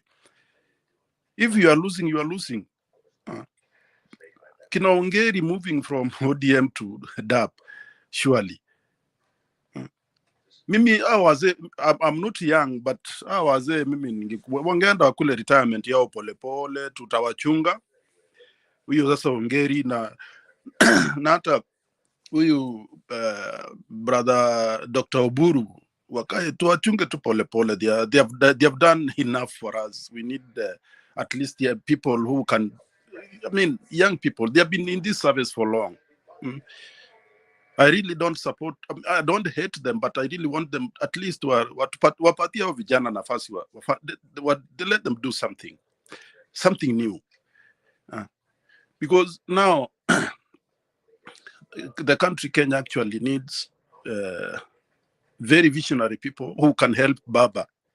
Because Baba is a very straightforward person. He needs to change the country, but he cannot change alone. He cannot change alone. He will change with us, all of us. A combination of ideas from all his supporters. Juzi, I came in because I wanted to talk about Narok politics, because that's where I come from.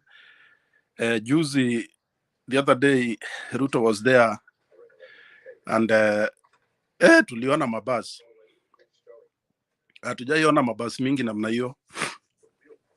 Anatoa watu Kericho, Bomet. You know, you don't have to take people because the ground has shifted long ago.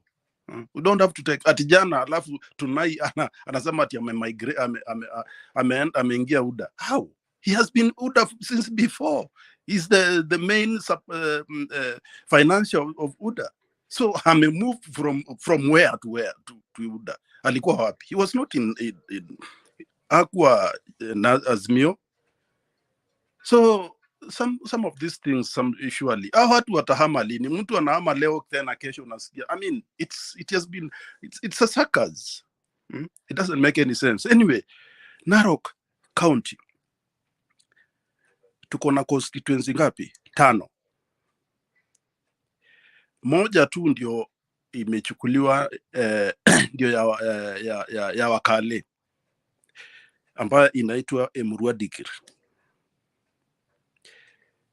Emurua Dikir iko na 35,000 votes.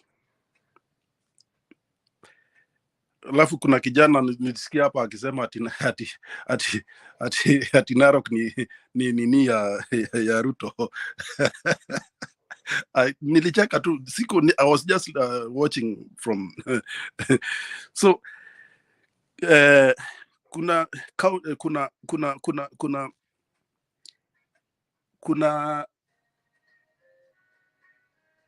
Kilgoris constituency, kuna Narok North, kuna Narok East, kuna Narok South, Narok West na Emurua Dikir. Those are 6 constituencies. Among the 6 constituencies, 2 ndio zilienda na Emurua Dikir, that is 2017. Emurua Dikir ilienda na KANU, alafu na moja ikaenda na how do you call the chama cha mashinani. The rest ilienda na Jubilee na ODM. So Kilgoris constituency Wakale wako 35,000 votes plus 9,000 ambayo iko mahali inaitwa Angata Barigo, ambayo walihamia huko ndani ya Masai. That means wako na around 40,000 votes. I give them 50. Aya, Kilgoris constituency itself iko na 67. Narok North iko na 78. East iko na 39,000, yeah. South iko na 65,000. West iko na 55,000. So tell me, hiyo kura nani huyu wali anang'ania ugavana ati itakuwa ati Narok ni ya UDA, atatoa wapi hizo votes? Surely 50,000 out of almost 300. So hiyo maneno ya uongo wa profiling, wanasema they are saying at Rift Valley, at Rift Valley, they are always talking about Rift Valley, and I feel bad about it because Rift Valley is big. Wangesema North Rift, that's the good word. I want them to use North Rift. Waseme Rift Valley. Rift Valley is big. Because Rift Valley sasa mpaka huku kwa Turkana najua votes ni ya baba. Ukienda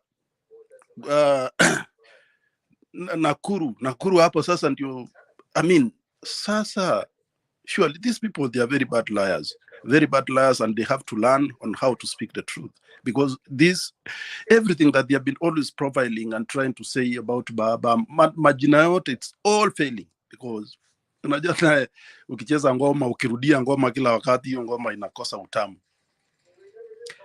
So but today is my biggest point I'm not happy about is this DAP. They have to think on how to work in Western Kenya, and let us zone it, wapatiwe, because Kakamega definitely is 100% ODM, and mahali Trans Nzoia wapatiwe DAP. I mean, we share those places where we know that definitely they will win. So I think it's time for them to wake up. Wasidanganywe na wale hoppers kina Professor Ongeri, because those are the hardliners wanaenda huko kuharibu, because they want to be the ballot. And hata ukiingia kwa ballot, I mean, you just think that you're supporting Raila, but you are killing him, because if you are going to split the votes, then our opponent will win. That means we are not supporting Baba in any way. We are not. That's my contribution for now. Maybe later. Okay, thank you, Bwana Julius. That is very clear. Yes, Martin. Hey, Bernard. Yes, sir.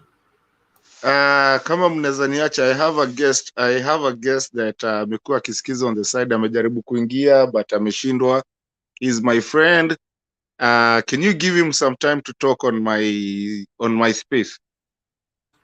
No problem. You are taking full responsibility. Guest, how are you? I'm fine, thank you. How are you guys doing? Good to see you. Talk to us. Well, my name is Joseph. First of all, I just subscribed and I'm trying to join, but for some reason I'm having some technical difficulties. Not sure what's going on with my phone. I've been listening to you guys, and it's becoming very, very interesting, because some of the views that I'm really hearing is like these are people who are focused on that and they want to take Kenya forward, obviously. So that much I get. I think my only contribution at this point is if there's a resolution of this, or if there's anything that we can do. I believe the worst mistake that in Kenyan politics, what we do is when we allow the taxpayers to be the ones funding the political parties. That's why it gives them all the latitude you hope from this party to this party to this party, because they're not losing anything. At the end of the day, you are the ones who's paying for their political activities. Take the case of US, for example. This is where you have, a party, like they have to have people who actually contribute towards those, activities. Like the government has nothing to get involved with. The government doesn't give you money. So that's one of those things that we should do. That way, who actually supports what. But if we are playing with public money funding all this, that's why you see somebody jumping from here, going to a different party, because they have nothing to lose, and that you'll never be able to get the actual live members, you can say, okay, this person is like pro ODM, pro Jubilee, pro whatever, just because, they have nothing that they are losing. This is all public money. I think another thing that I have also seen is, I don't understand, and feel free to correct me on this, is why do we have CDF? The whole point of devolution was that the money needed to go to the counties, for example. You have the same people who are supposed to oversight this are the same people who are actually, spending it. You can have your cake and eat it. You know what I mean? Like, it's either you are oversighting or you are the one who's actually have the responsibility of spending it. That's a conflict of interest right there. We always talk of, this constituency is doing really, really well. Another constituency is losing more than 60%. And then we have the institutions that are supposed to deal with that, something like the EACC. You have the DCI. Everybody who gets touched, it has to have a political angle. We are being, they are doing this to us because I'm not supporting them. I was actually surprised by, and I know you guys remember this story about the Kimwarel and whatever dam. They say, oh, we lost 27 billion. And somebody comes live on TV, oh, no, we did not lose 27 billion. We lost 7 billion. How did you know how much we lost? And you're saying it to a national audience. And then you're going to also at the same time say, my supporters are being, are being profiled because of their association with me. So it's some of those things that, it's good to have these discussions, but how would we be able to take this forward? Do we have somewhere we can, just air our views? I know you guys remember there was a time, a few things changed in Kenya because they used to call it what? Kenyans on Twitter, KOT. People used to complain about these things. So how do we get to be there to tell these people, hey, this is why we are losing. This is why we are doing this. How do we get to do that? I think at the conclusion of this, whole conversation, if we could at least have some kind of resolution, I might not have 1 billion people to talk to, but I might have 10 that I convince. You have 10 that you can convince. And then at the end of the day, maybe we might have another like 1 million people demonstrating and saying, you know what? CDF, for example, gets away from MPs, gets away from senators. Right now, we are even talking of devolving CDF to ward level. These people, the only thing they agree on is like when it's their salaries. Why? I wonder if I can go and get a job and then I tell my boss, I am the one who's be determining my salary. We build houses for them. We do all this. They have all these perks. But at the same time, like we see over and over and over again, people coming over there. How many MPs have slapped people, shot somebody, did something, and they get scot-free? You go somewhere, your kids can't eat, and you steal a donut, and the next thing you know, you are in jail for 6 months. So I think that's my contributions for now. I'm gonna do this thing. I think it was very amazing. It's a very amazing conversation. Okay, thank you, Joseph. I agree with you, and we should also look at this from our history. Yes. Our history, especially political history, is not a good one when it comes to equal distribution of development in the country. When development was tied on your political patronage, is where the whole thing got messed up. And CDF was whatever, a temporal cure for that uneven distribution of resources. And when the new constitution came in, it was looked at. It's too premature to call it off. But I believe eventually with the good legislation, we should be able to face it off. The parliamentarian needs to face his responsibility of oversight, legislation, and representation. Matters development is government work, and the parliamentarians are supposed to keep the government on toes to ensure that there is development taking place equally in all parts of the country. And so the mixing of development with the oversight, with the legislation and the representation is what enhances corruption. So even before we begin to fight corruption, we should correct the wrong that makes corruption possible. Because if I go to lobby, get my CDF, and my CDF I give to good people who support me, ensure my re-election, then I'm using the kitty that is supposed to develop the constituency to secure my re-election. That's corruption in itself. So I agree with you, but we should also give it time for them to be weaned off. Just like Mtoto is weaned off with the breast milk, CDF is a wrong law at the wrong time, but we should give it time to be weaned off. And we hope it does, because there is conflict of interest, I believe, balancing with devolution, and then CDF, and then these other things. Thank you very much, Joseph. That was a good one. Yes, Martin. So Bernard, jana ulikuwa umetoka, we were talking about having what you guys were just talking. I just wanted to add something and listen to, Joseph wanted to contribute so bad because he's been listening to me. I mean, ameniskiza tukiongea on this one. But yesterday we were talking about, and I need to hear what Joseph has to say. Tutaongea bado on the side.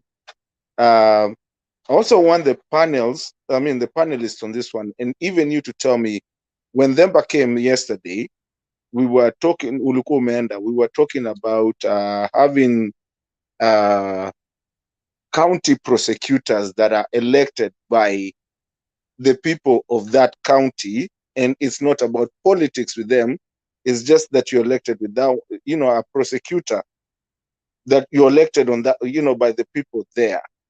So where if you don't handle a case nicely, you can be unaweza tupwa. The problem also I think we have, what you guys were talking about when Joseph, na panels na Joseph, si wewe na Joseph, but when you talk about these elections and politics, you find that you go elect someone, and then once you elect someone, that's for 5 years. Imeenda hapo katikati, hakuna kitu unaweza sema, my friend.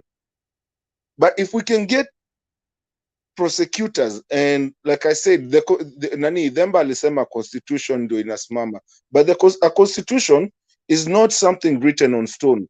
A constitution is a moving book where you can change it anytime you want as the people of a country.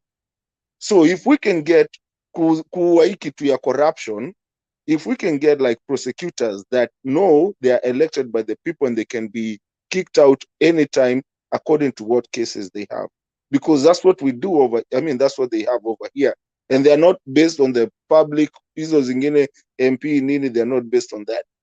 What do the panelists think about that on killing corruption, to where wewe ukiwa Kisii unaweza enda pale, ama ni mimi nikiwa Machakos naweza enda pale niseme sisi kama watu wa Machakos tumeelect huyu ndio the prosecutor, a good lawyer, tumwambie you're the prosecutor of this county, but then if you mess up we can kick you out anytime. We don't have to wait for a time. You don't have a time limit. That's an interesting way of looking at it. Putting it in the Kenyan context, I have a lot of reservation on the same, because what we usually do is that elective seats are lobbied for, okay? And when they are lobbied for, there is a lot of things that exchange. In the process, you can put in somebody who is supposed to go and take care of the goats, and it turns out to be the hyena, and be representing the hyenas as he eats the goats one after the other. I would push for systematic system operation.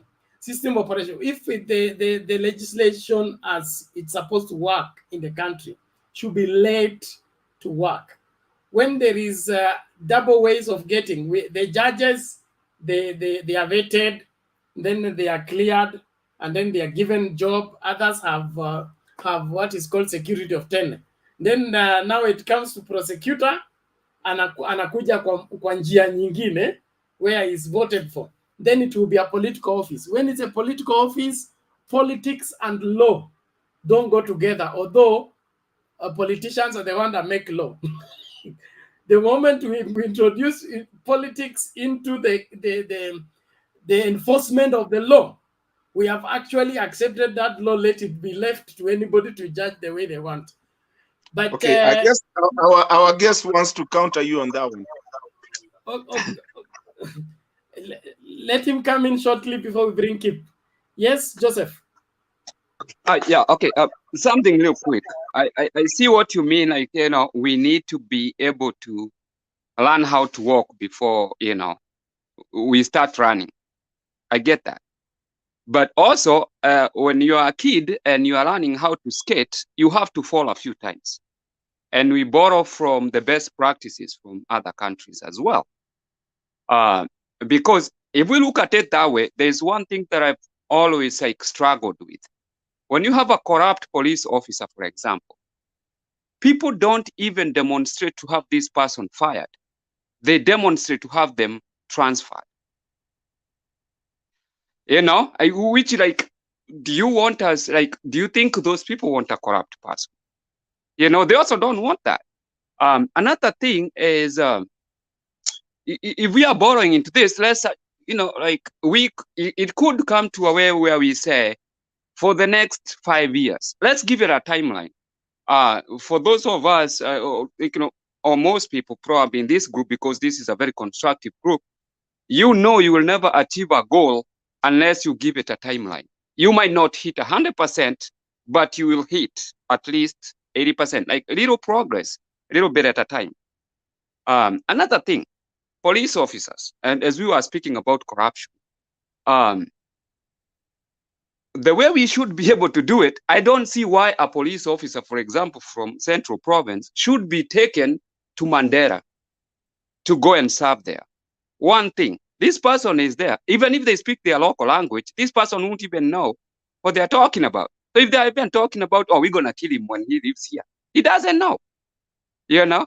But if in your local village, all the police officers are from your local village, it's going to take some time. But at the end of the day, watu watakuja watasema, you know what, enough is enough. Mtu amekuwa akiiba, you haven't been doing anything, so, you know, like people get held accountable for their own actions, you know. So on the point that Martin was saying about the whole electing like an official, too bad in the Kenyan context that everything is politicized, because most of those people should not even be affiliated with any party. Yeah, now, because they're going to just go and represent their party. They are never going to prosecute anybody from their party. I mean, like, you know, but they're going to be going for somebody else. Now, 5 years from now, for example, let's just put it this way. In these 5 years, we don't want your case is being transferred. You guys remember the case of Miguna, right? Somebody is arrested in Nairobi. What is he doing in Uplands? You know, sometimes it becomes a joke. You know what I mean? So let's, like, having a timeline is also a very, very, you know, good thing. Is like, let's win ourselves off this, but let's have a timeline, not just, we can't do this. You know, okay, let's okay, borrow thank you. from progressive, whatever. Yes. Just hold on. Before I weigh on that, let me bring in Keeper, but I have something to say on what you have said. Hapo umeleta vita sasa. First of all, tumezoea sana kufuata hii mambo ya US. US is a very good constitution and it was built for the US people. Remember, these were different states. And people forget what a state is. A state is almost a country. It is actually a country that unionized for a common good. Yeah. So that is the first thing. And at the moment, the US has over 329 million people. Different communities, 329 million. We are now at 54 million people. And our landmass is smaller than the state of Texas. That's the first point I want to put there. The next thing I want to put there in is we borrowed some ideas from the US, but we integrated it into a smaller country where we had counties instead of states. But you realize our landmass is small and our population is too small, and the money we are sending into counties is too much for some counties, blah, blah, blah, and so on. So then hii kitu ya BBI ikakuja kusema, 1 vote, 1 shilling. So some counties in the future will get more money, whatever it is. So we're improving our constitution as we move forward, realizing that some of these things we've borrowed from our forefather constitutions are bringing in more sense. So the reason why sometimes this elected lawmakers make sense in the US, like the sheriffs. You guys have the sheriffs in the US. The sheriffs are elected posts.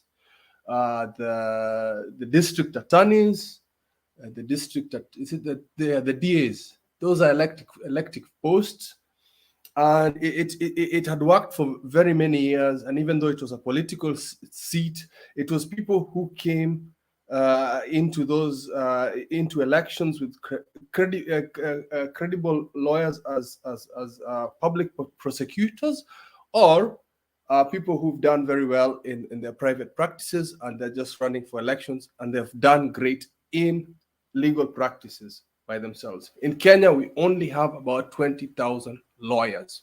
You know how many lawyers actually pass the bar exams a year? Less than, I don't know, is it 2,000? We've got less lawyers in Kenya. So putting that as an elective seat will cause more problems. That is one of the points I wanted to bring about that. The other point about ati unachukua mtu kutoka sijui huko speaking a different language. This is when I'll come now to the British system of parties and lawmakers, and I'm including police, by the way. In the UK, police, the police themselves, you work in the police force, but then the police commissioners, which we have as county commissioners, are elective posts, which I agree with. And what would happen, that is also down through party lines. I don't find that bad, and I don't care about the language. Even the switching between a Kikuyu coming into a Kalenjin group and becoming the district, it doesn't matter. I think it's even better. But when it comes to the chiefs themselves, yes, it's okay to, it's important that we have local people that want to understand the people in the village and understand the language and stuff like that. But there's also a double-edged sword on that, because mtu unajua ni mtoto wa so and so, utaprotect akifanya mistake, because you're protecting himself, ni mtoto wa nani. Lakini ukileta stranger anakuja hapa with no bias, ataweka huo mtu kwa prison. So sometimes I understand why the argument was happening yesterday. It is good, but we also need to understand that borrowing too many copy-paste constitutions around the world isn't good for us. We need to improve on what is good for our community. Even if the BBI is coming in, I have always emphasized we need to cut the BBI in pieces and bring it to the people bit by bit. Don't bring it all at once, because we don't understand everything. And then, like the cartel will come in and then chop it down to pieces and then say, oh no, these people are looking for leadership. We need to bring it to the people chunk by chunk, slogan by slogan. Lakini tukileta zote hivyo, tutaharibu mambo. So if we change everything and say that the magistrates are going to, the magistrates, the judges and all those things are going to be elective posts, we're not there yet. Our population is too small for that. We're not ready for that. And then we need to clean up what we have in the slow judiciary system, yeah, because there's a lot of corrupt leaders that have not been sent to jail. The first time I see the Sonkos, the first time I see the Anwai Gurus, the first time I see the Baba Yaos going to prison, yeah, because half of the system is working, but the other half is delaying. Why are judges, a judgment summaries taking too long in Kenya? Why? If we can take care of that without talking about let's do this for elections, let's find out ni nini inasumbua our judicial system not to jail some of these people. Nobody is too small, nobody is too big to fail. Alex, you can interject, sorry. Yeah, that question has always been answered in a very simple way. The standard budget for all judiciary in the world is 2.5% of the budget in the whole world. Kenya has a budget of less than 1%, which is 0.09%. You can imagine a budget of that constraint is the one that we have put to a point whereby, again, we have devolved even the judiciary, whereby we have industrial codes, we have labor codes, we have marine codes, we have all these kind of codes that we copy and paste from the US or other places, because actually we don't even have the US, it's a hybrid because, and yet you give that judiciary a budget that cannot even sustain even the High Court itself. So I think we should get to a point whereby constitutionally we pass a law that the budget for the judiciary should be 2.5%. And if they do not comply with the basics of what they have been told in terms of backlog of cases, then again, there must be other measures to deal with that, but not to deny them the basic budget of 2.5%. And that is the lowest. Imagine, some courts in the US, it's almost like 10%. Why is it 10%? Because in that 10%, they are capable to have maximum fines instead of maximum jail time, and you'll be bringing money to the coffers to improve judiciary and also to take care of the penitents. So that is the problem we have. Okay. Another point, so Bernard, you can take over. No. I wanted to respond to Joseph's sentiments on the proposal that the police to go and serve in their village, and that's something that I come from a Catholic background. I attended a Catholic primary school where we were taught by Reverend Fathers and all that. There was a time when there was issues with the Reverend Fathers that were being posted in those parishes. So they came up with a policy that the people who graduate from the seminary, they are sent back to their parish. If they misbehave, if they are misbehaving before their own people, and so that may help the case. But from the information I have, it has not helped anything, because those people are getting there and making their special arrangement. In fact, they are more comfortable at home than they were away from home. So I wouldn't advocate for that. Secondly, I come from Navaholo constituency, and one thing that has bedeviled Navaholo, we used to call it dispensary or hospital, was that all the nurses were the wives of the big people from our village.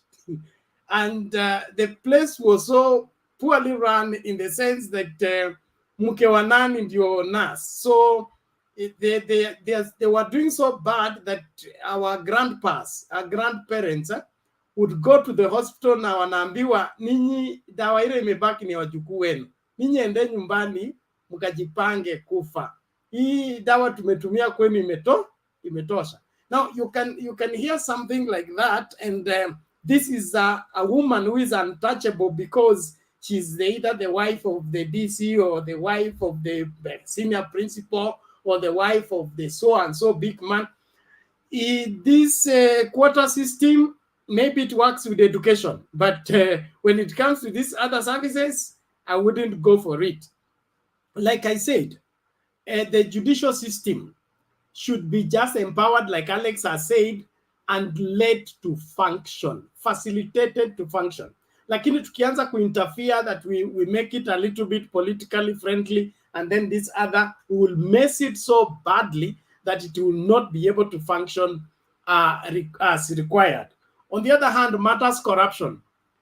The matters corruption is until we separate corruption cases from other cases, we will not be able to deal with corruption well. We should set up courts specifically for corruption matters so that they are fast-tracked, number one, and number two, the lane upon which they are like the investigations and the prosecution, the tying up of the cases is done separately from these other things. Ndio to deal na hii maneno vizuri. Lakini ikichanganyikiwa, yule aliiba kondoo ako kwa hiyo line, yule aliiba mke wa mtu ako kwa hiyo line, huyu aliiba shule ako kwa hiyo line, then there are so many things. We create loophole for people to run away because there are excuses. You postpone the case for 3 years. Why should you postpone the case for 3-5 years? What are you looking for except how to get rid of the case or defeat justice? And so if we have a goodwill in the political goodwill with the prosecution of cases, and we remove this vested interest where there is interference from here and there, we will have a country to be proud of. Hii maneno ya linda mtu wetu, niokolee mtu wetu, huyu ni wetu, shenyu na shenyu, that's what is messing us up. Tuachana na hiyo kitu. Mtu kama ameiba aende kujibu mashtaka peke yake, alipie, na kama amefungwa miaka 50 akae huko miaka 50. Mnashindwa kwa nini nani wametolewa saa hii tena wanatafuta viti? Mtu alikuwa sentenced for 70 years. I mean, Kenya needs to wake up. Yes, Kip. Yeah, and also this thing of financial remuneration for the judicial system. If you see how much judges make in the rest of the West, wanapewa pesas. I mean, the judicial system or anybody who is a lawyer or a judge in the Western world makes such a good living. Yeah, that's why they call themselves learned friends. That corruption just does not even come to. Have you seen the houses these people have? And this is from the taxpayers. Wanalipwa enough money that even corruption does not come into their mind, and it's more about reputation. It's about what they're going to look like in history. So hii mambo ya kupatia sijui 0.1% is what is causing corruption. If you find, and I'm talking about the whole judicial system, because people think judicial system is just the judges. It also includes the police. If police are suffering in Mandera, if police are suffering in Lodwar, these people live in horrible places. Sometimes we really blame police, but these people live under very uncouth conditions. And then we wonder why corruption is happening in Kenya. Because these people are not paid enough. Na inaniuma sana. Unaona watu in my community, especially the Kalenjin community, people are actually paying bribes to get their kids into the police station, into the police, to become police men. Not because it's a good career, it's because it's a way they can steal money. And it's really embarrassing. If police are paid well, if magistrates are paid well, if public prosecutors are paid well, hata tunaweza forget MPs getting more money. Because this is a very important arm of our government, and we neglect it with money. And I think it's one of the things I hope the Azimio government is going to tackle. Thank you, Kip. Let's move on. Martin?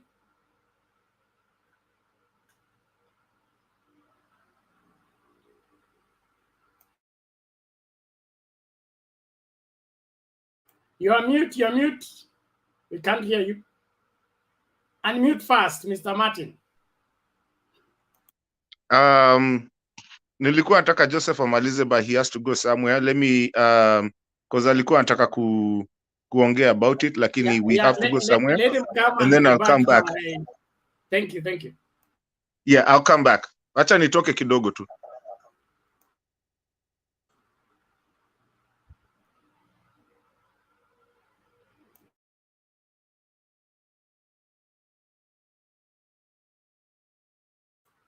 We can't hear you, Bernard. Julius, sorry. Hapana jali, ni time ya wazee imefika sasa, vijana tuwezi tulia. Julius, come in. Oh, okay. Now, unajua Ndeto is a very good contributor, but at times, unajua, you cannot compare Kenya with other countries. Hata sahi mahali niko Japan system kwanza, hata security kwanza, kila mtu ako in charge. Mpaka wa your neighbor anataka kujua umekaaje, umelala wapi, umepeleka wapi nguo, Bwana Julius, you're back on your Bluetooth and it's not doing us justice. Your microphone yako inameza maneno badala ya kutoa. So tunaomba ung'oe tu, utumie kienyeji.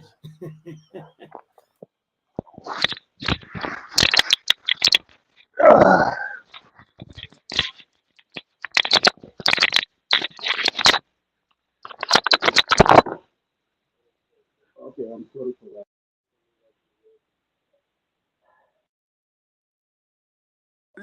Can you hear? Yes, that's better now. Go ahead. I was saying, can you hear? Okay, I was saying that, Ndeto and his friend, what they are saying is not a bad thing, but you see, we have also to understand Kenya. Kenya is a very small country, it's a growing country. Well, things are actually changing. I remember from, let us say, 1997, when the siasa ya multi-party was on, ndio ilikuwa imeanza. There are many things that have changed completely. And we are going there where Ndeto and his friend think of, but for now, I think the only way is let us, the government of Azimio, we hope that they will streamline judiciary and police and prosecute the DPP. That is the biggest problem we have, because DPP and DCI, sometimes they are fighting, so things doesn't go the right way. So I think the only way that we can is the government of Azimio to streamline the DPP, the DCI, and also the judiciary. Give them money and streamline them, because that is the only way that things will work. Because actually, even that CDF is a very good thing. Very good thing. They are very good MPs who have done a lot of good things in their constituency. Only that, mtu akiiba, unajua mtu akiiba, Jumu aliiba ndio anakuaga mgonjwa, lakini akitakikana anakuaga mgonjwa akitakikana kotini, lakini ikifika ni wakati wa campaign ananyandua kiuno huko. Those are bad. Those are the kind of things that we don't want in our country. At first, baba akiingia aangalie DCI, aangalie DPP na aangalie judiciary. Hiyo nini ikiingia vizuri, the country will be a best country, because we are doing better actually. If you go to Tanzania and our neighbors Uganda, ambaye wameona tu president wawili since independent, sisi tunafika sahi watano. We are improving. Kenya is improving in any way. We are not that bad. Ni ile tu the system imekuwa mbaya. Uhuru tried, lakini akavurutwa nyuma. But I think this is the right time to begin. Baba akiingia, things will change. Definitely things will change. Alafu, because if those three judiciary, DCI and the DPP zikiwekwa vizuri, the country will be straight, because ukiiba lazima utashikwa, ukishikwa lazima utafungwa. That's what we want, vile Kipa amesema. So I think that is the best way that for now Kenya bado hatujafikia hiyo ya prosecutors wa local, because local unajua anaenda hatujafika hapo. Thank you. Bernard, Yes, Alex. you know this Julius, shukrani sana kwa maoni yako, but I will tend to differ. I will differ in many ways because having worked now in private, in public, and in some corporate institution, naweza kuambia kuwa Kenya stands in a chance whereby it can do greater things than you may even imagine. And by the way, the literacy ratio Kenya iko nayo is perhaps twice as the US, for your information. The human capacity development that Kenya has in terms of training and in terms of production, when you measure Kenyans, when we go out of the country and we work hand in hand and you do comparative studies, our production and our level of education and every kind of human capacity development test that you can do, we are way too far away. I can promise you that. Thirdly, Kenyans have one of the highest imported skilled labors in the world, not in the world, in Africa. And if you can see countries like Qatar, Dubai, and now the US, the way now they are taking our nurses. This month alone, we are going to take 900 nurses from the workforce because they realized that our nurses are very qualified, more than qualified than theirs. Because the way we train our nurses is that they don't just train in school. They train in the environment that is hospital-based from day one to the last day that they graduate. They have enough experience to go and work by themselves. So this attitude that we have that Kenya cannot be compared, it is not a good attitude. I will tell you for the truth. Everyone who is out of the country and he wants to be honest with you, where they work or where I have worked in the diaspora, and it's not in one country, I was one of the most qualified people, despite the fact that I came from an education background that I thought that it wasn't the right one. So I'm begging you that don't even think that we cannot be compared. We must deal with our issues that we have. One of them is corruption. Secondly, we have refused to strengthen our institution. If we do those two things, nothing. A country like Qatar has nothing in terms of human capacity development. They import all skilled labor from India, from what? We have everything it takes. We have the resources. We have everything. We don't need to import, and even our climate is one of the best. Unanisikia? So take away that attitude that Kenya cannot be compared. In fact, America should not be compared to Kenya in terms of other things. It's only that they are organized. They follow the law. The rule is the rule. Nobody will just throw trash from their car. Nobody will spit anywhere. But we do that, and we think it's normal. So if we can work on ourselves, I'm telling you, you can't say that statement. I've been in this country way too long enough to tell you that. In the healthcare system, we carry this country. If today all Kenyans in some states decided that we are going to do what? To take a strike, the healthcare will collapse. So don't have that attitude. We are more than qualified. We do not have the leadership. Cannot be compared was not, that's not what was meant. Cannot be compared. Sorry, go on. let me. I think Alex, you did not understand my point. I said the big problem we have in Kenya is corruption. That's what I say. We cannot be compared because, like, and I gave example of Aisha Juma, that mtu anaiba akipelekwa kotini anasema ni mgonjwa, but akiingia campaign she's fine.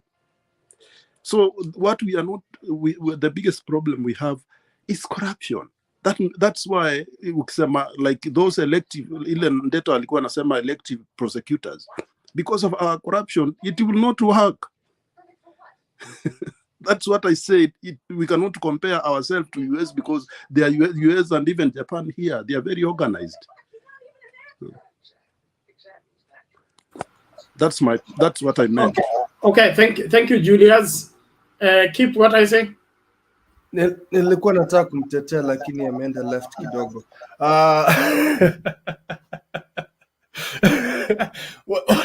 What I thought you meant that cannot be compared is the systems cannot be compared, and the systems for Kenya should not be tailored similar to what the systems were formed for Canada and not for Canada, for Japan and the US.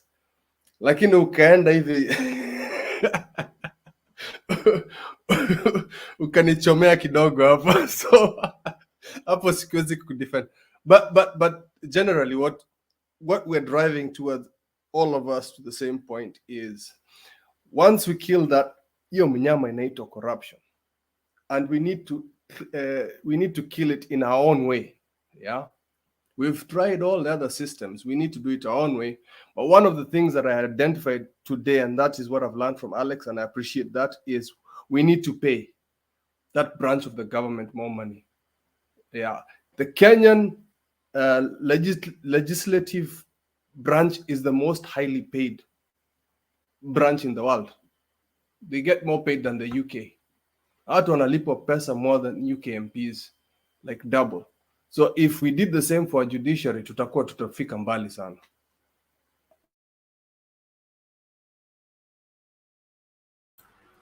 Okay.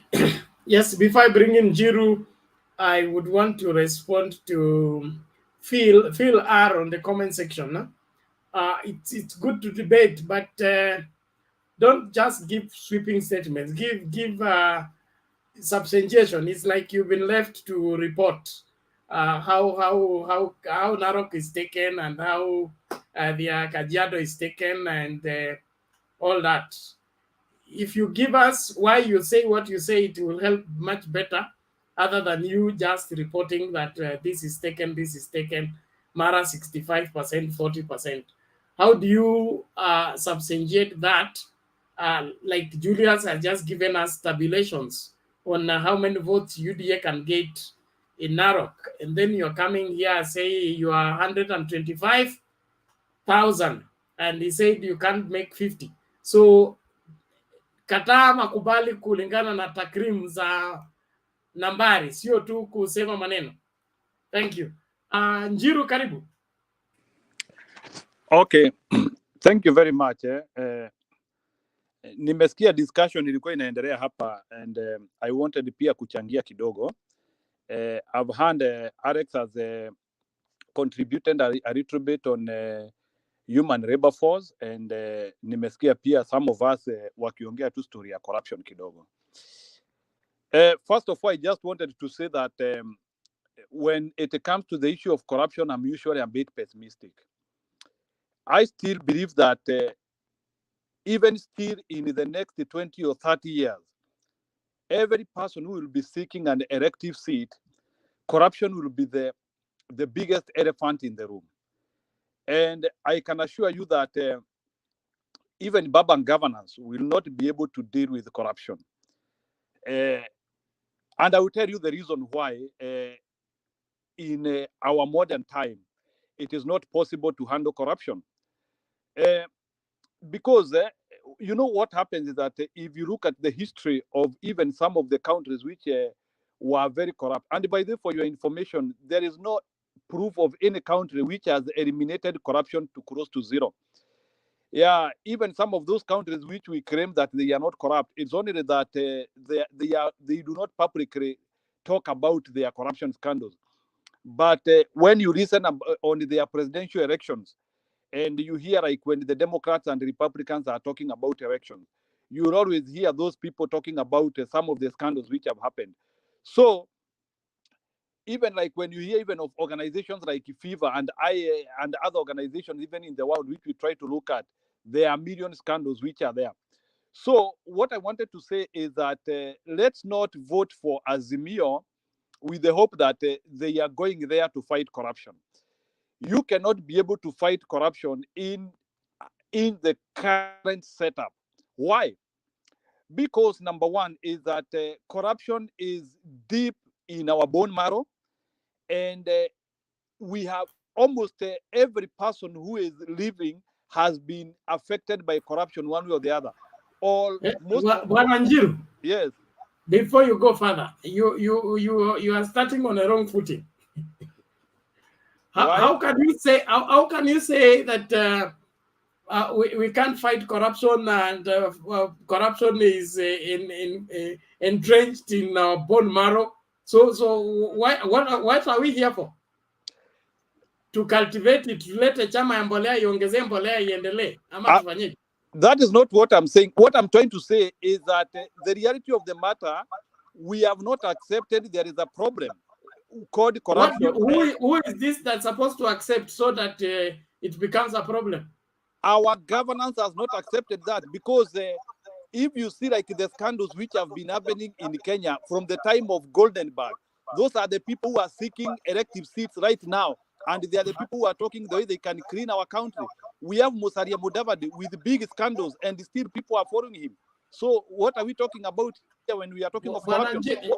I will take that from you as a political statement and not as a statement of fact, because everybody is feeling the pinch of corruption in this country, and nobody should be looking for an elective seat to go and protect corruption, especially if you're in the Azimio. If that is your mission, okay, then I agree, but I'm saying just think you before even the election begin.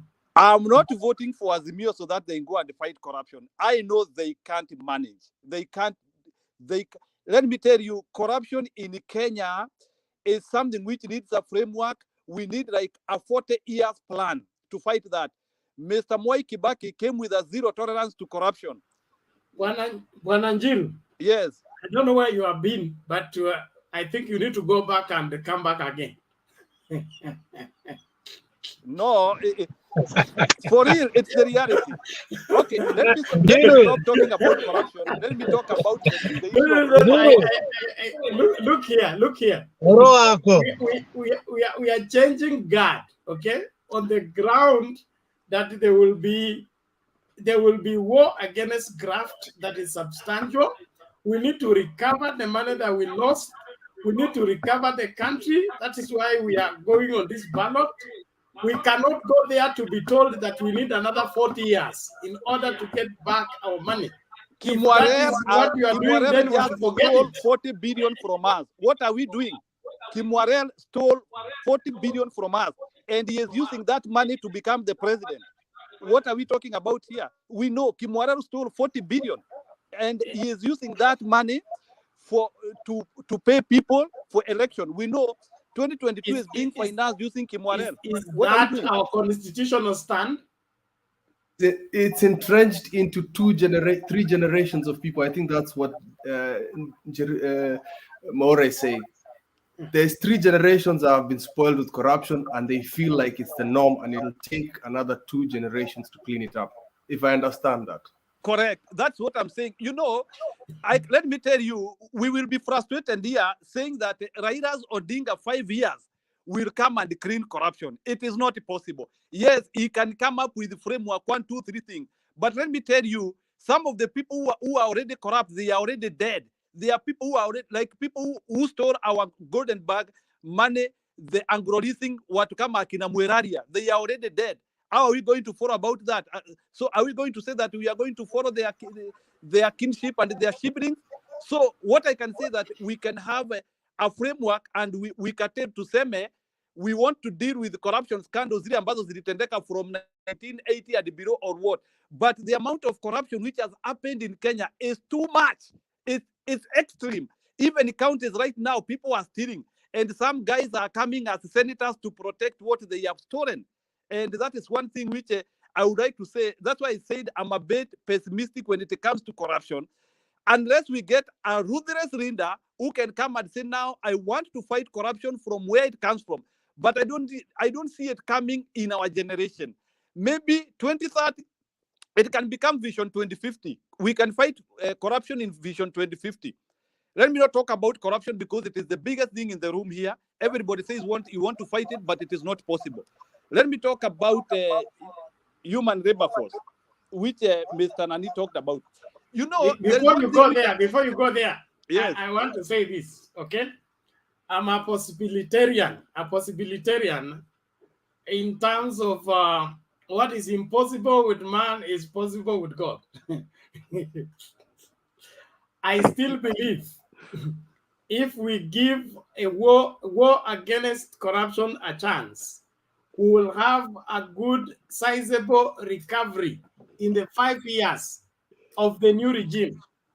If we let it go the way you are suggesting, that is a deficit, attitude that is going to make us unable to do anything about issues of corruption. Now, if we don't do anything, then let us accept. We make, like it said, we make corruption as the third, the fourth arm of government, fund it and let it operate. And that is what you are suggesting. But if we really want Kenya to go back to being Kenya, then corruption has to be dealt with. And to deal with it is not to follow up people. It's not to look for who to arrest, who not to arrest. Any proceedings from corruption should be recovered. We even don't want to prosecute those people. We just want our money back. If they come and confess, walijenga hili jengo na pesa ya wizi, tunachukua jengo, tunaweza wasamehe tukitagua, tunaweza wafuka tukitaka, lakini eti ninyi mnataka kuruhusu corruption ikuwe the fourth arm of government, then let's accept it and forget it. I understand, bro. That is theory, man. That is theory. In the practical field, it can't work that way. Keep. Usitoroke hiyo mambo ya corruption. Na tunaenda sasa mambo ya human resources. Hakuna, we have to deal with this thing. We have to hit this thing. The human nini. I understand what you're saying. Hiyo kitu nasema iko kwa mafupa. I understand. We've grown up in corruption. Unajua saa ile unaenda kwa toilet. Unakaa kwa toilet sana mpaka you get used to the smell. You forget it's there. But that doesn't mean it's not there. You need utaleta spray na utadum. That comes to the question of morality and a moral leader. What is a moral leader? There's different definition of moral leaders. Kwa sababu leo nilishika fire sasa ile watu walisema Sonko politics is a dirty game, blah blah blah, nini. Morality is very important for a leader, but what defines a moral leader? Kwa sababu mimi nasema I'm a moral leader, but my definition is for the greater good. But then as a leader, let's say as Raila, nasema let my acolytes do or my employees do things. Lakini ya watu, their definition of morality is being individual and doing what is free to do what they need to do for the better good. Does that make them moral? This is why Azimio needs to define what morality is, and once morality has been defined, we do not accept these leaders that are corrupt. In the past, so the Sonkos, these other people we see coming in or creeping in, should not creep in. I don't know if there's a tape message. See what are clean, and some of them we accept. Like allegedly, at Anjo, see, it's not super clean. It's just something that we need in the first 5 years to at least try to put a stop to it. Hata kama kutakwanga na slippage of corruption, we don't mean we should not try and say we're going to wait for the next 50 years. Come on. Then why are you fighting Maura? Like, seriously. Thank you, Kip. Just to make your point clear, ngoja kwanza. There is already a ruling to that effect from the court of law. People accused of corruption in public office are not supposed to vie for public office. When Waititu wanted to vie for governorship of Nairobi, when Songo was impeached, the matter was taken to court and it was ruled clearly that way. So it's not something that we should be waiting for a legislation or a law. That ruling stands as a precedent. People who have embezzled public fund should not be given opportunity to serve in public office. Now, before we, Alex, you were saying something. I want to play a video and then we go back to Yeah, you know, I'm surprised that Mwaura is pessimistic about it, and he has become an apologist for corruption. I mean, I'm surprised. Look, Mwaura, it has been done. The budgeting from the US, the budgeting for corruption in the US has begun to affect him. Yeah, you know, Mwaura, let me tell you, one of the best books I've ever read in terms of policy and in terms of how a country moved from where it was to somewhere is the Singapore book. How within 10 years, they dealt with the most difficult policy issues that even the Western countries were not able to. They had the willingness to do that. And let me tell you, you gave us the example of Mwai Kibaki. Do you remember when Mwai Kibaki came to power in 2002? We said no to the police. We said no to the people in the hospital. We were putting the country to the right direction, but they disappointed us. Do you remember that? Or you don't remember for 1 year, a police could not receive any money. If the police wanted to receive any money, it could receive some beatings from the people, and they will take him again to the hospital, say, we did this, but we want him to go to the hospital, go back to work and serve this country. That was then. And Kibaki became complicit, including the said people who are dead now, like Mwiraria and Murungaru, and you know what they did. Now, the problem, as we have said, is the judiciary. The big elephant in the room is the judiciary. You remember Ogoti recently fined somebody some millions of money after he was found in corruption. And Ahmed Nasir started saying, oh, that is too much. We can't find somebody that much because of corruption. There's a threshold to find somebody in corruption. The so-called learned friend is a cahoot and a cabal. You find that these people went to school together, they eat together, the prosecutor went to school together, the judges went to school together, and I mean, the so-called learned friends. I don't know how we can break that gist, but we can be able to go beyond them. Njonjo told us that the new constitution, as it is, we are going to give judges and the legal fraternity, which is the judiciary, more powers than the president. And we have realized it. What do we need to do? We need to take that power from them, because these people are not able to prosecute anymore. And that is why I can believe what you are saying. But we can't be apologists. We must endeavor to believe that it's doable. Otherwise, if all of us become apologists the way you are saying, and even you can be apologists for 5 years and say maybe after Raila gets out of power, but yours went way too far. 40 years, my friend. No, you should apologize to yourself.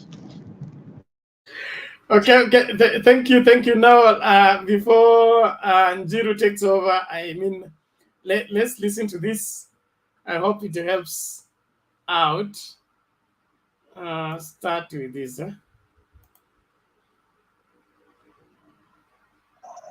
Raila hawezi kushinda kura.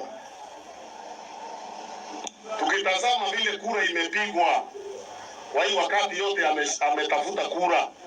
Wakati wa Kibaki. Which one is this?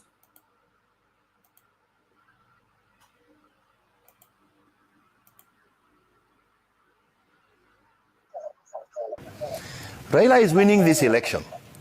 They better decide whether he's winning it with them on board or he's winning it without them on board. Well, because if Raila wins it without them on board, they know they will be consigned to the dustbin. And probably this is the strategy of the deputy president, because his job is basically to isolate and alienate Mount Kenya from the rest of the country.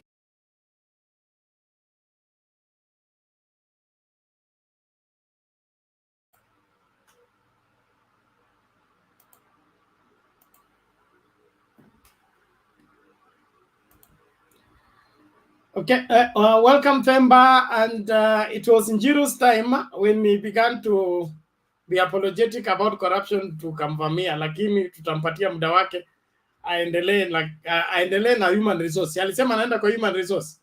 Maneno ya corruption tumemalizia hapo, tunachinja corruption from day one.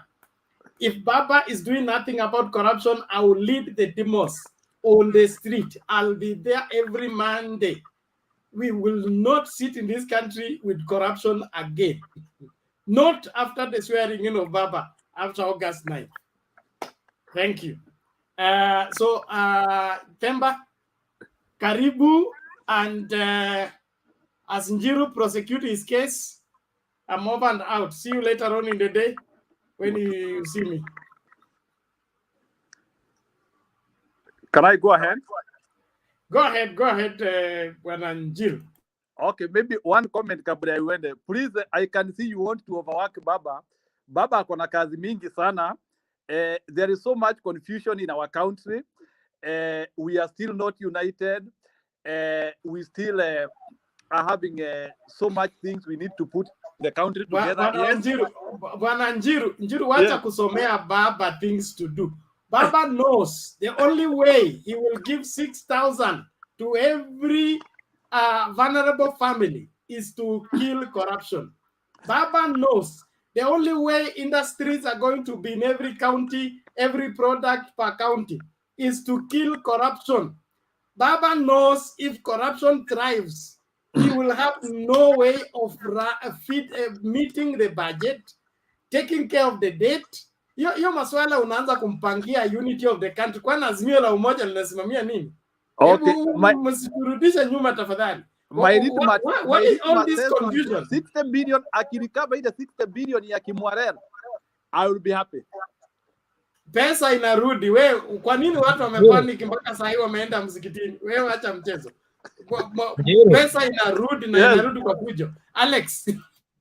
Unajua uliambia Njiru vizuri, sijui alikuwa ametoka wapi leo na alikuwa amekunywa nini arudi huko akunywe Red Bull ndi arudi. Okay, let me go ahead. Okay, on the issue of human resource and labor. So there is one thing which I wanted to talk about, some of these countries whereby we claim that our people come. I can tell you without a default is that some of these countries, they have better management skills, and there are some places whereby they have been able to invest better than us. Like, for example, I'm in the engineering world, and I will tell you that there are some professions or there are some things which I see like developed countries, they do better than us. Like, you realize, like us, yes, we will want to train many people and the like, but one thing which I've come to realize, like maybe for example, if I use like the example of the US, they train their people highly on management, like project management, project planning. There are those specific courses whereby they do not tamper with, because they know the weight which they have, and you realize like they have no problem of even having their citizens not doing things like engineering. They have no problem of their citizens not. There are some courses which they have no problem even if they import people or foreigners come and do them. But there are specific courses which move the country, whereby they will always make sure that their people are doing those courses. Whereas in my country, some of the courses whereby which are supposed to move the economy, people are unemployed, or we are not able to plan properly. So I would say our country, it boils down to planning our labor, whereby you realize some of the professions where we are supposed to be having people doing and planning, we are not utilizing those resources, and you realize that we get skewed in a certain number of ways, to the extent unasikia ati watu wakisema sometimes hatuhitaji watu wa diploma, tunahitaji watu wa degree, or you realize they are like some hurabaro concept of talking watu wakiongea, to the extent that we are not sure of where we need a degree holder, where we need a master's holder, where we need a PhD holder, or where we need a diploma holder. It's just the confusion. Unasikia ati mtu akisema saa zingine a diploma person can work better than a degree person. Those are the discussions which we are having in Kenya. Whereas we need to know that there is what a degree person can do, there is what a diploma person can do. Like, for example, diploma people are very good in skills, they are very good in pushing the task. Whereas degree and master's people, they are very good in research, they are very good in improving the concept, they are very good in knowledge improvement. As in our country, we are not yet there. That's why countries like US, Canada, Australia, New Zealand, England, they are very good in research.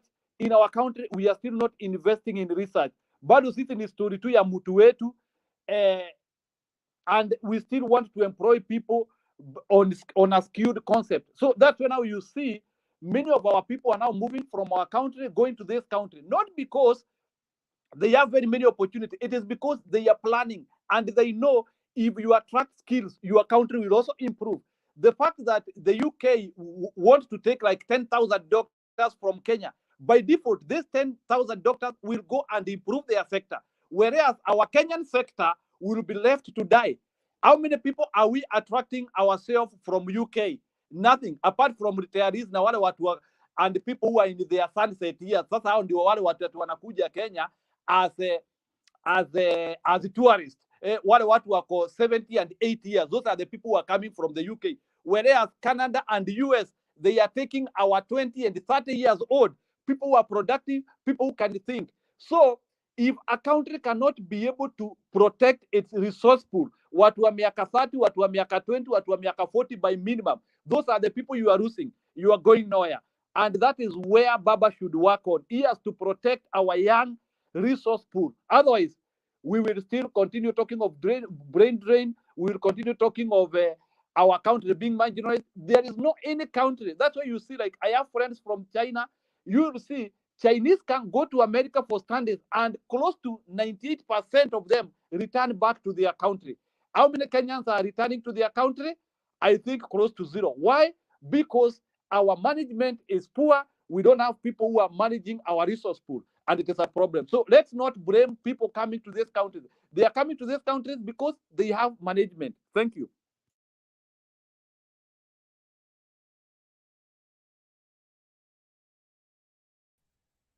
Okay. Was it Kip or was it Alex? Who else was coming? Kip. No, si unajua unafungwanga na wakati ya wazee. Hii ni section yake na unakuanga na opening statement. Acha ni respond kwa Kip, kwa Njiro. Okay. Economic refugee kama mimi. Njiro, I understand your sentiments. But again, you have to study about this brain drain and understand that we are in a better position in that if we fix our country, we will not need the labor training that other countries have gone through. If we fix our country and a few people, and we are able, like Kibaki, was able to convince a few people to come back home in 2002, 2003, 2004. When the referendum came and we realized we are not getting the new constitution, those who were willing to go back like me said, hell no. So what we are saying is that we are in a better position if we can fix a few things, because the labor training that we will need to go outside to get, we will be able now to bring it back home. For example, you as a person will be able to bring that labor back. There is a sad thing that Uhuru said a couple of years ago, and when SGR was at the peak of the contracts, he said that even commercial welders had to be imported from China because the kind of welding we were doing was not commercial. That shocked me. And later on, I came to understand that there are few people who had done commercial welding. They went back and the government gave them contracts and they were capable of training people. So we are in a position whereby we can bring back this labor back home and it can be beneficial. Brain drain has never been just brain drain. At some point, it becomes ascetical. It's not a liability always. Look at India. When they tested their atomic bomb in, was it 98? 99, and they got those economic sanctions from the US. That was both Pakistan and India. Remember, almost all people who are here, 70% of Indians went back and held their economy, and the rupee did not fluctuate. In fact, the liquidity of their money stayed very strong. So I'm very optimistic that if we get a government that works and put things in the right, proper direction, I know Kip, I know Njiru, I know me, and somebody like Penny will be overdue to go home. You know, he will go there and become maybe a professor there and help us in some of these things that he has not used here in the US. So I'm optimistic, Njiru, that this brain drain that you're talking about at some point, because people went out, they had more experience with the equipments and the labor market, it will be beneficial to us. But the first thing first, corruption that your apologies to must be dealt with. Thank you.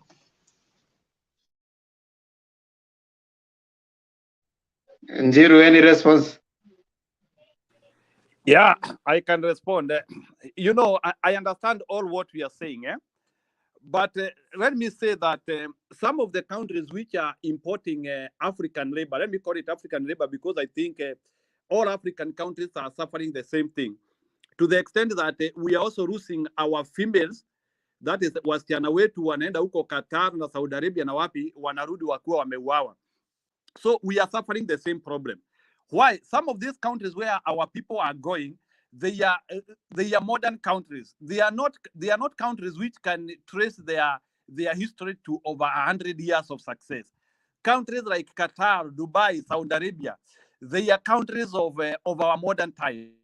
They are countries which have risen within our time span or within our generation. I can tell you, like even like the US, for example, the positive trajectory at US is started as early as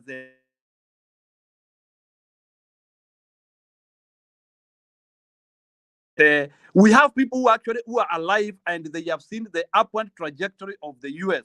So my concept when I was talking about what is happening to this country is that they are able to manage their labor. They are able to know what they need. They are able to know the excesses. Like, for example, our Kenyan government, have they ever given us like the figures of the people who have been employed in every month? Are they able to give us like the unemployment rates in Kenya? Are they able like to tell us like, do we have, okay, maybe somebody can say maybe they could be in the government website, but do we have people responsible with like the labor numbers in Kenya? How many people are unemployed? Right now, we are graduating like close to over 100,000 people in a year now. We are almost now in that level because of the number of universities we have built. Now we have close to over 70 universities. We are having 100,000. And the attrition level or the accumulation level, maybe when you subtract the new positions and the retirees, are we getting what is the balance? You will still realize that close to half of that population is not going in there. Whereas like I was seeing that like countries like in the US, some of them the amount of the people they are absorbing and the amount of people they actually need more labor to come from other countries. So what I'm saying here is that we have to look at our productivity. We have to look at our manufacturing. Like up to now, how many industries have we created? Massive industries. What are we building? Yes, we are an agricultural country. There are so many things we are not doing in productivity. We are producing engineers, more universities, Nairobi University, close to 100 engineers per year. And we need these people to be absorbed into the economy. When you look at the Kenyan economy right now, it cannot absorb all that number. Yes, we are talking about people to get into self-employment. But I ask myself, are these people empowered? Do they have employment? Some of them walitumia help kusoma. Na huyu mtu ambaye ametumia help kusoma, can he be able to finance any venture? Yet these people we are not accumulating. It is not fair to have people who have done nuclear science, people who have done civil engineering, people who have done electrical engineering. They are the ones who are walking in the streets without a job. We have to do something. We have to protect this labor. These are the people who can build the country engine towards resource mobility. We have an opportunity to build a better society.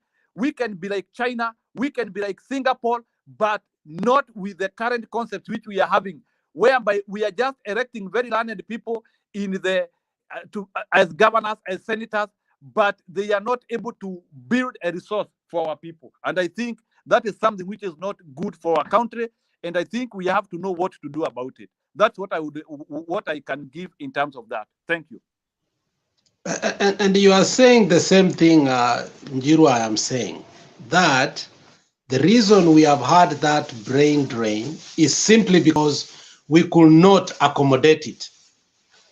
And at some point, we created education that could not be absorbed in the labor market. We didn't have that labor capacity to absorb it. And as you know, Njiru, you're a learned man. The economic factors are three: capital, land, and labor. So you take somebody to school, you create an engineer, and you know very well, we are not even a production country. We are still pre-agrarian country. So, but what is happening now currently in Kenya is that we are on the track of doing that. But there are basic structures, and that is what we kept saying. If corruption will stop, so that we can allow direct investment. If you ever heard a story of Raila, how he started his company, was very simple. An Indian man sold it to him instead of just moving out, and today we could not have that company. But what you are failing to know is that the last 3 years, I read a report in Kenya that was saying that Kenya energy grew by 35%, and that of Egypt went down by 21%. So for a person who is doing direct foreign investment, where should he go if the energy is what drives the engine? So you must know that these basic structures that we are talking here are the ones that are not able to create the jobs. For example, the engineering sector. Ask anybody who has been absorbed here in the US from Kenya as a labor market for the healthcare. They want to go back and start their own because they have had enough experience. But those structures that we are failing to put have put us to a point whereby we are frustrated. We don't know how to.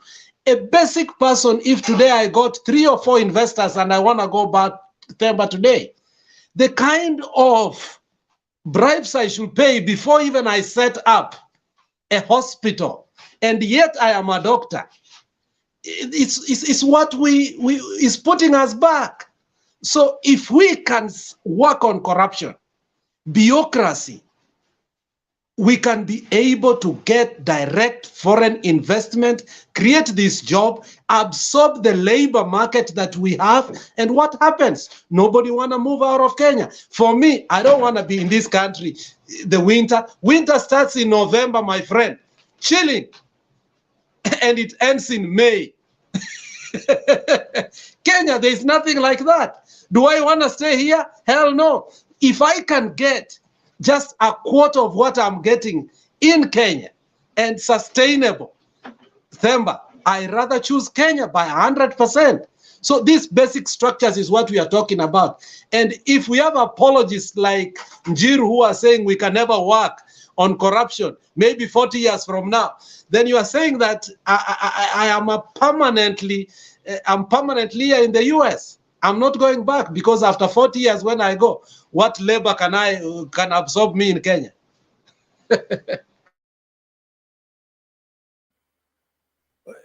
Yes, Skip. Wacha ni mgonge leo because I don't know, Njiru has gone left today. I don't know what happened to him. Because there's nothing wrong with the labor market in Kenya. Anytime you hear about a Kenyan outside Kenya working, we're the most hardworking people. And some of us are not here because we want to be here. It's because we started here from education.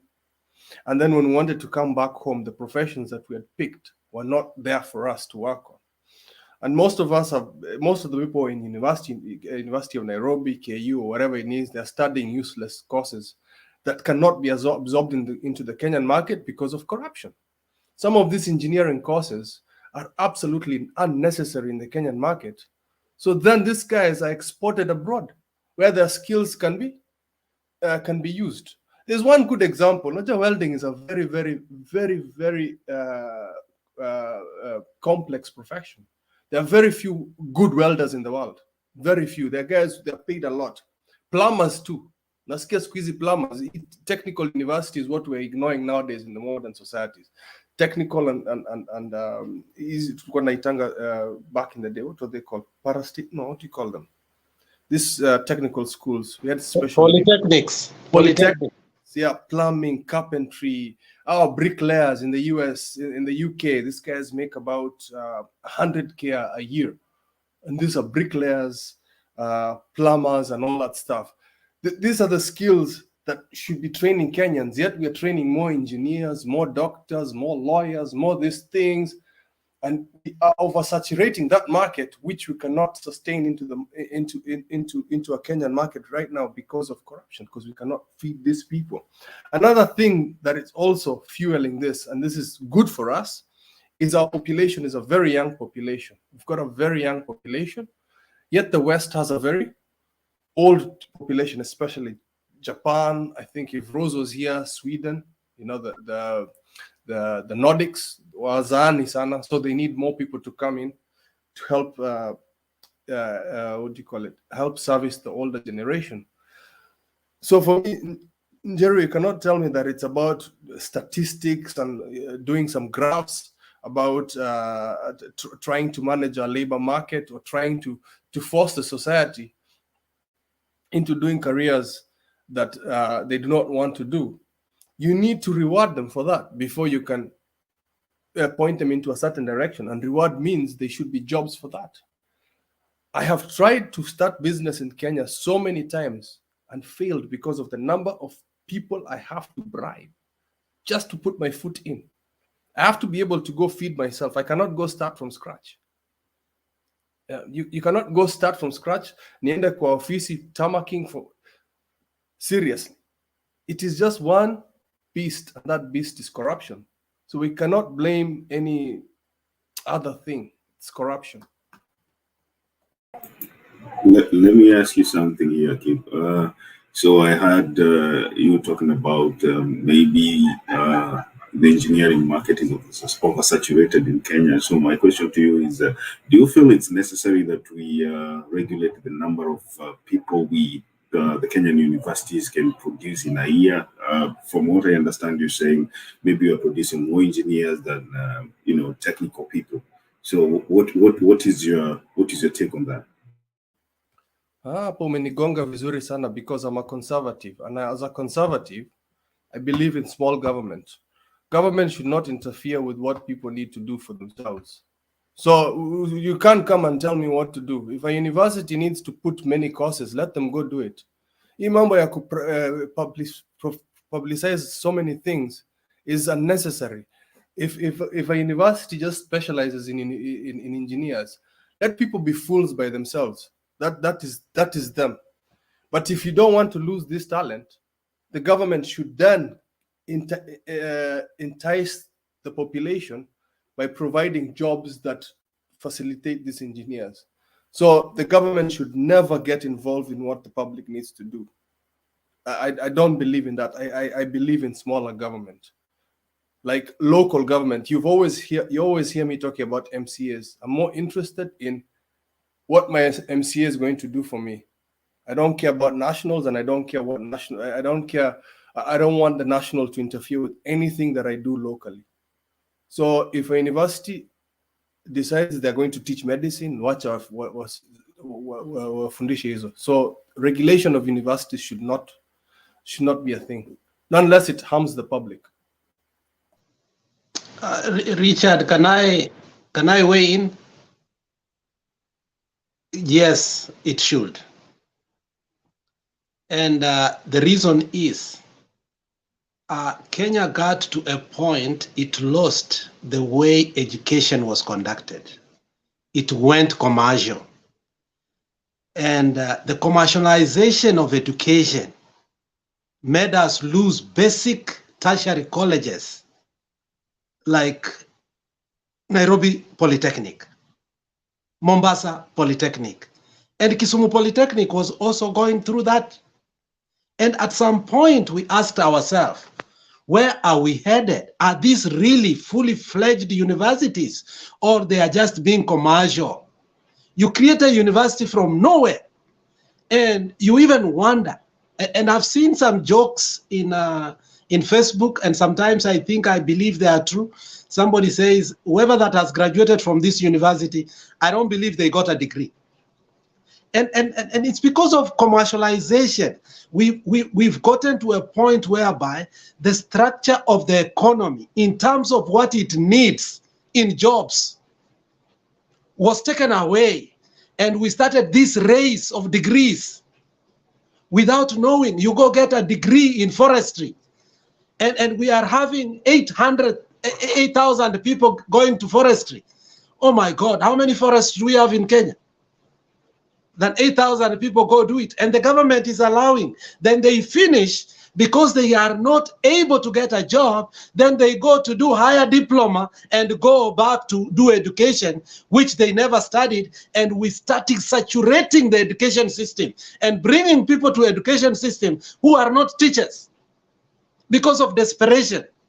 So I think to some point, whether we are conservative or not conservative, the government allowed things that were not supposed to go to our education.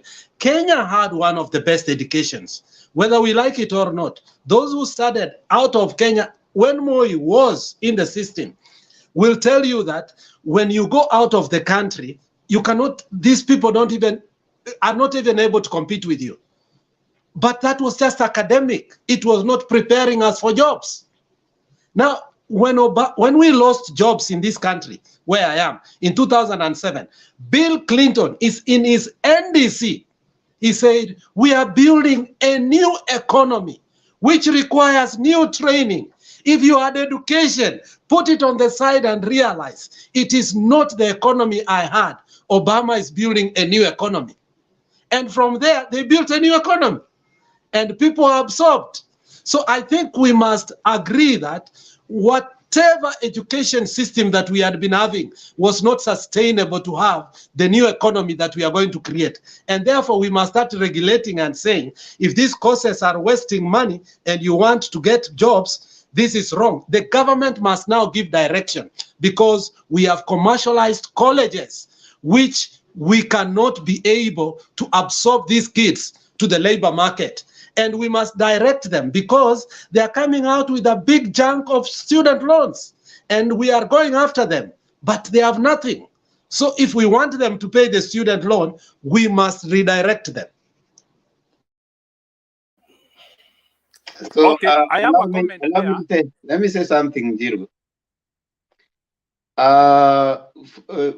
For as long as we argue in terms of that's where we'll be continuously have a problem, and that has made the difference between our education conversation vis-a-vis the comparative ones that we look at. The best education system that has been found is the Finland. It's arguably one of the best education system in the world. Not even the US. US comes about number 6, I think they're about. As long as we think about creating job seekers and not job creators, in the countries that we are trying to mention, like even China and all those, they create job creators. not job seekers. So our argument, they'll never reach a point in a system where you are finding that you'll create a job enough to accommodate the people that you're churning out.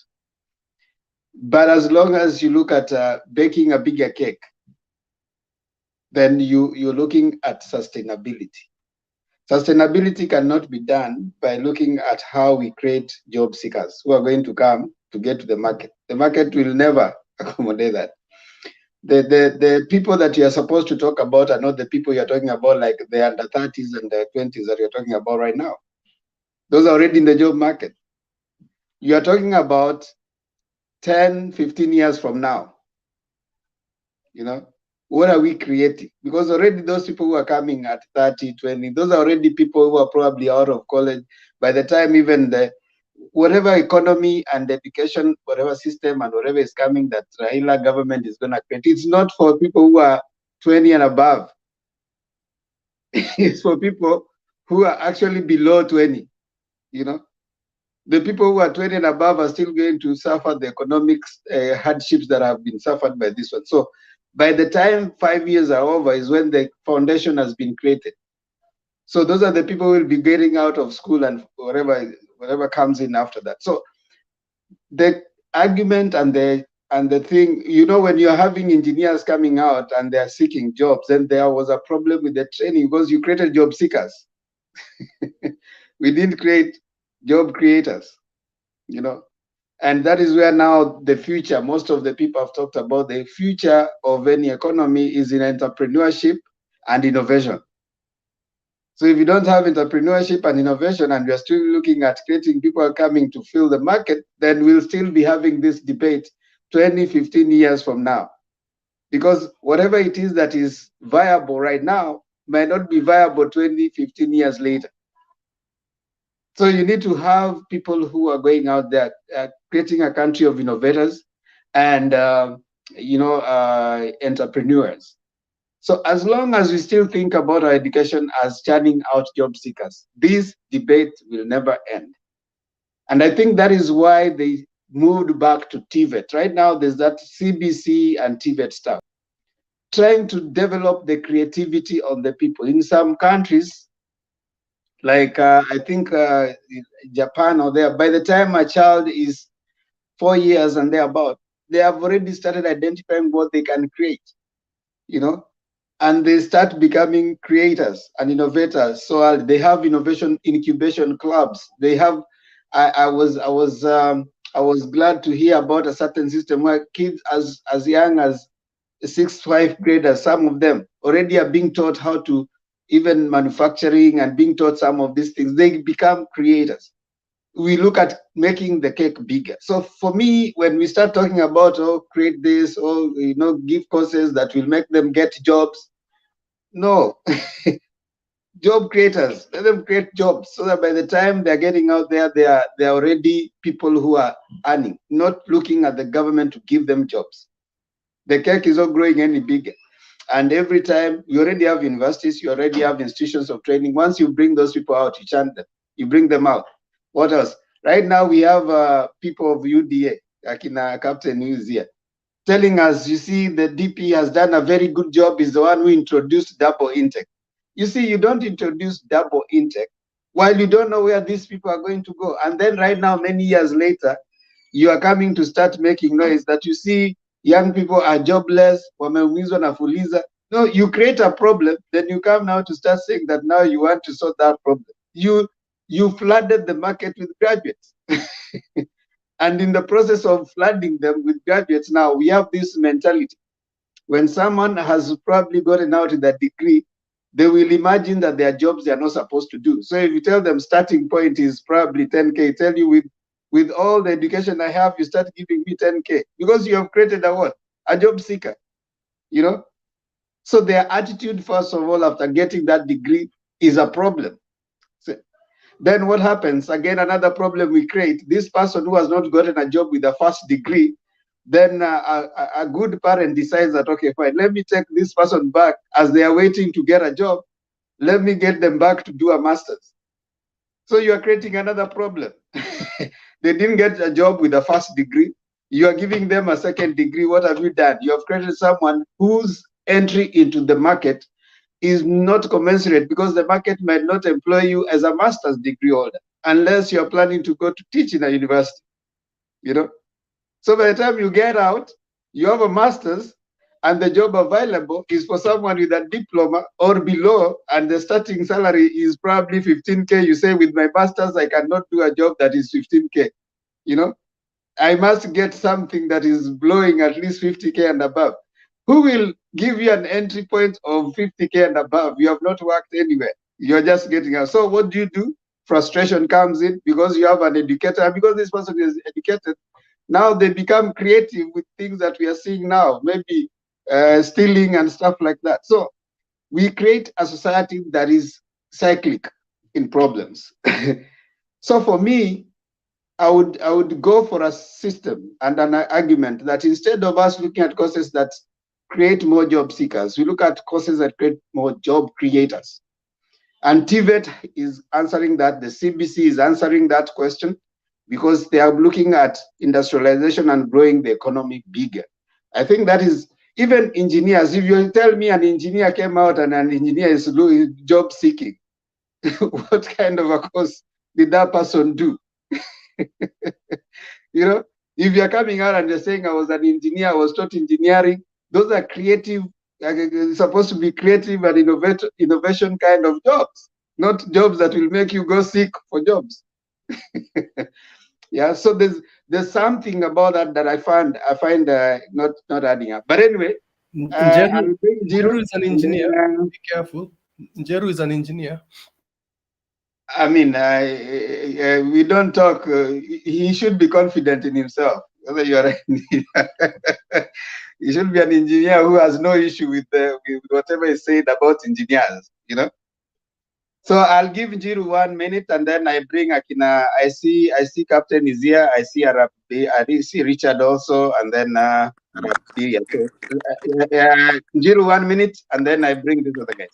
Okay, thank you. First of all, let's not talk about CBC. We will only engage CBC after we get after people graduate and they get out. We do an audit.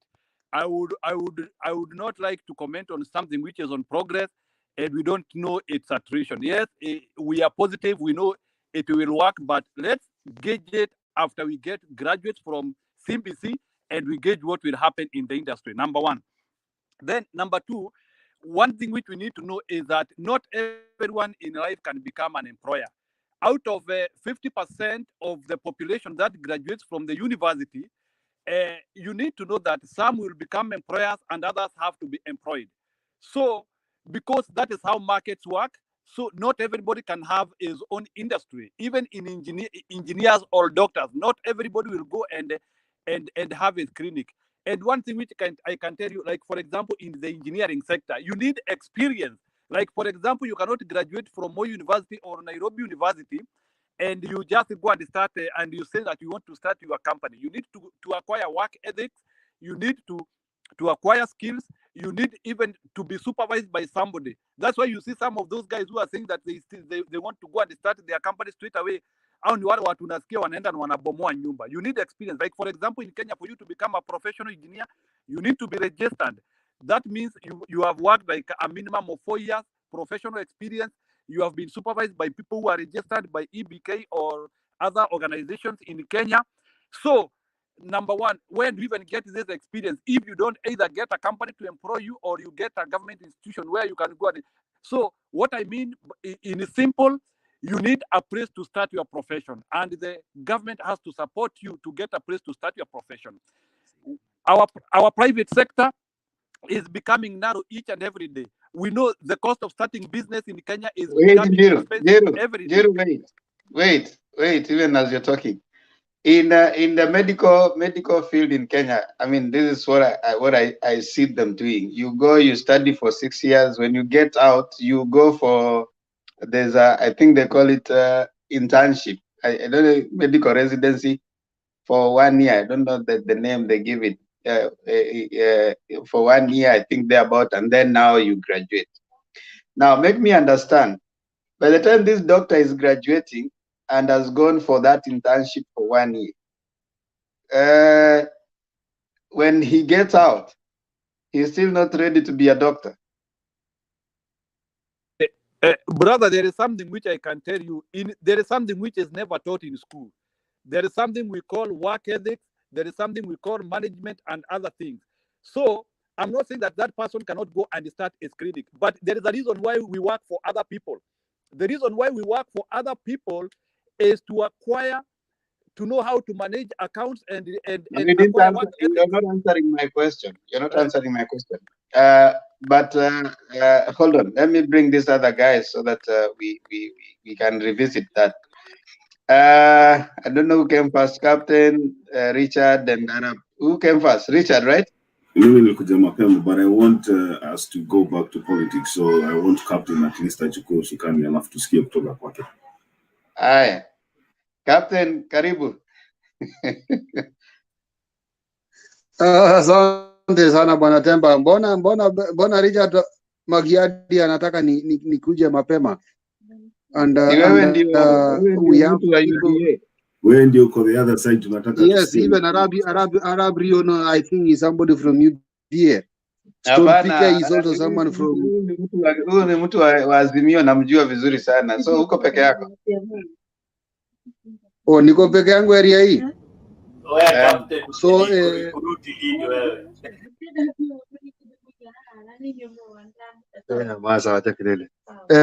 nani Temba, kwa sababu niko peke yangu, lazima nitetee serikali inayokuja ya 2022 tarehe 9 mwezi wa 8, ambapo mpaka saa hizi sijui kama bado kuna mtu hapa hivi anafikiria ataweza shindana na William Ruto, ama bado kuna mtu anafikiria William Ruto hawezi kuwa rais wa Kenya. Nitamwambia ya kwamba uko dunia ingine, hayuko ile duniani ile sisi wote tuko. Hata Vladimir Putin anajua ya kwamba William Ruto atakuwa rais wa Kenya.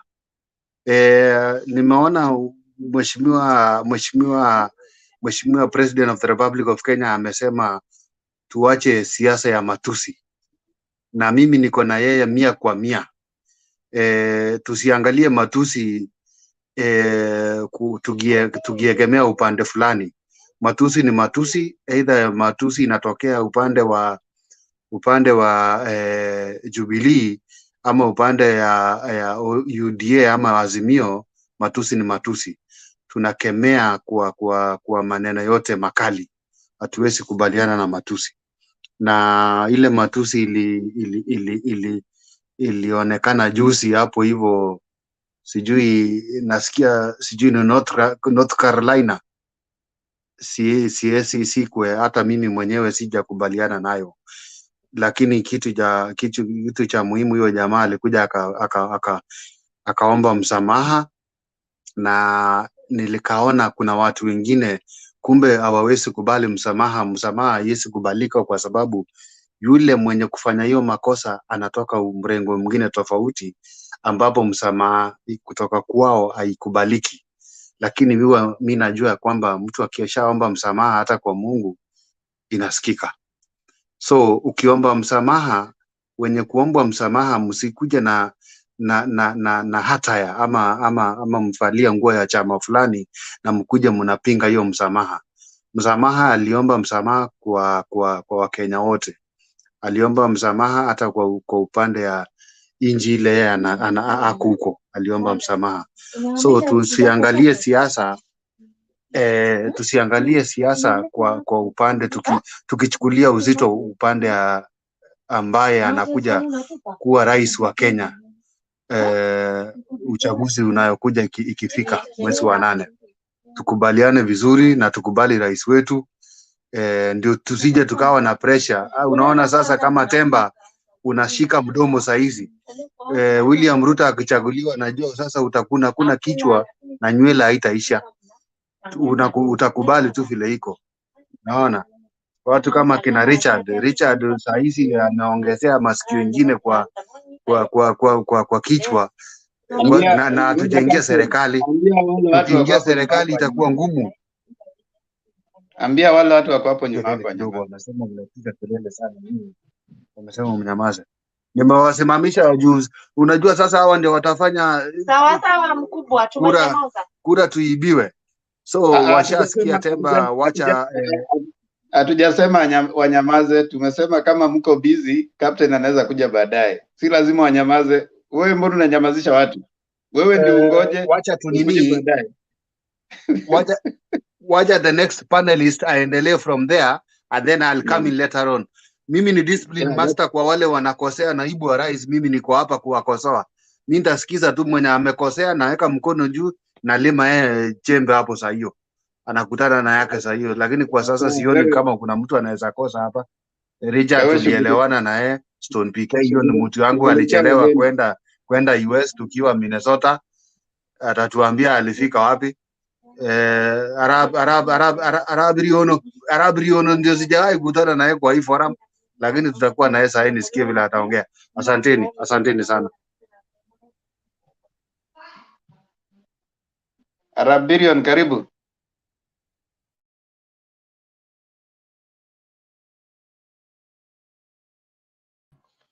Asante Temba.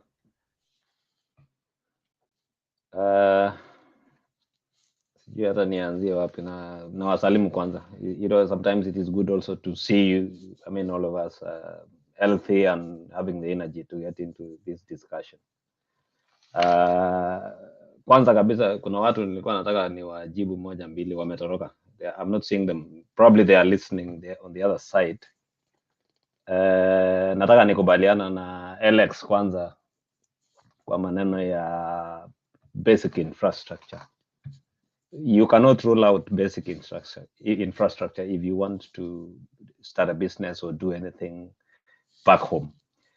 The legal frameworks are very important. Hata ukipata direct investment, if you get DFIs and the basic infrastructures are messed up, that is, as it will just go to the drain. So you keep ameongea that is very optimistic. It is very good.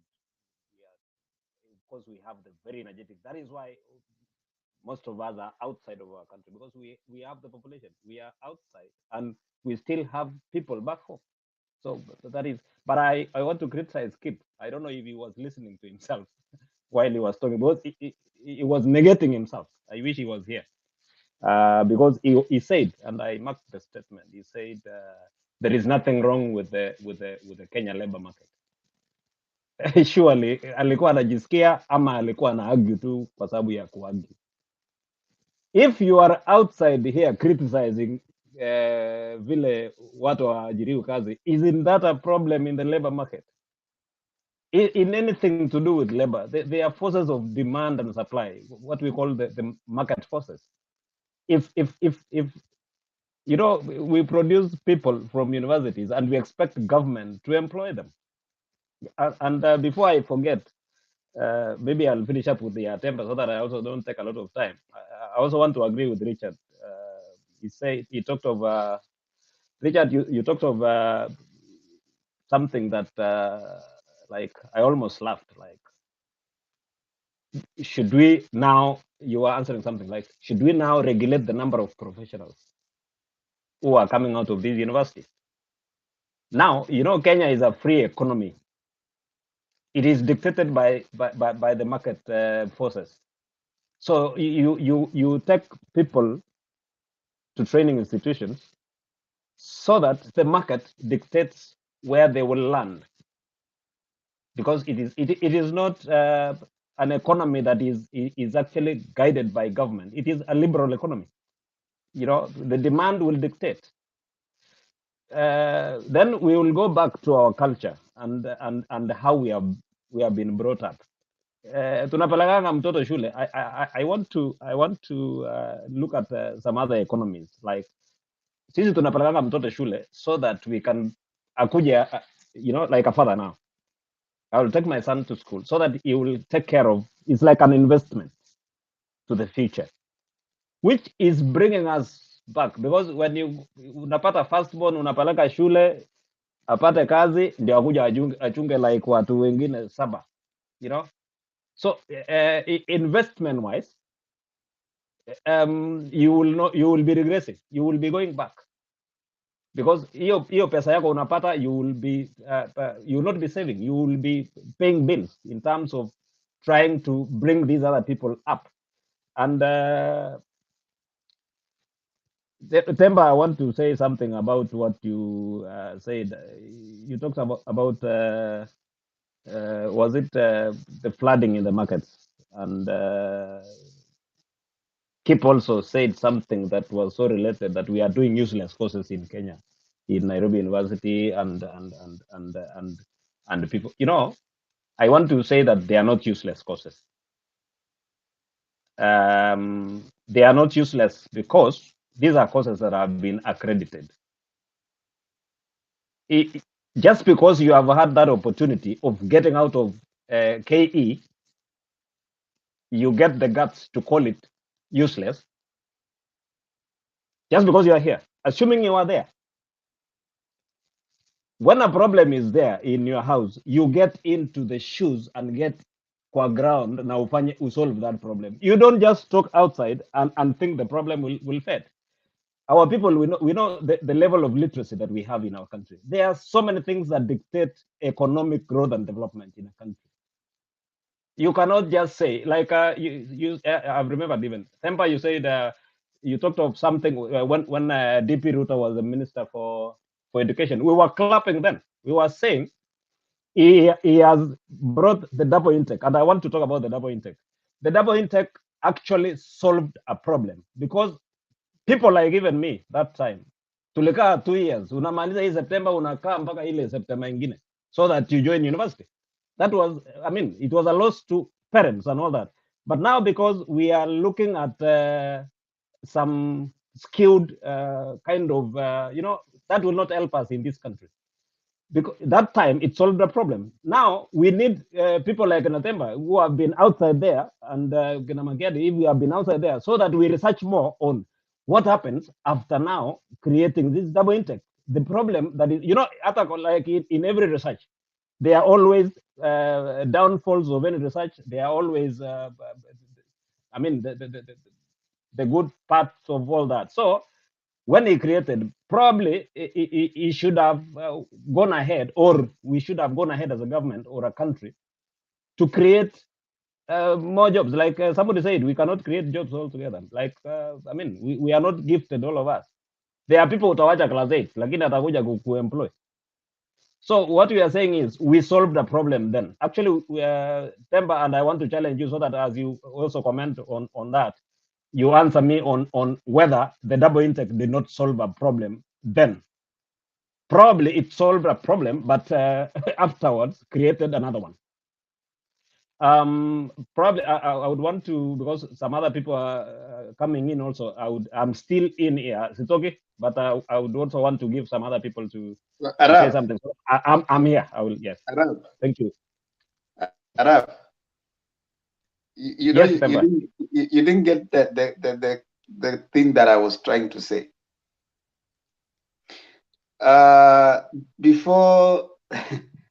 Before the double intake, during Moi's time, you remember people used to go to NYS before they join the university. If you have been selected to join the university, you will be taken to NYS, and then after that you join the university. You remember those days? Yes, I do. I do vividly. I do remember. Do you know why that was being done? Hold on. I want to take you slowly. You see, when you think when someone is joining the university right now, you think of them in a futuristic sense, that in the next 20 years, I mean, I'm not 20, the next 4 years, the economy will be having this number of graduates. You know what I'm saying? Yeah.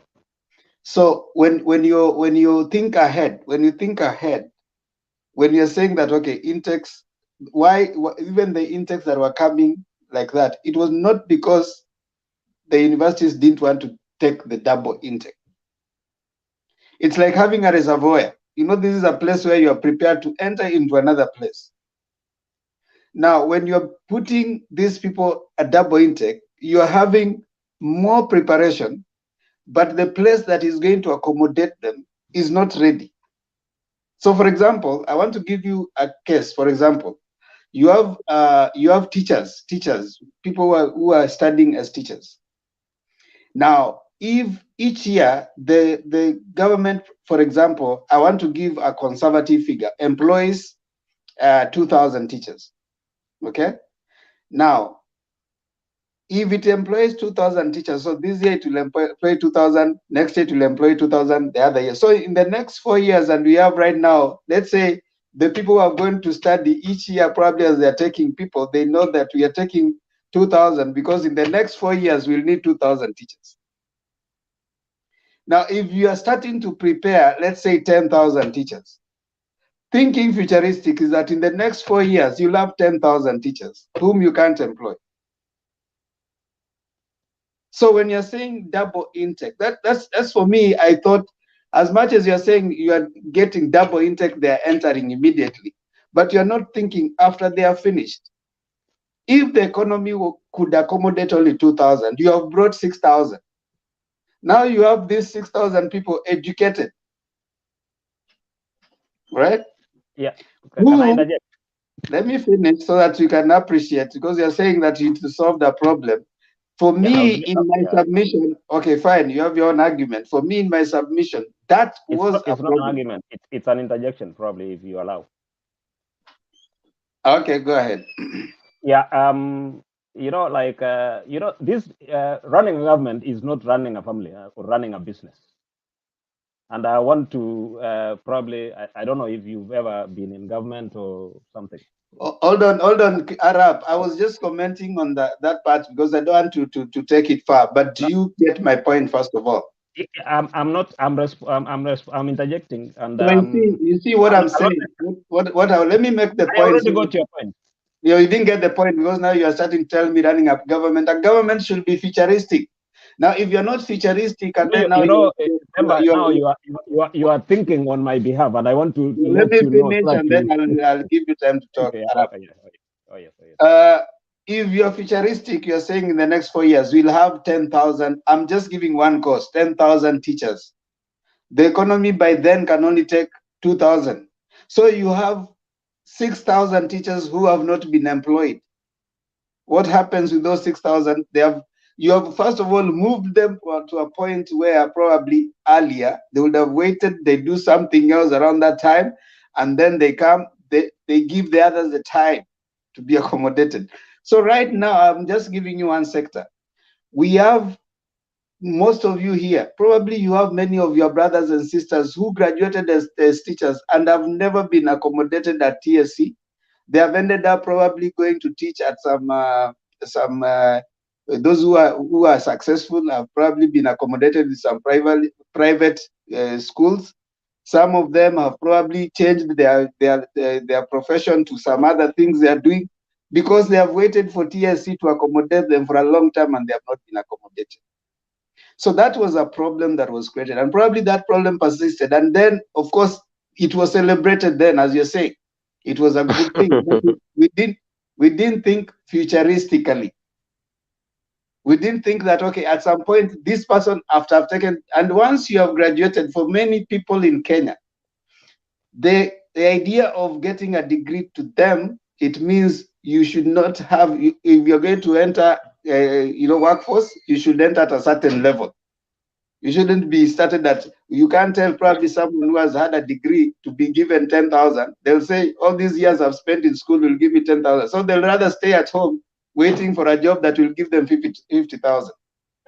So you're missing something, Temba. There's something you're missing out.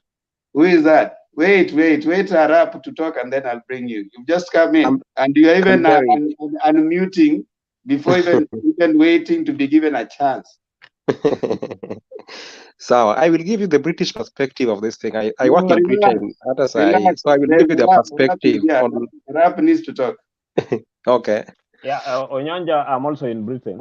So let Arap talk. Yeah, as I finish, so that people like Onyanja has just come and he also needs time. So what I was saying, Temba, and I appreciate what you said about this double intake. It was actually in good faith from the government. And sometimes, I don't know, sometimes we tend to take all these kind of things like so personal. You know, these are, for these kind of decisions, these are policy decisions. For any kind of policy decisions to go through or be implemented, it goes through the cabinet. And the entire cabinet, chaired by the president, takes the responsibility of the action. So it was passed. If it wasn't passed by the majority of the cabinet, then it becomes probably the ministry's baggage. So if it was not passed, it should have gone back to the ministry to be panel beaten by the technocrats, the peers, the directors, and all that. But when it goes through the cabinet, which means the chairman, who is the president, has given a nod. So the effects are, we take the negative or the positive effects as Kenyans, and that is why we are here to give probably judgments, so we critique and we see what are the solutions to that, because that is already something that was done. And I want to ask Themba as I go, because I'm really seeing I'm taking a lot of time, and probably Themba, do you think the degrees, as Kip said, from the universities like Nairobi are useless?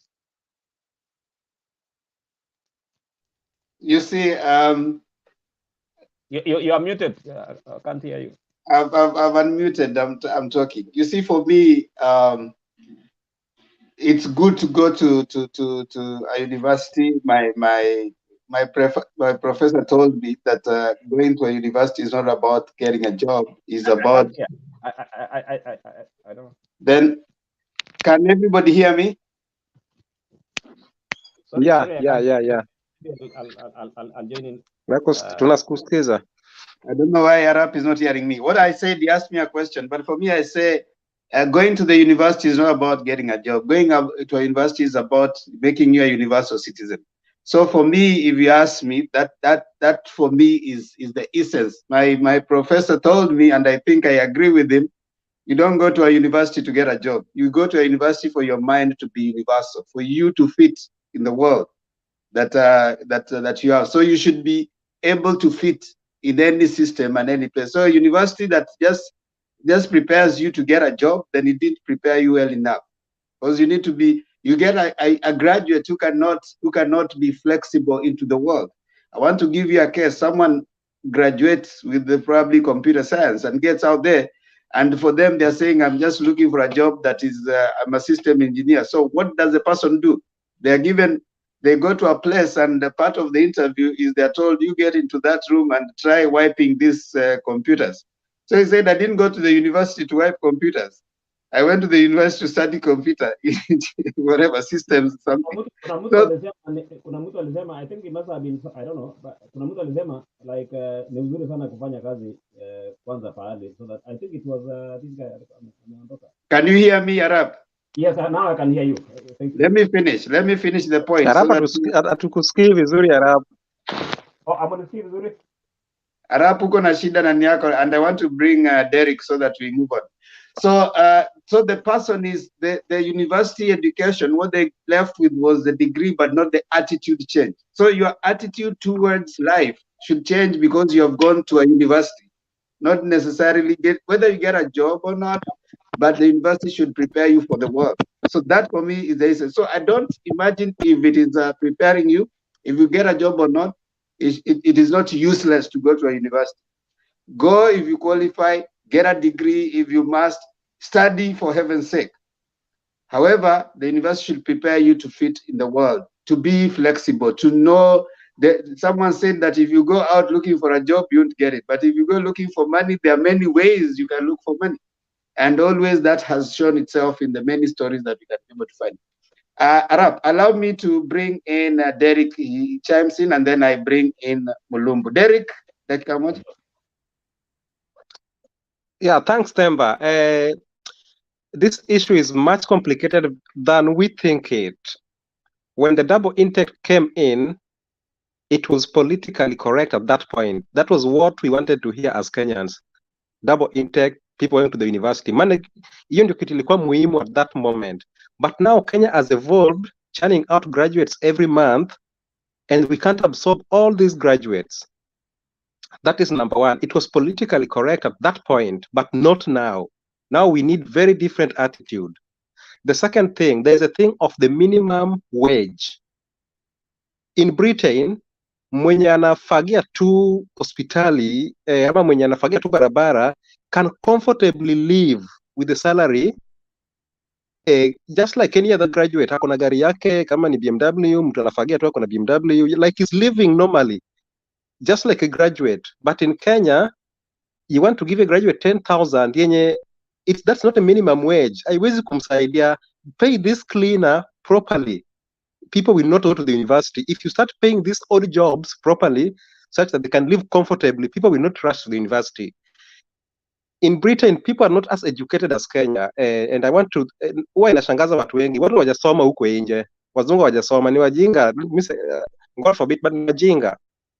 Because whatever you do, hata kama una work kwa coffee outlet, the amount of money you are paid there is within the limit which can enable you to sustain yourself. That is where we have an issue in Kenya. Umeemploy mtu wa degree, yes.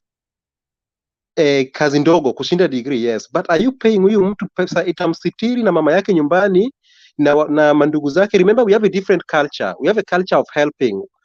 In developed countries, there's no culture of helping. Kila mtu na maisha yake.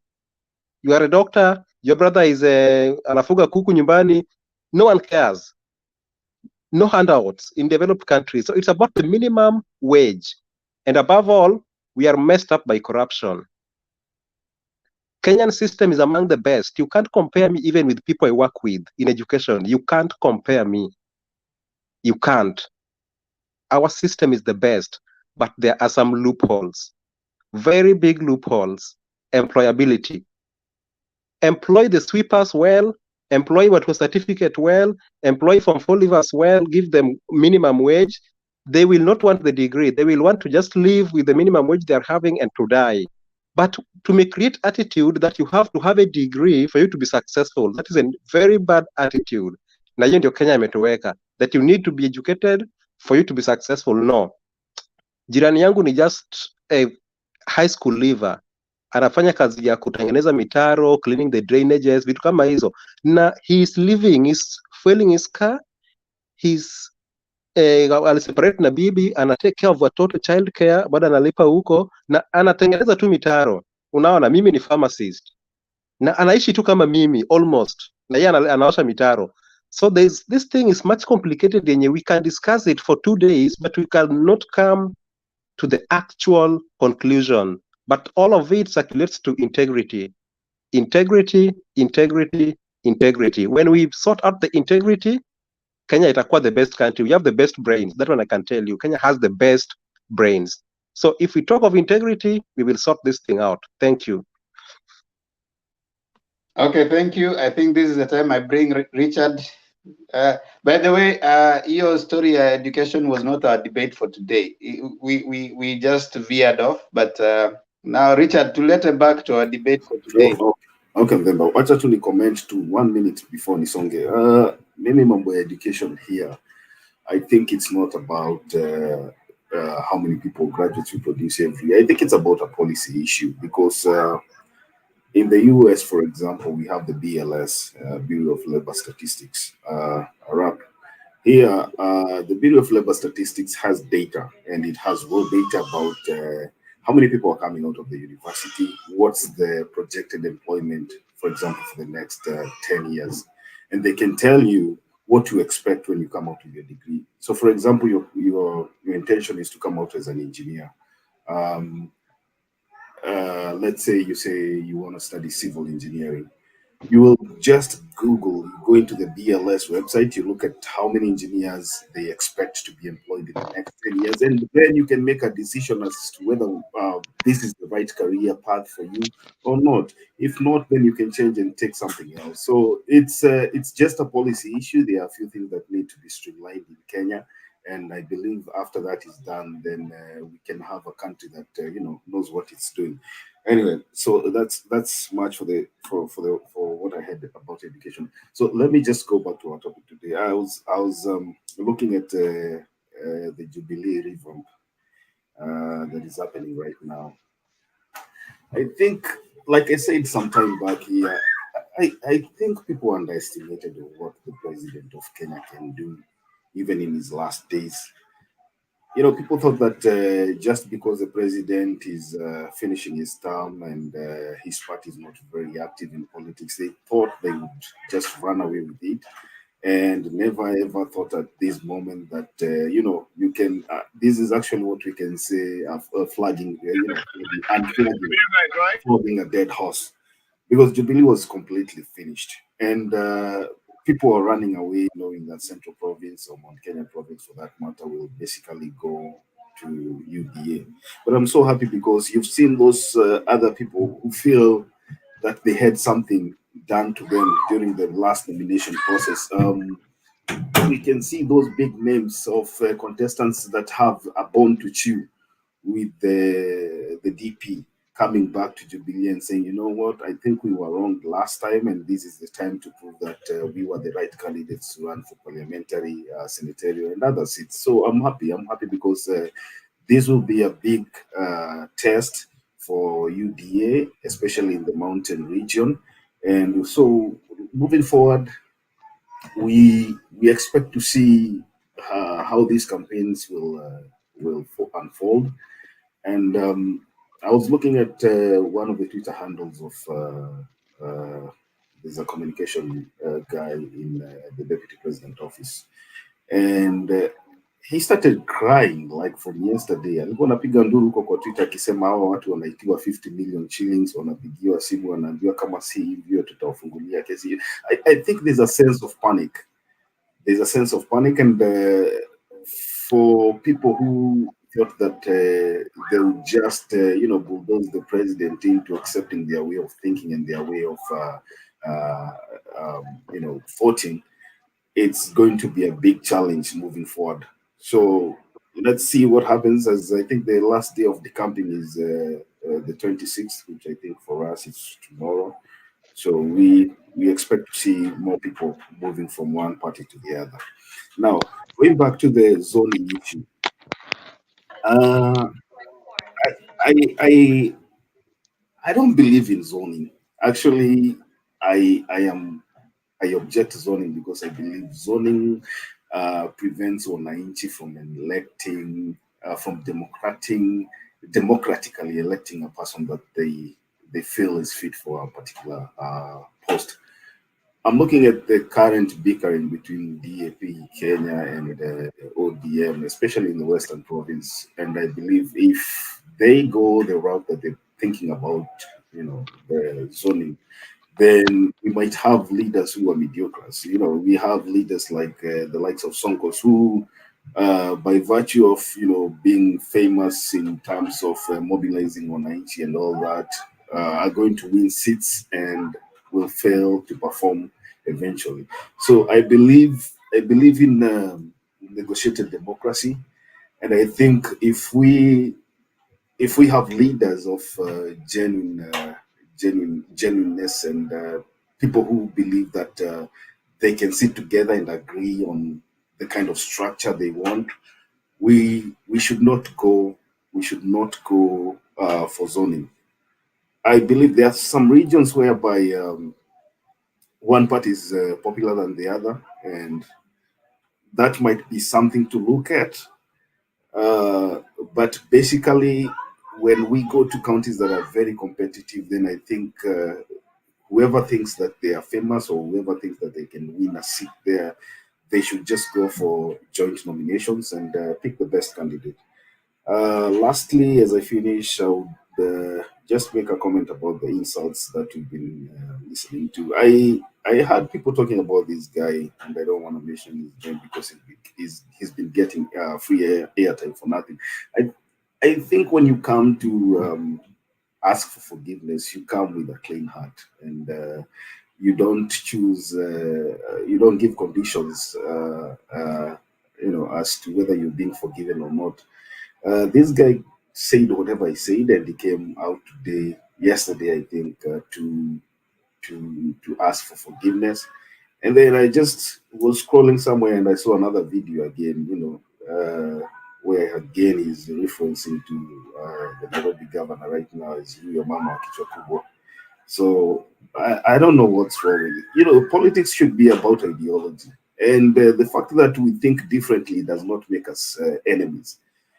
So I believe going forward, people should continue selling their agenda.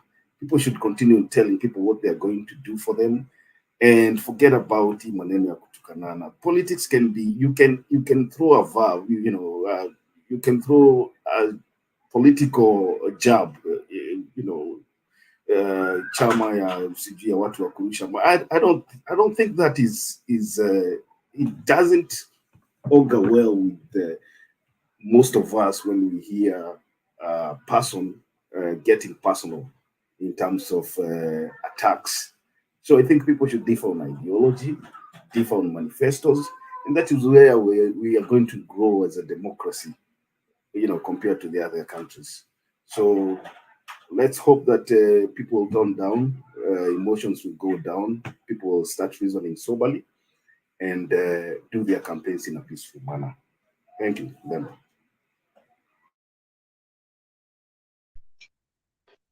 Thank you so much, Richard Makiadi. Stone PK, ama uko meeting ingine? Wewe Temba unaangalia mbali sana.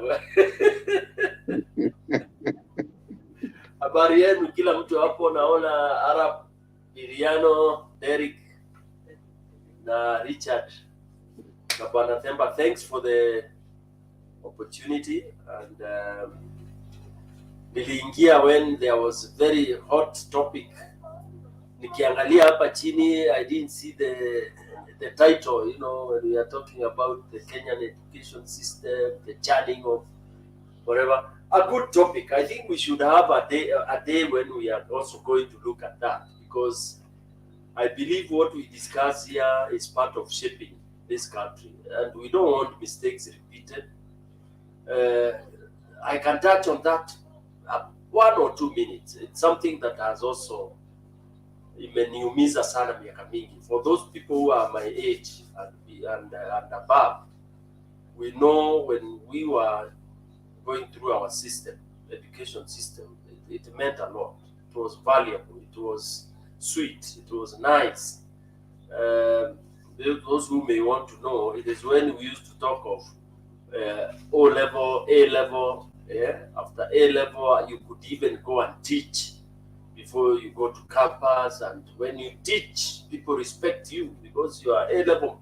My friend, when you are in an A-level class in a secondary school, even teachers would even tell you to go and hold a brief for them in the lower secondary school classes. That tells you the kind of, the level of what our education system was.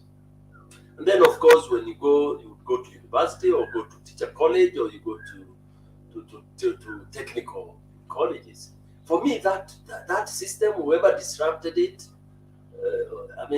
of course, when the research was done, it was all, self-interest. There was no good explanation why all that was changed. Like personally, I became a technical person from Form 2. So Form 2, Form 3, Form 4, I did metalwork, I did woodwork, which helped me up to today. And now, with such a system whereby as you go along, you're building skills, and then if you don't make it to whatever level, you have Kenya, you have polytechnics, and even below polytechnics, we had village polytechnics, other than the national polytechnics, other than the technical schools, such as Kabete Technical, Machakos Technical. I think that system, which I would believe was more or less designed by Muzungu. I don't want to give that credit to our people. It was designed by our masters, who designed our cities, who designed this country. I think we should have done that for a period of 50 years before we thought of changing the system. That is my opinion. That is my opinion, because changing to 844 system, honestly, that was just because somebody felt that one region was behind, they were not making it and all that. Ile kufunga punda ati ndio farasi, no, kufunga farasi ndio punda, whatever. So in conclusion, what I'm trying to say is that our mess, all what you guys are discussing about education, it is our total mess because of confusion, self-interest, not the interest of the country. That is what has killed and continues to mess everything in this country. We don't look at what the world is looking for. Tunafanya what fits me and my area. Yeah, that's why when we talk of leadership, we are saying so and so should get a deputy from this area because we have small votes here and all those kind of things.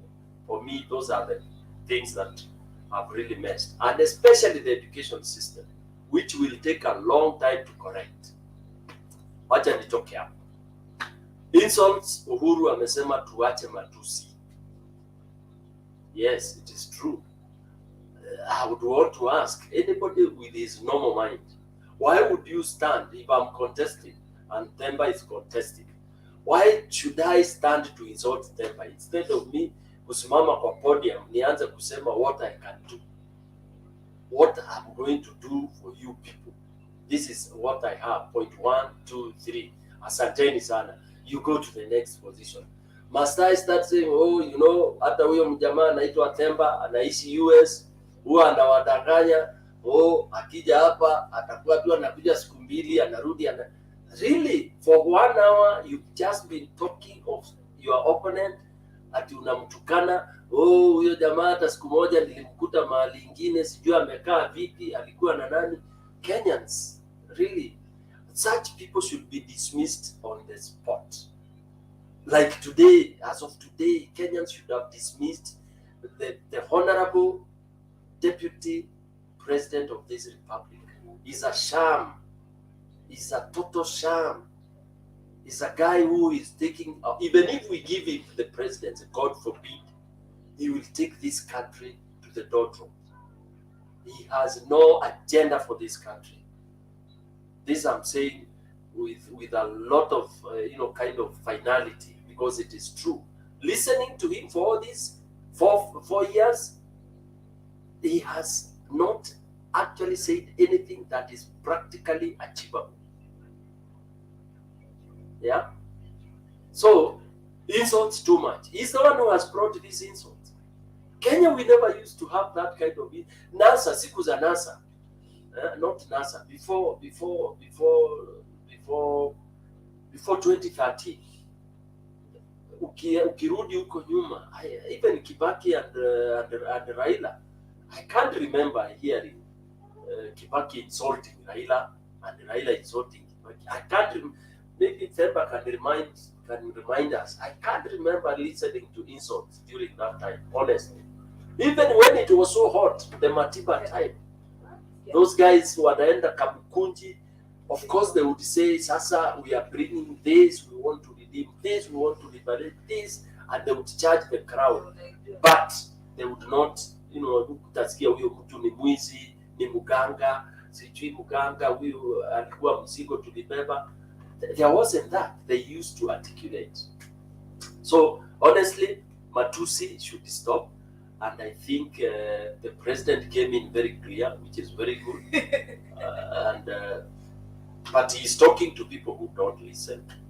Ruto doesn't listen to anything. Like for now, as of now, Ruto should have issued a statement about the Cho guy in the US. Yeah, the one who they were hugging when he welcomed him to the US. So which means it's their close buddies. Yeah? He demeaned women. He demeaned Mama Ngina.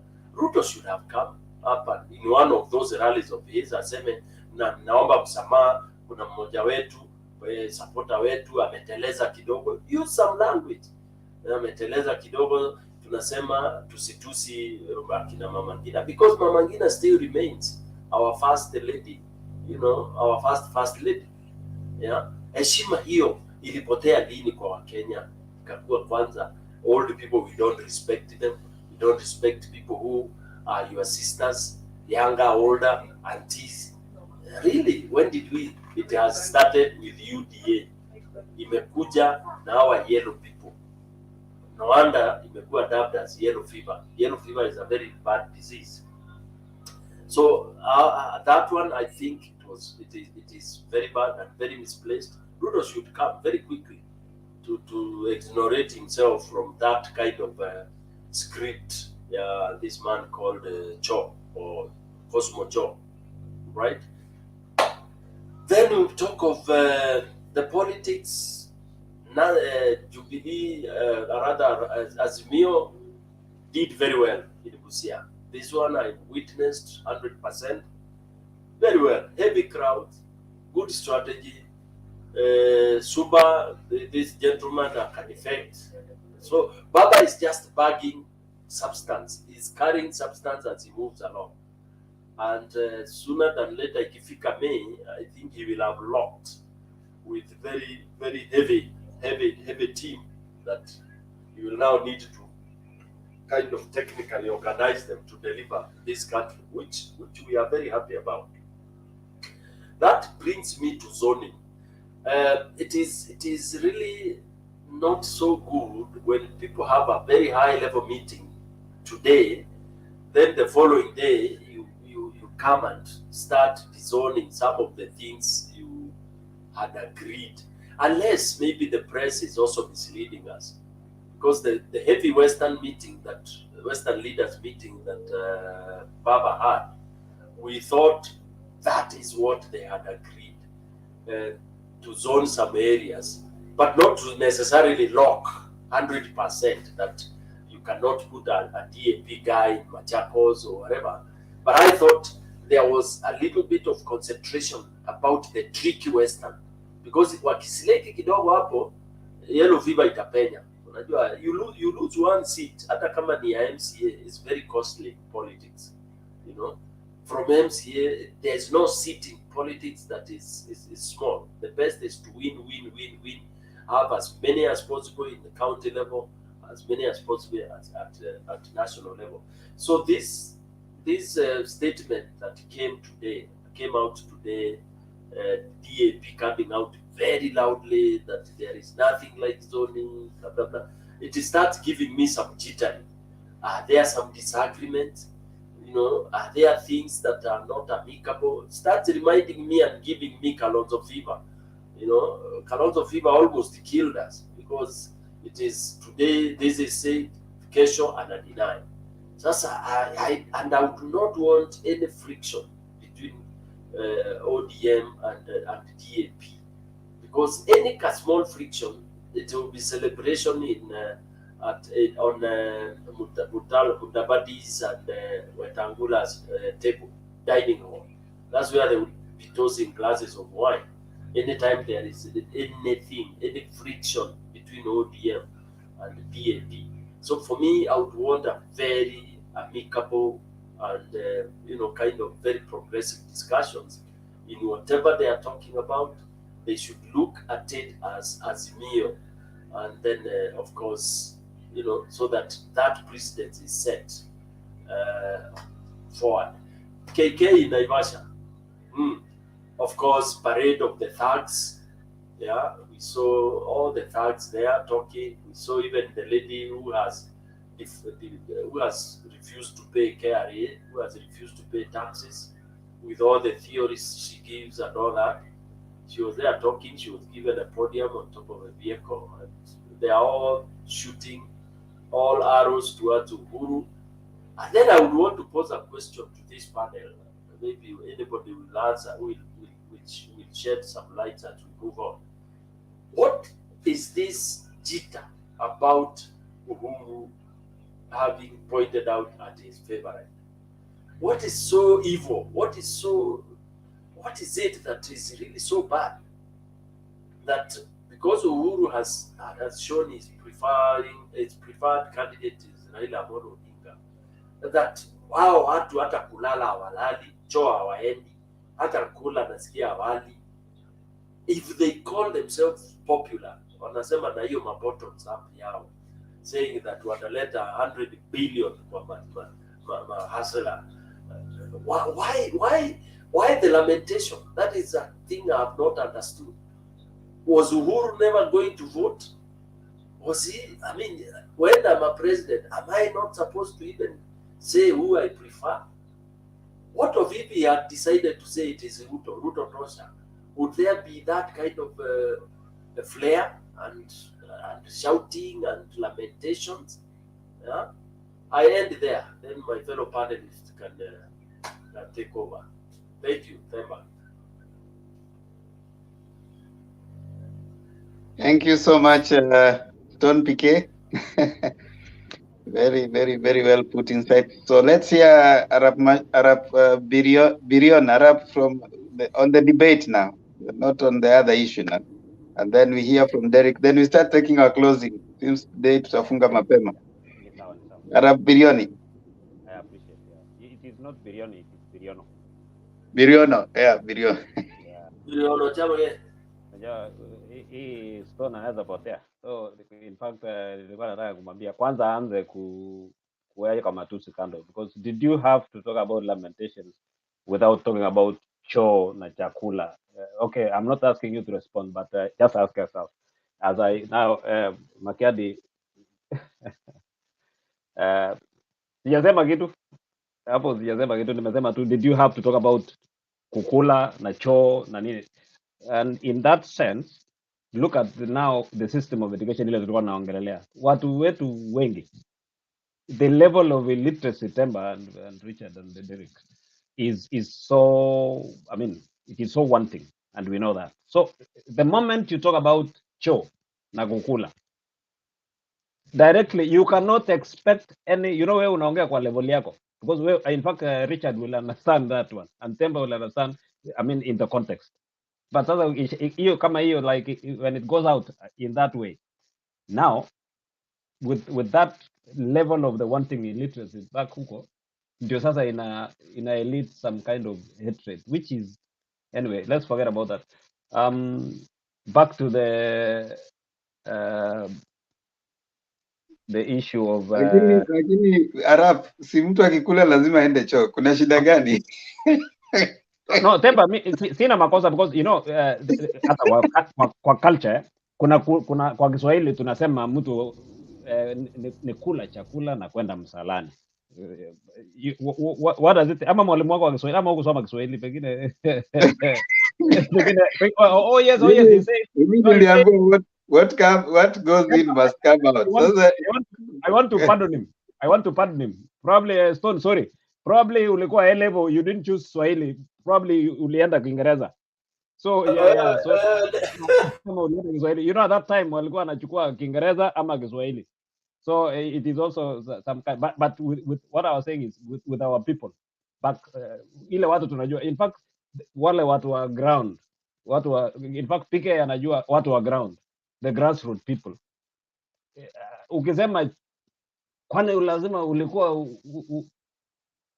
hata uendi choo, nasikia hata uenda choo na hata unakula tu na ujaenda choo kwa sababu ya hii, unajua hiyo ni matusi in the first instance to that level. And it is actually, hii Kenya yetu, by the way, wacha niseme tu, it is actually a very complex thing that if we don't solve it now, sometimes I even wish that I think we should have not gotten independence in 1963.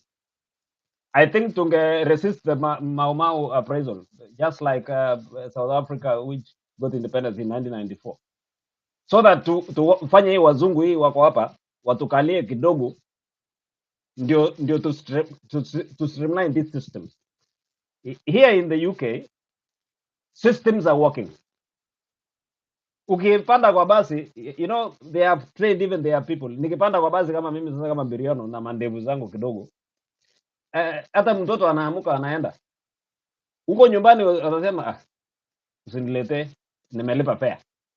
Hata yule hapa amelipa fare and bado, I mean, so it is about the culture, it's about the systems, And if we have to actually get, you know, what we are interested in is politics after year 2022 and all that, is who becomes the president, which is not going to help Kenya in the long run.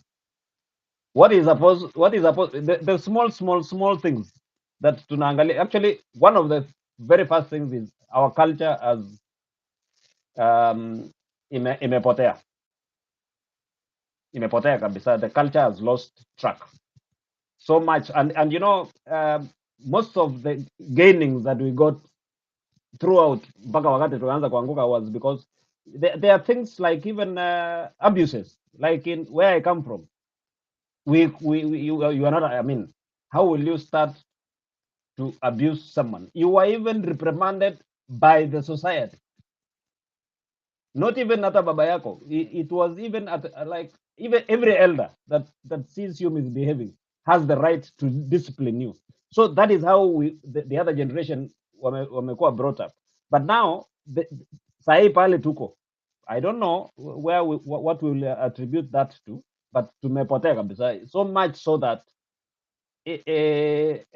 but all in all, matusi ni matusi na matusi si mzuri. I mean, sasa, like for example, assuming today Richard, tungeanza kutusiana for the time we've been here, we wouldn't have had such a fruitful discussion. I wouldn't have had, you know, just tunajua watu kwa hii siasa yetu tunatusiana kwa mrengo ile huko kwanza. You know, you don't tusi somebody because of his idea. Stone talked about issues here running mate, like the running mate has to come from this place. Now you see we are going back again to tribalism. We are going back to the communities that we come from. We are looking at votes. We are not looking at what Richard has in his mind that can revolutionize this country and add to what Raila has, and add to what Ruto has, and add to what the other aspirants have. Hapo tu tutapiga siasa hii ya nini, and then it will not help us. So probably I would want to rest at that. Temba said we are resting early today. It has been good to be in this discussion. Maybe Derek tutamwamba saa zingine wakati yako na nafasi ya kuonekana, asikuwe tu kwa curtain, hata atusalimie. Thank you Temba and Richard and Stone. Asante Rabi, usiende bado, tusaidie kufunga hapa pia. Derek, Niko. Derek, toa maoni yako kwa mada ya leo. Mmesema nifungue mnataka nifungue light. Toa curtain. Okay. So ni usiku kidogo. Tuwashe taa. Ni usiku kidogo. Aya, nimewasha taa, mimi ndio mweusi. So ni usiku, ni usiku na light ziko nyuma yangu. So azimuliki uso, zinamulika nyuma. Sasa hiyo effect, unaelewa hiyo effect. So first acha nianze na hii mambo ya this gentleman called Choi mwenye aliabuse Mama Ngina mara mingi sana. It was jamaa hana moral principles hata kidogo, and the guy was not speaking for Ruto. Ruto is a very sober guy, for your information, and well learned, despite kila mtu kuwa na shortcomings zake, greed and all that, but Ruto is very sober morally. The guy was not speaking for Ruto. Even at the back of the curtains, I know Ruto called him and told him, bwana umeenda mbaya. I know Ruto can't support what the guy said. But he thought that will sell, but it did not sell. Ilikuwa mbaya. Kama kitu ni mbaya, tuseme ni mbaya. Then Arap said that Kenya is more complicated than we think. Kenya is really complicated vile than tunafikiria. Sahi, it's Oda and it's Azimio. Chenye najua personally, neither of those two parties have our interest at all. Neither of them. I live in a country where they have the interests of the citizens. Nikicompare Azimio and Oda, neither of those people have our interest. Truthfully speaking, hawana kabisa. I have friends from all types of ethnicities, from Kalenjin to my fellow Luos, to my neighbors, the lawyers, my neighbors, the Kizis. And I was telling some of them, if we continue fighting for these people, the same people ndio wametufanya tumepanda ndege tumekuja tumeishi in a very cold weather. You know, we are tunachukua politics, the same politics, bad politics imetutoa kwetu, imetuleta Europe, wengine wako America, wengine Canada. We are still supporting the same people, and like as if even us being out of our loved country is effects of the politics. So what these people decided is just to vote for what they think is a better devil. That is what is going on. Just to vote for a better devil. I don't like to speak much of this politics. They are very emotional. But I want to avoid the political statements, but to quit wajanja. At last, we are going to be Mimi, Themba, Richard, Stone, Derek, and Arap. We are going to remain what we're chini to, like, these people don't have us. Ukiona headline ya leo ya gazeti, but do they care? They don't. They don't. If you've been in a place where the system works, then you will know what I mean. Arap said it. The system should be working, but our system is not close to working at all. At all. And some of us may think that Raila will be like the best thing to happen after the death of Jesus. Nothing. Wait and see. Raila is even more terrible. Ngoja muone. The guy has no developmental mind at all. Raila ana Ruto may be speaking big things in hawezi implement, yes, but Raila has no development ideas kabisa. Like akona watu wenye wakona ideas around him, but Raila doesn't like intelligent people unless your intelligence is helping him personally. Hapo mtaelewana. But if your intelligence wants to grow the people, Raila doesn't have that in mind. Raila is not mtu wa maendeleo. Kama mtangoja maendeleo na Azimio, mtangoja sana. It will be even much worse. I'm not saying Ruto is better, but it's going to be even much worse. Wait and see. Raila is weak. And these people fear Ruto because Ruto is strong. Ukisema, if you want something which is wrong, Ruto will say it is wrong and auto manipulate. Raila is manipulable. Like Raila unaweza kumanipulate. That is why Raila was able to lose election in 2007 successfully.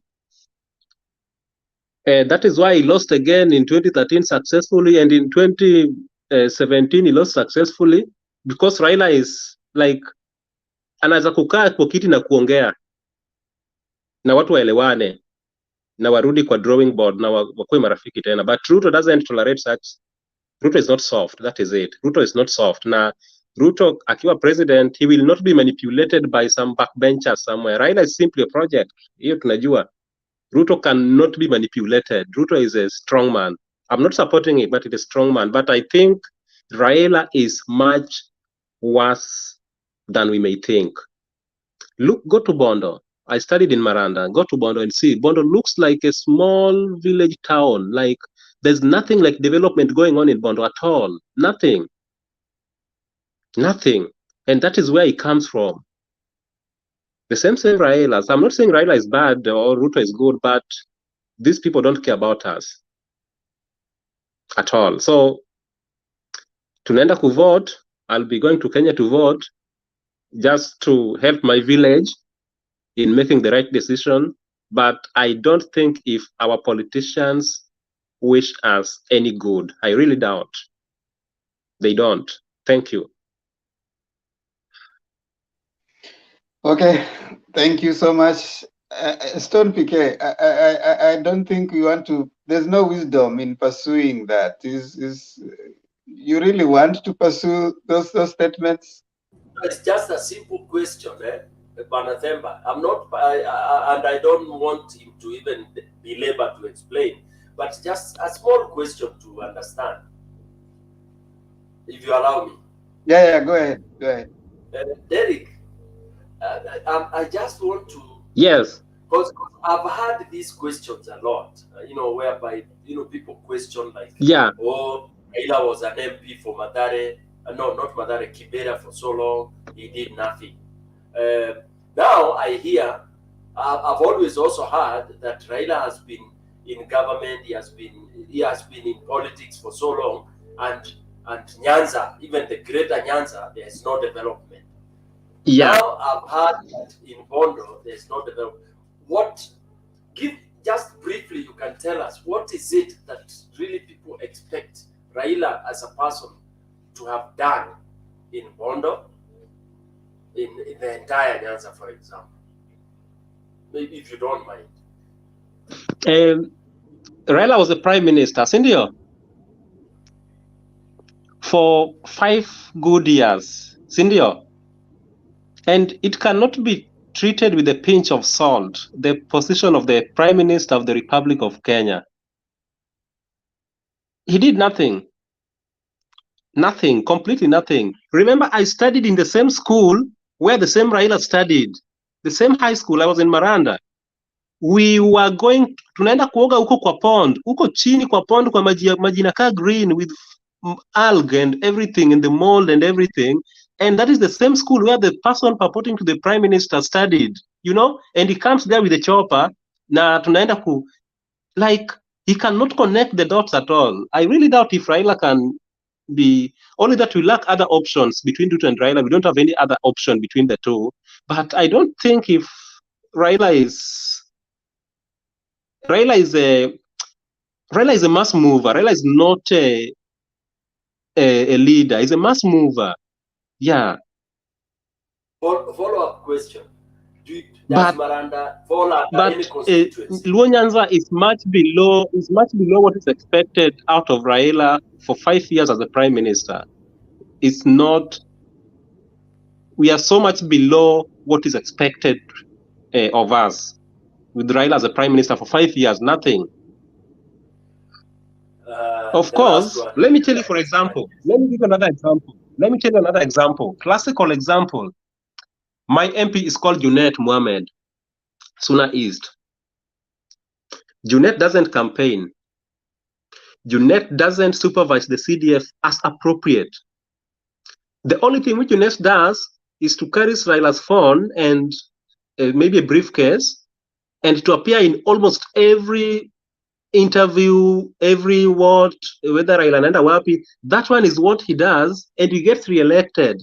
Not the development records in Suna East, no. Just standing by Raila everywhere. Kama anaenda kuongea na Citizen TV, utaona Junet hapo. Kama Raila anaenda sijui kuona Moses Kuria, sijui Dubai anatiba huko, utaona Junet hapo. Junet is voted just on the basis of kurandarara na Raila. Have you been to Suna East, where he came from? Derek. Have you been there? Have you seen the state of Suna East, the primary schools? Bado kuna shule za nyasi. Classroom ya nyasi. Then you want to say that a person mwenye amezungushwa na watu kama hawa now wants to change Kenya. Derek. Unanisikia? How? Nakusikiza but hauko clear. Can you hear me? Derek, mute ndio usikize. Sikusikii vizuri, uko na shida na earphone. Wewe mute yako Derek. Sikusikii vizuri, sijui nini mbaya. Anasema umute, Derek, mute your mic. Unanipata? Sasa Derek hata asikii mtu yote. Derek, unanisikia? Inua mkono kama unasikia mtu yote hapo. Derek, unasikia? Nakusikiza sasa.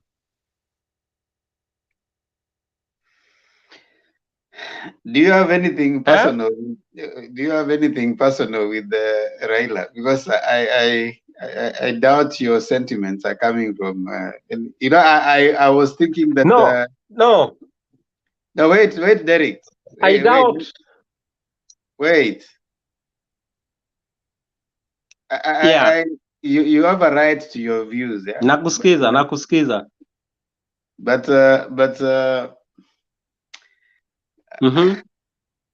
Let me not go into that. Let's give our closing remarks. I'm not gonna go into that. Let's start with Richard. Richard, kindly give let's give our 2 minutes. 2 minutes. Let's give our 2 minutes closing remarks. We start with Richard, Stone PK, Arap, then Derek. Oh, okay. Derek, just mute your mic. Ndio tusipate echo, please. Just mute your mic. Thank you. So, Derek has spoken a lot of stuff, and I don't want to go into an argument with him about what Raila has done or what Raila has not done. Kibaki was the president, and he was an MP for Othaya for many years. I want you to take a walk in Othaya and tell me if people are still struggling in life. Uhuru Kenyatta was an MP for Gatundu. Just take a walk to Gatundu and see how people are living. William Ruto has been a vice president for 10 years. Go to Eldoret North, where he was representing. See if see if everybody's living comfortably. Raila Odinga represented Kibra. People in Kibra saw what he did, and whatever he was not able to do, he passed on to the next MP.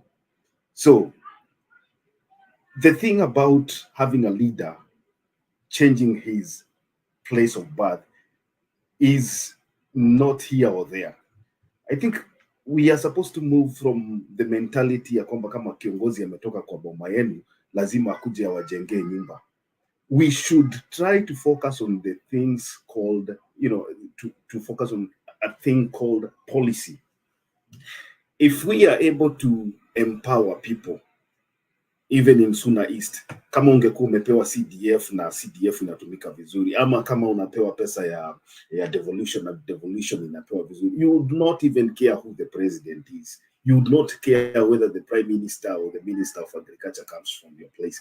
So the issue about somebody helping where he came from, I think that's something ambayo ilipitwa na wakati, na hiyo ndio kitu tumefanya mpaka saizi Africans bado Africans wanakimbilia kupigia watu magoti in State House ndio waweze kusaidiwa, simply because we have never metamorphosed. We hatujaibadilisha akili yetu kutoka kwa ile njia, kwa ile kitu ilikuwa wakati wa Moi.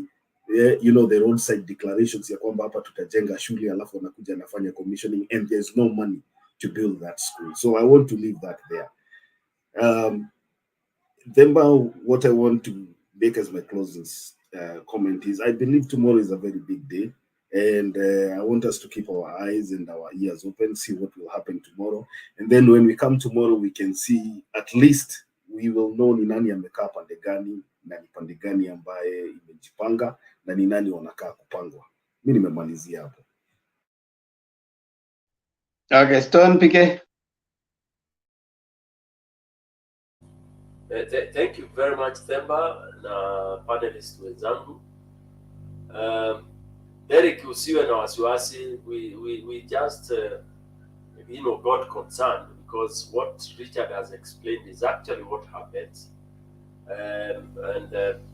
Like for example, this is my submission now.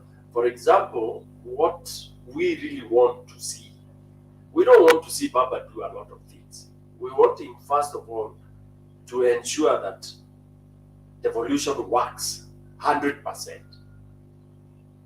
Okay, that devolution will take care of Bondo, to take care of Maranda, to take care of everyone. Number two, we want to see Baba ensure that Wizi may reduce it, because he atamaliza within a short time, but we want him to work so hard that at least 70% of corruption itakuwa imeenda, 30% ataachia mwingine. But we want to rudi whereby we were even arresting policemen. Policeman alikuwa akikuomba shilingi 20-30, alikuwa anakwambia ndugu, kunajua sana, ukipata kamaji ama kasoda, mimi siombi, I'm not asking for bribe. We want to go back there. Okay, and for him to achieve those, he will not concentrate on those small projects. Honestly, for me, that's how I want us to look. We want to see somebody who holds both Kagame style, kwamba you are from there diaspora, unakuja kutaka kuinvest, it is straight. Hii license sijui 7-10, you are bribing left, right and center. It takes you like 6-7 months to even establish a small cap business. We want those things to end.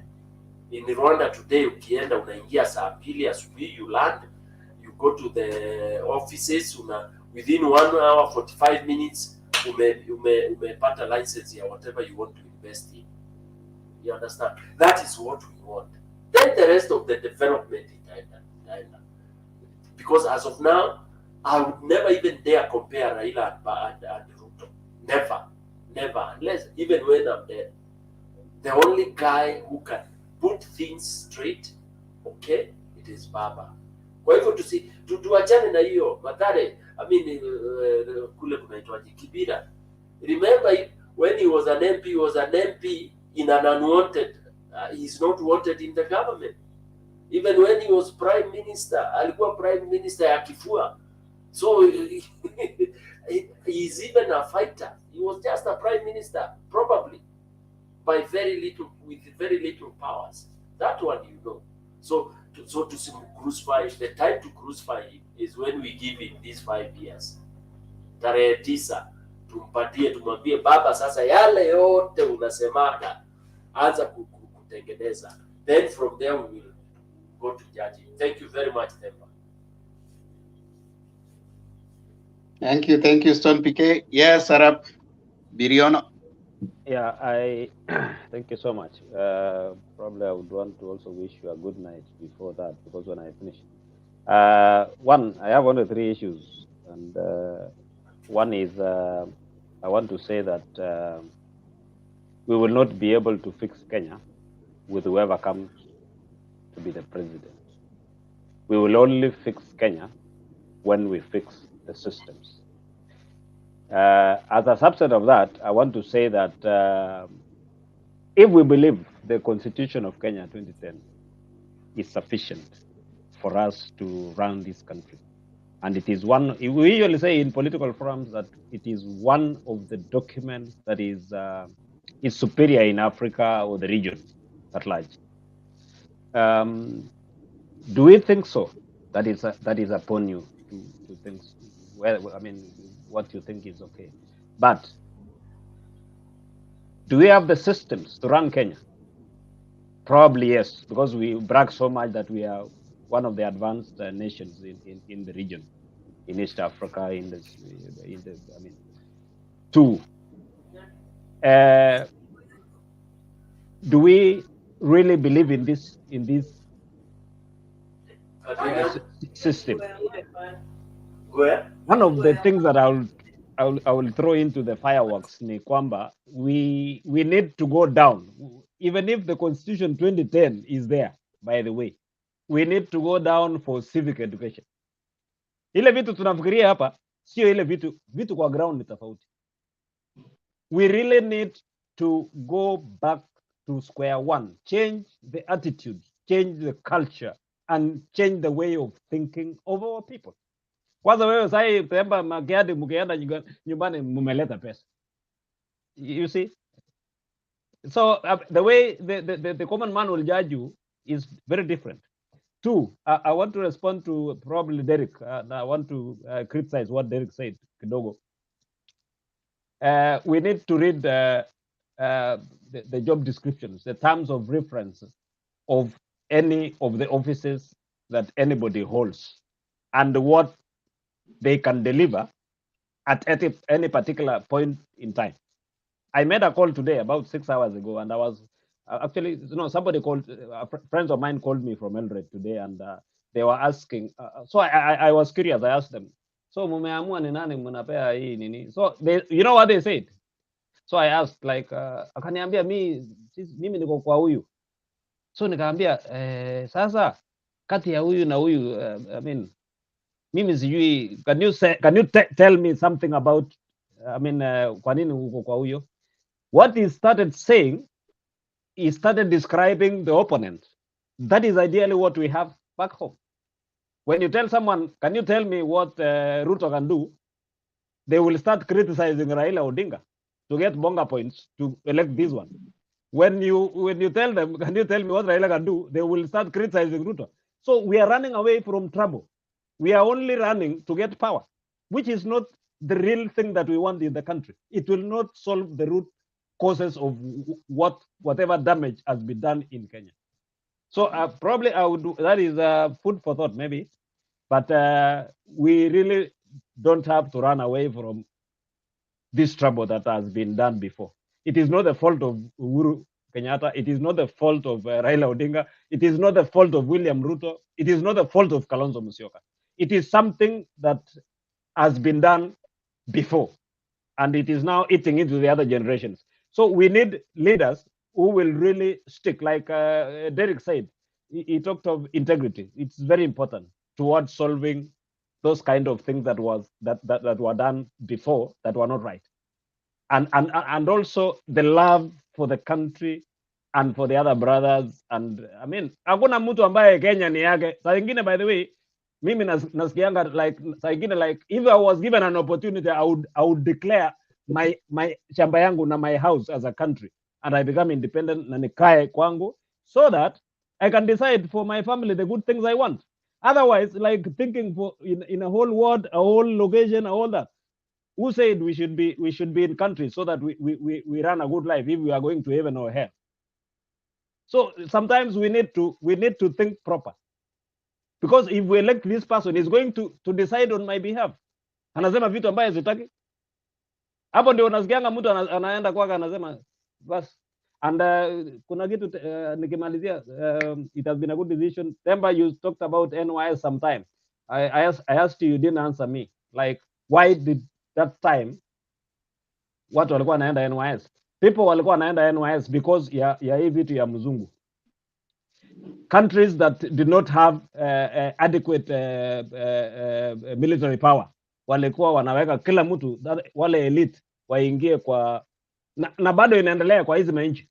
Hizi manchi hata unasikia sasa inapigana hapa, sitaki kusema ni nchi gani. They are still in that kind of system.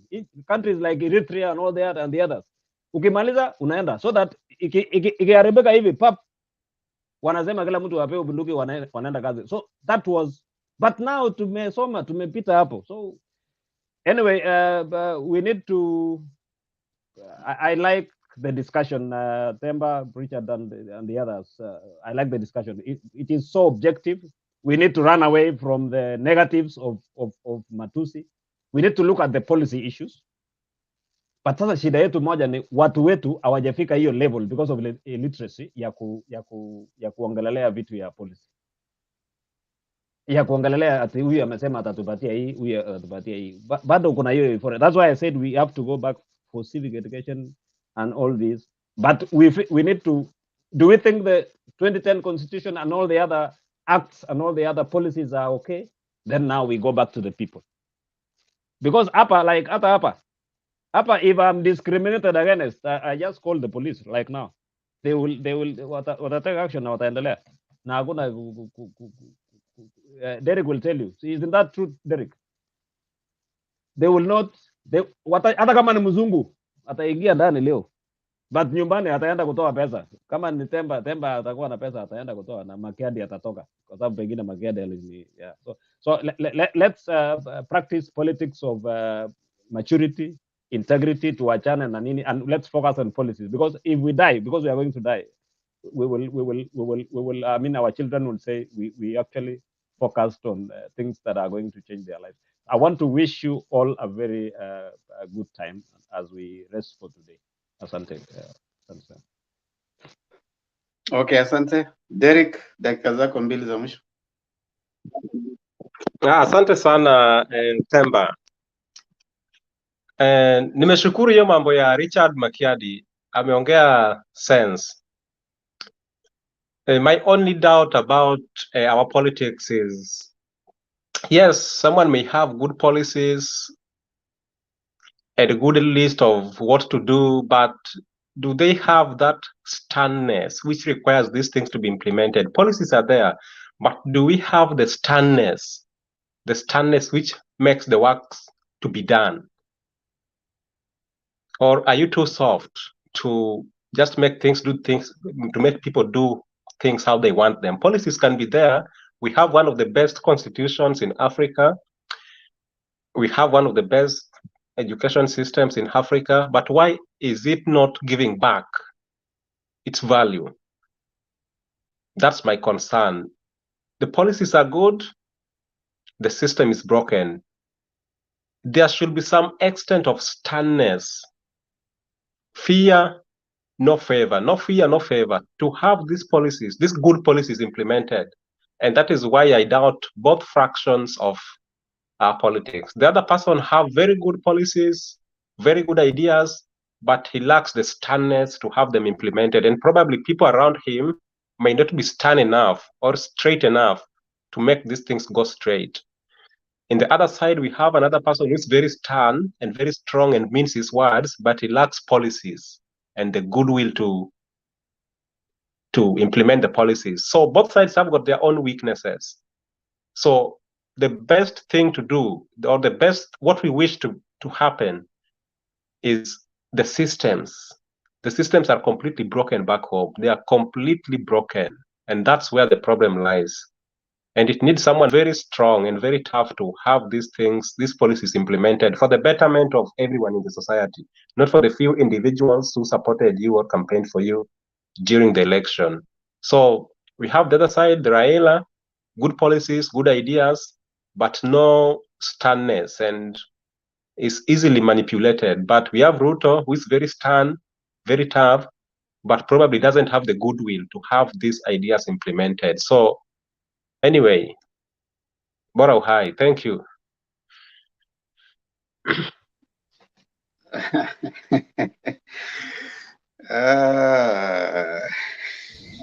Bwana Zeba, ndugu yetu Derek Ojojo anasema sternness and firmness. Na wachana na Derek. Derek is Derek, can you mute?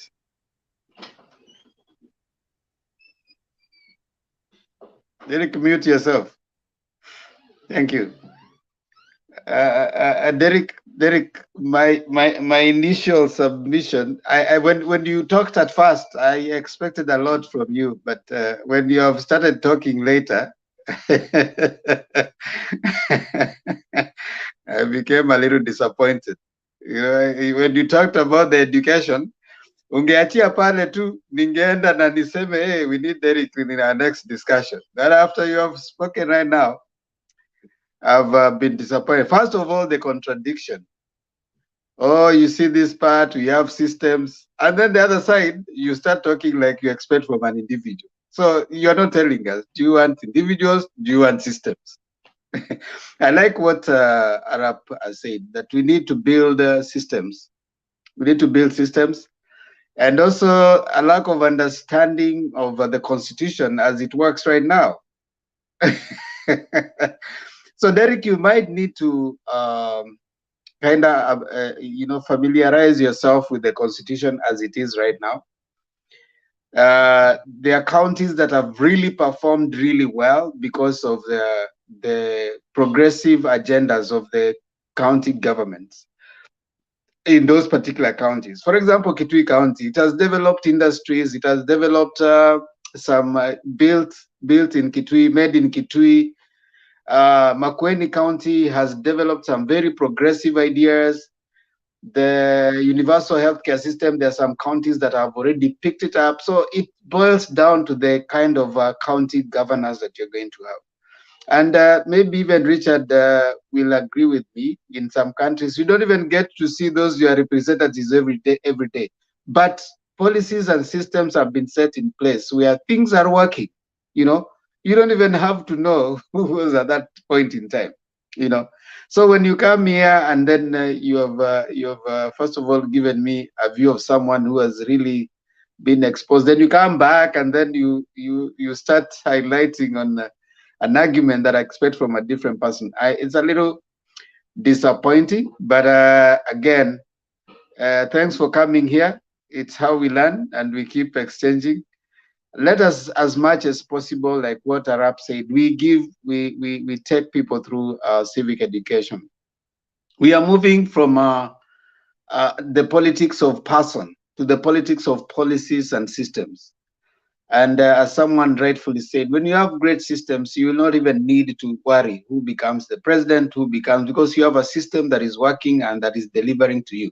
You have a right to get what you have, whether you are in government or not, whether you voted or not. You have a right for services and demand for them from the Constitution. So We need to start moving away from, oh, so and so was here, was this, oh, he's so stern, oh, he's so. You don't need a dictatorial president or whatever. You just need great systems and policies. And if this discussion is not going to be truncated into that, then you're going to be having such kind of thinking, and it's going to take Kenya not forward, but it's going to stagnate us.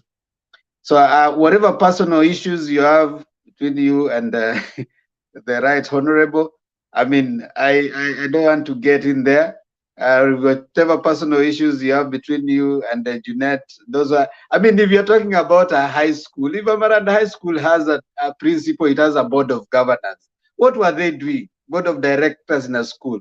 If these people were going to a school and they were showering in bad water, what was the first person? The buck stops with your headmaster. Why do you want to bring someone who is an MP in Nairobi to come and so that area didn't it have an MP? Did it have a councillor, for that heaven's sake? Did it have even parents? So you are a well-traveled man. Don't cheapen the argument and bring your personal issues.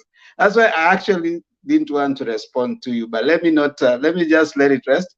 Thank you, ladies and gentlemen, for coming on. Richard, Stone, Arap. It's always good for us to engage, to give our views, to learn. It's always good for us to also educate other people, and let's keep talking. And you keep coming, Derek. Keep coming here, because you'll get a lot more enlightened when you come here. And I would advise not to have any preconceived notions. Just come with the willingness to learn. This is a very open forum, and we have people here who are fairly, exposed. They share their experiences and they share their views. And you see, in talking, we shape each other's mind and we build a better Kenya. All of us. None of us is more important than the other. All of us have to accommodate each other, because that is the Kenya we want to build now and moving forward. Like I always say, we want to pass to our children a future that is well, because we have borrowed it from them. It is up to us to make it better, so that by the time we are moving away and we give it to them, it's a future that is well built. They lent it to us.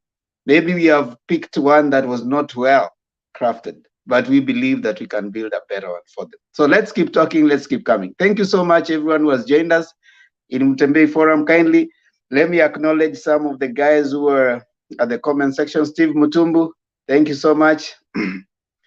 Princess Diana Asante, Irina Imba nasema Derek is one of those Luos.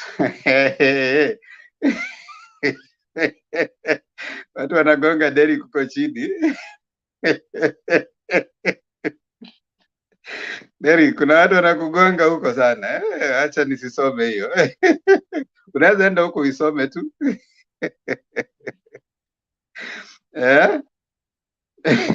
Asili tu TV. Derek, imba wimbo ya taifa. Haya, Derek, usitoke hapo, tunataka ukae hapa uimbe wimbo wa taifa tukimalizia, so that we see Ukenya wako, how patriotic you are. Peter Eric Moura, when our schools are facing corruption, yeah. I mean, those are some of the things. Remember, ask him what he has done. He is in the Britain. I will not ask him. Yeah, Mutu. Okay, Emma, be careful, because you have been roasted by. No. Derek was just giving his view. He was not roasting me. He was giving his view. In this, you are addressing over 140 people watching, so it is not Themba who is being addressed. You are talking to a whole. By the way, when you come here and you speak, don't imagine you're speaking to only 5 people. There are 100, like right now, 130 and 40 people watching. So you're speaking to a whole mass of individuals. So you need to always remember that. Emma is from Schools of Thought. What you are to schools.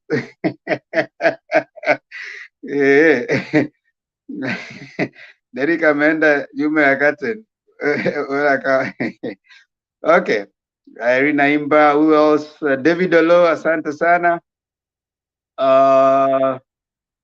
Evans Nyatuka, asante, Sami Kambui, and all the rest. Thank you so much for Eric, asante sana.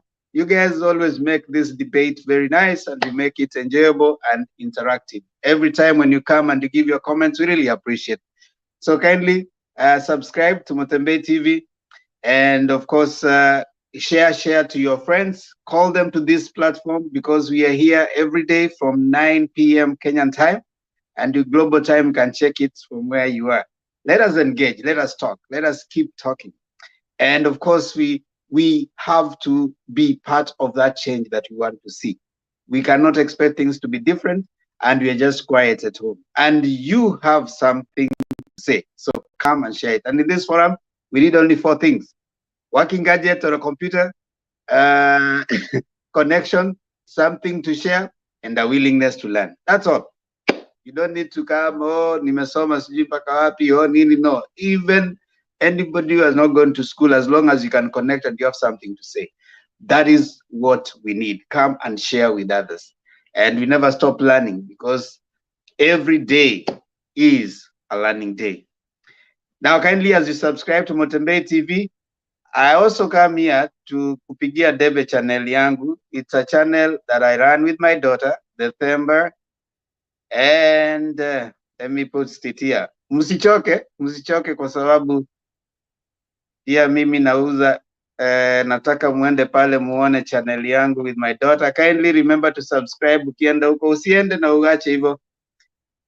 I know Derek hauja subscribe, tafadhali enda hapo, tafuta kwa YouTube Arab Biriono, tafuta hiyo hapo kwa YouTube channel yangu na my daughter, subscribe pia, and then you bring me more subscribers. We are on our way to 1,000. If you can do that for me, I will really appreciate. Now, kama kawaida here at Mutembei TV, kabla tumalize, tunasema kwamba Kenya ni kitu cha muhimu sana. And part of the things we want to instill in every one of us is for us to remember the symbols of national unity, presidency, the national anthem. So here we have put it that every single day as we come to the end of the show, tunafanya maombi, na hayo maombi ni wimbo wa taifa. Unakariri, hauimbi. Unakariri wimbo wa taifa. Now everybody has been doing it. Now the people who are closing today ambao hajafanya ni Arab Biriono, alafu na David Oyonjo. So Derek, so today we want to give Derek the opportunity to kukariri wimbo wa taifa. The first answer, wimbo wa taifa kwa Kiswahili. Derek, kazi kwako. Maybe akipotea anaweza saidia kama Arab, wacha Derek aseme kwa sababu unajua, wacha kwanza tusikie. Derek, are you there? Wimbo wa kitaifa ni Mungu. watu wameniingilia, but anyway. Mungu nguvu wetu, ulete te baraka kwetu, haki iwe ngao na ulinzi, na tukae na uhuru, amani na undugu. That's it.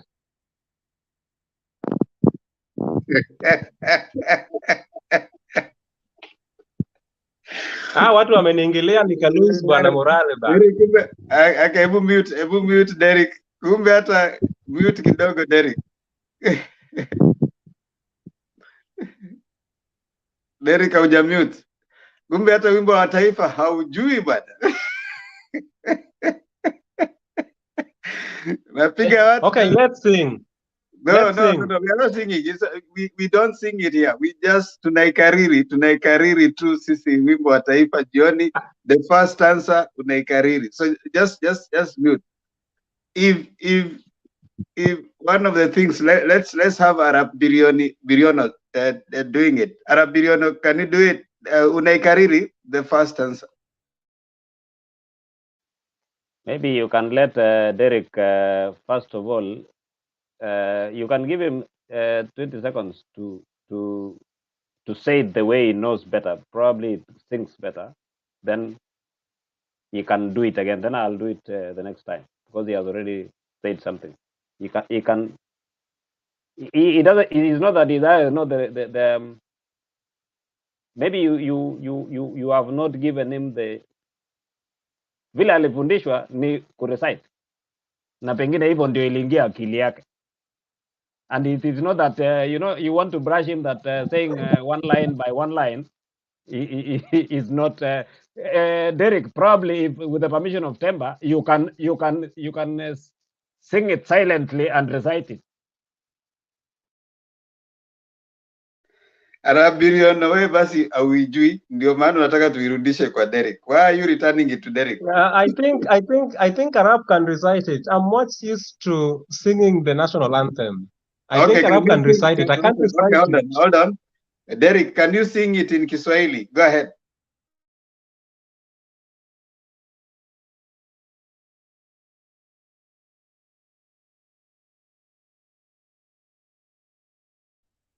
Derek.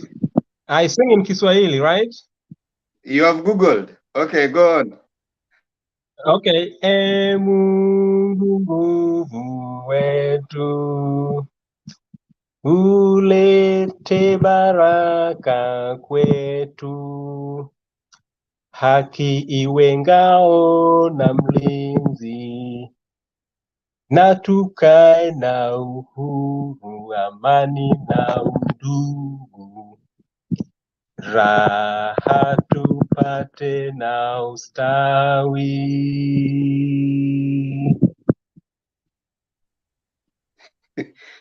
You didn't get it. Just mute. Just mute. Let's hear Arab. Arab, it's your turn. In fact, it is not Mungu nguvu wetu. Actually, I want to say this about the national anthem, that it is a prayer, and it has very key words. You can very key words, which includes like kuna maneno ya nguvu yetu, kuna maneno ya uhuru wetu, kuna maneno ya amani, kuna maneno ya haki. You know, those are wacha story ndefu. Temba, no, Kariri, the first answer. Tunataka kumaliza. Ngoja Temba, najua unataka kunichigilia nyundo chini. No. Arab. There are key words that you cannot run away from the national anthem. It is peace, justice. Sema wimbo wa taifa. Arab sema wimbo. Unajua wimbo wa taifa? Sema kariri wimbo wa taifa. Nitakuimbia nikiwa Elgeyo Marakwet. Arab, just say the first answer of the national anthem. Tumalize show, twende. Wacha story mingi. Kwa Kiingereza ama Kiswahili? Kwa Kiswahili. You know, I have it even in my mother tongue. Arab. Yes. So, Mungu nguvu yetu. Yeah. Mungu, nguvu yetu iwe baraka kwetu. You see now, because of the kind of the system of education, I have to recite it back at the back alafu nilete mbele. But if you don't know, it's okay. Just say. No, it is not that I don't know, Temba. It is not that I don't know. The things are, you pick up. It is like the loyalty pledge. You remember the way you used to. No. Forget about the loyalty pledge. I say the national anthem, Temba, is about God blessing our country. It's not what it's about. Peace. Okay, maybe you know it better. Maybe there is a way you know it better than I know. Okay, wait, Arab. Yes. Kariri, national anthem, the first answer in Kiswahili. Hivyo tu. Like, oh God of all our creation. Okay, say it in English. Oh God of all this creation, bless this nation. And is it country? Our country, actually, bless our country. Okay, forget it. Now, I think what we have been trying to do here is we want to make us to. You talked about, we come here and we really speak so well about what we want, structure and basic things in Kenya, but we forget the building blocks of what makes us Kenyans. One of them is our national anthem because it is a uniting factor, symbols of national unity. The national flag, the what you have talked about, you know, the loyalty pledge, the presidency, the national anthem. So we have been You should putting have it. told me to recite the loyalty pledge. Hold on. I pledge my loyalty. Hold on. You have failed in the first one. Hold on. Relax. Arap, you have failed. So we have been trying to make sure that all of us, at least, if possible, so that we can know that we are Kenyans, we at least remember, if not to the least, the first answer of the national anthem. We hope that beyond that, you know the all of it, because that is a prayer and it unites us as Kenyans. So watch this space as Richard is taking us home. Just relax. Richard is taking us home. Emma, can I ask you a question? Not a very, it's not a hot question. When I was talking about civic education, doesn't now this boil, assuming mimi mwenyewe siwezi recite sana like hivyo, assuming sasa watoto ya watoto yangu. Sasa wewe umekushinda na unaongea juu ya Kenya na hata hujui national anthem ya Kenya. Mimi niko nyumbani. Actually kama kuna mtu ako ground, mimi niko ground throughout. In fact hata next week niko ground. In fact I will join from Elgeyo Marakwet. Sasa tulia hapo basi, Richard atufungie kwa nini usikie wimbo wa taifa. Richard tafadhali, ndio tumalize. Haya, sawa, ndio hiyo. Mungu nguvu yetu, ilete baraka kwetu, haki iwe ngao na mlinzi, na tukae na undugu, amani na uhuru, raha tupate na ustawi.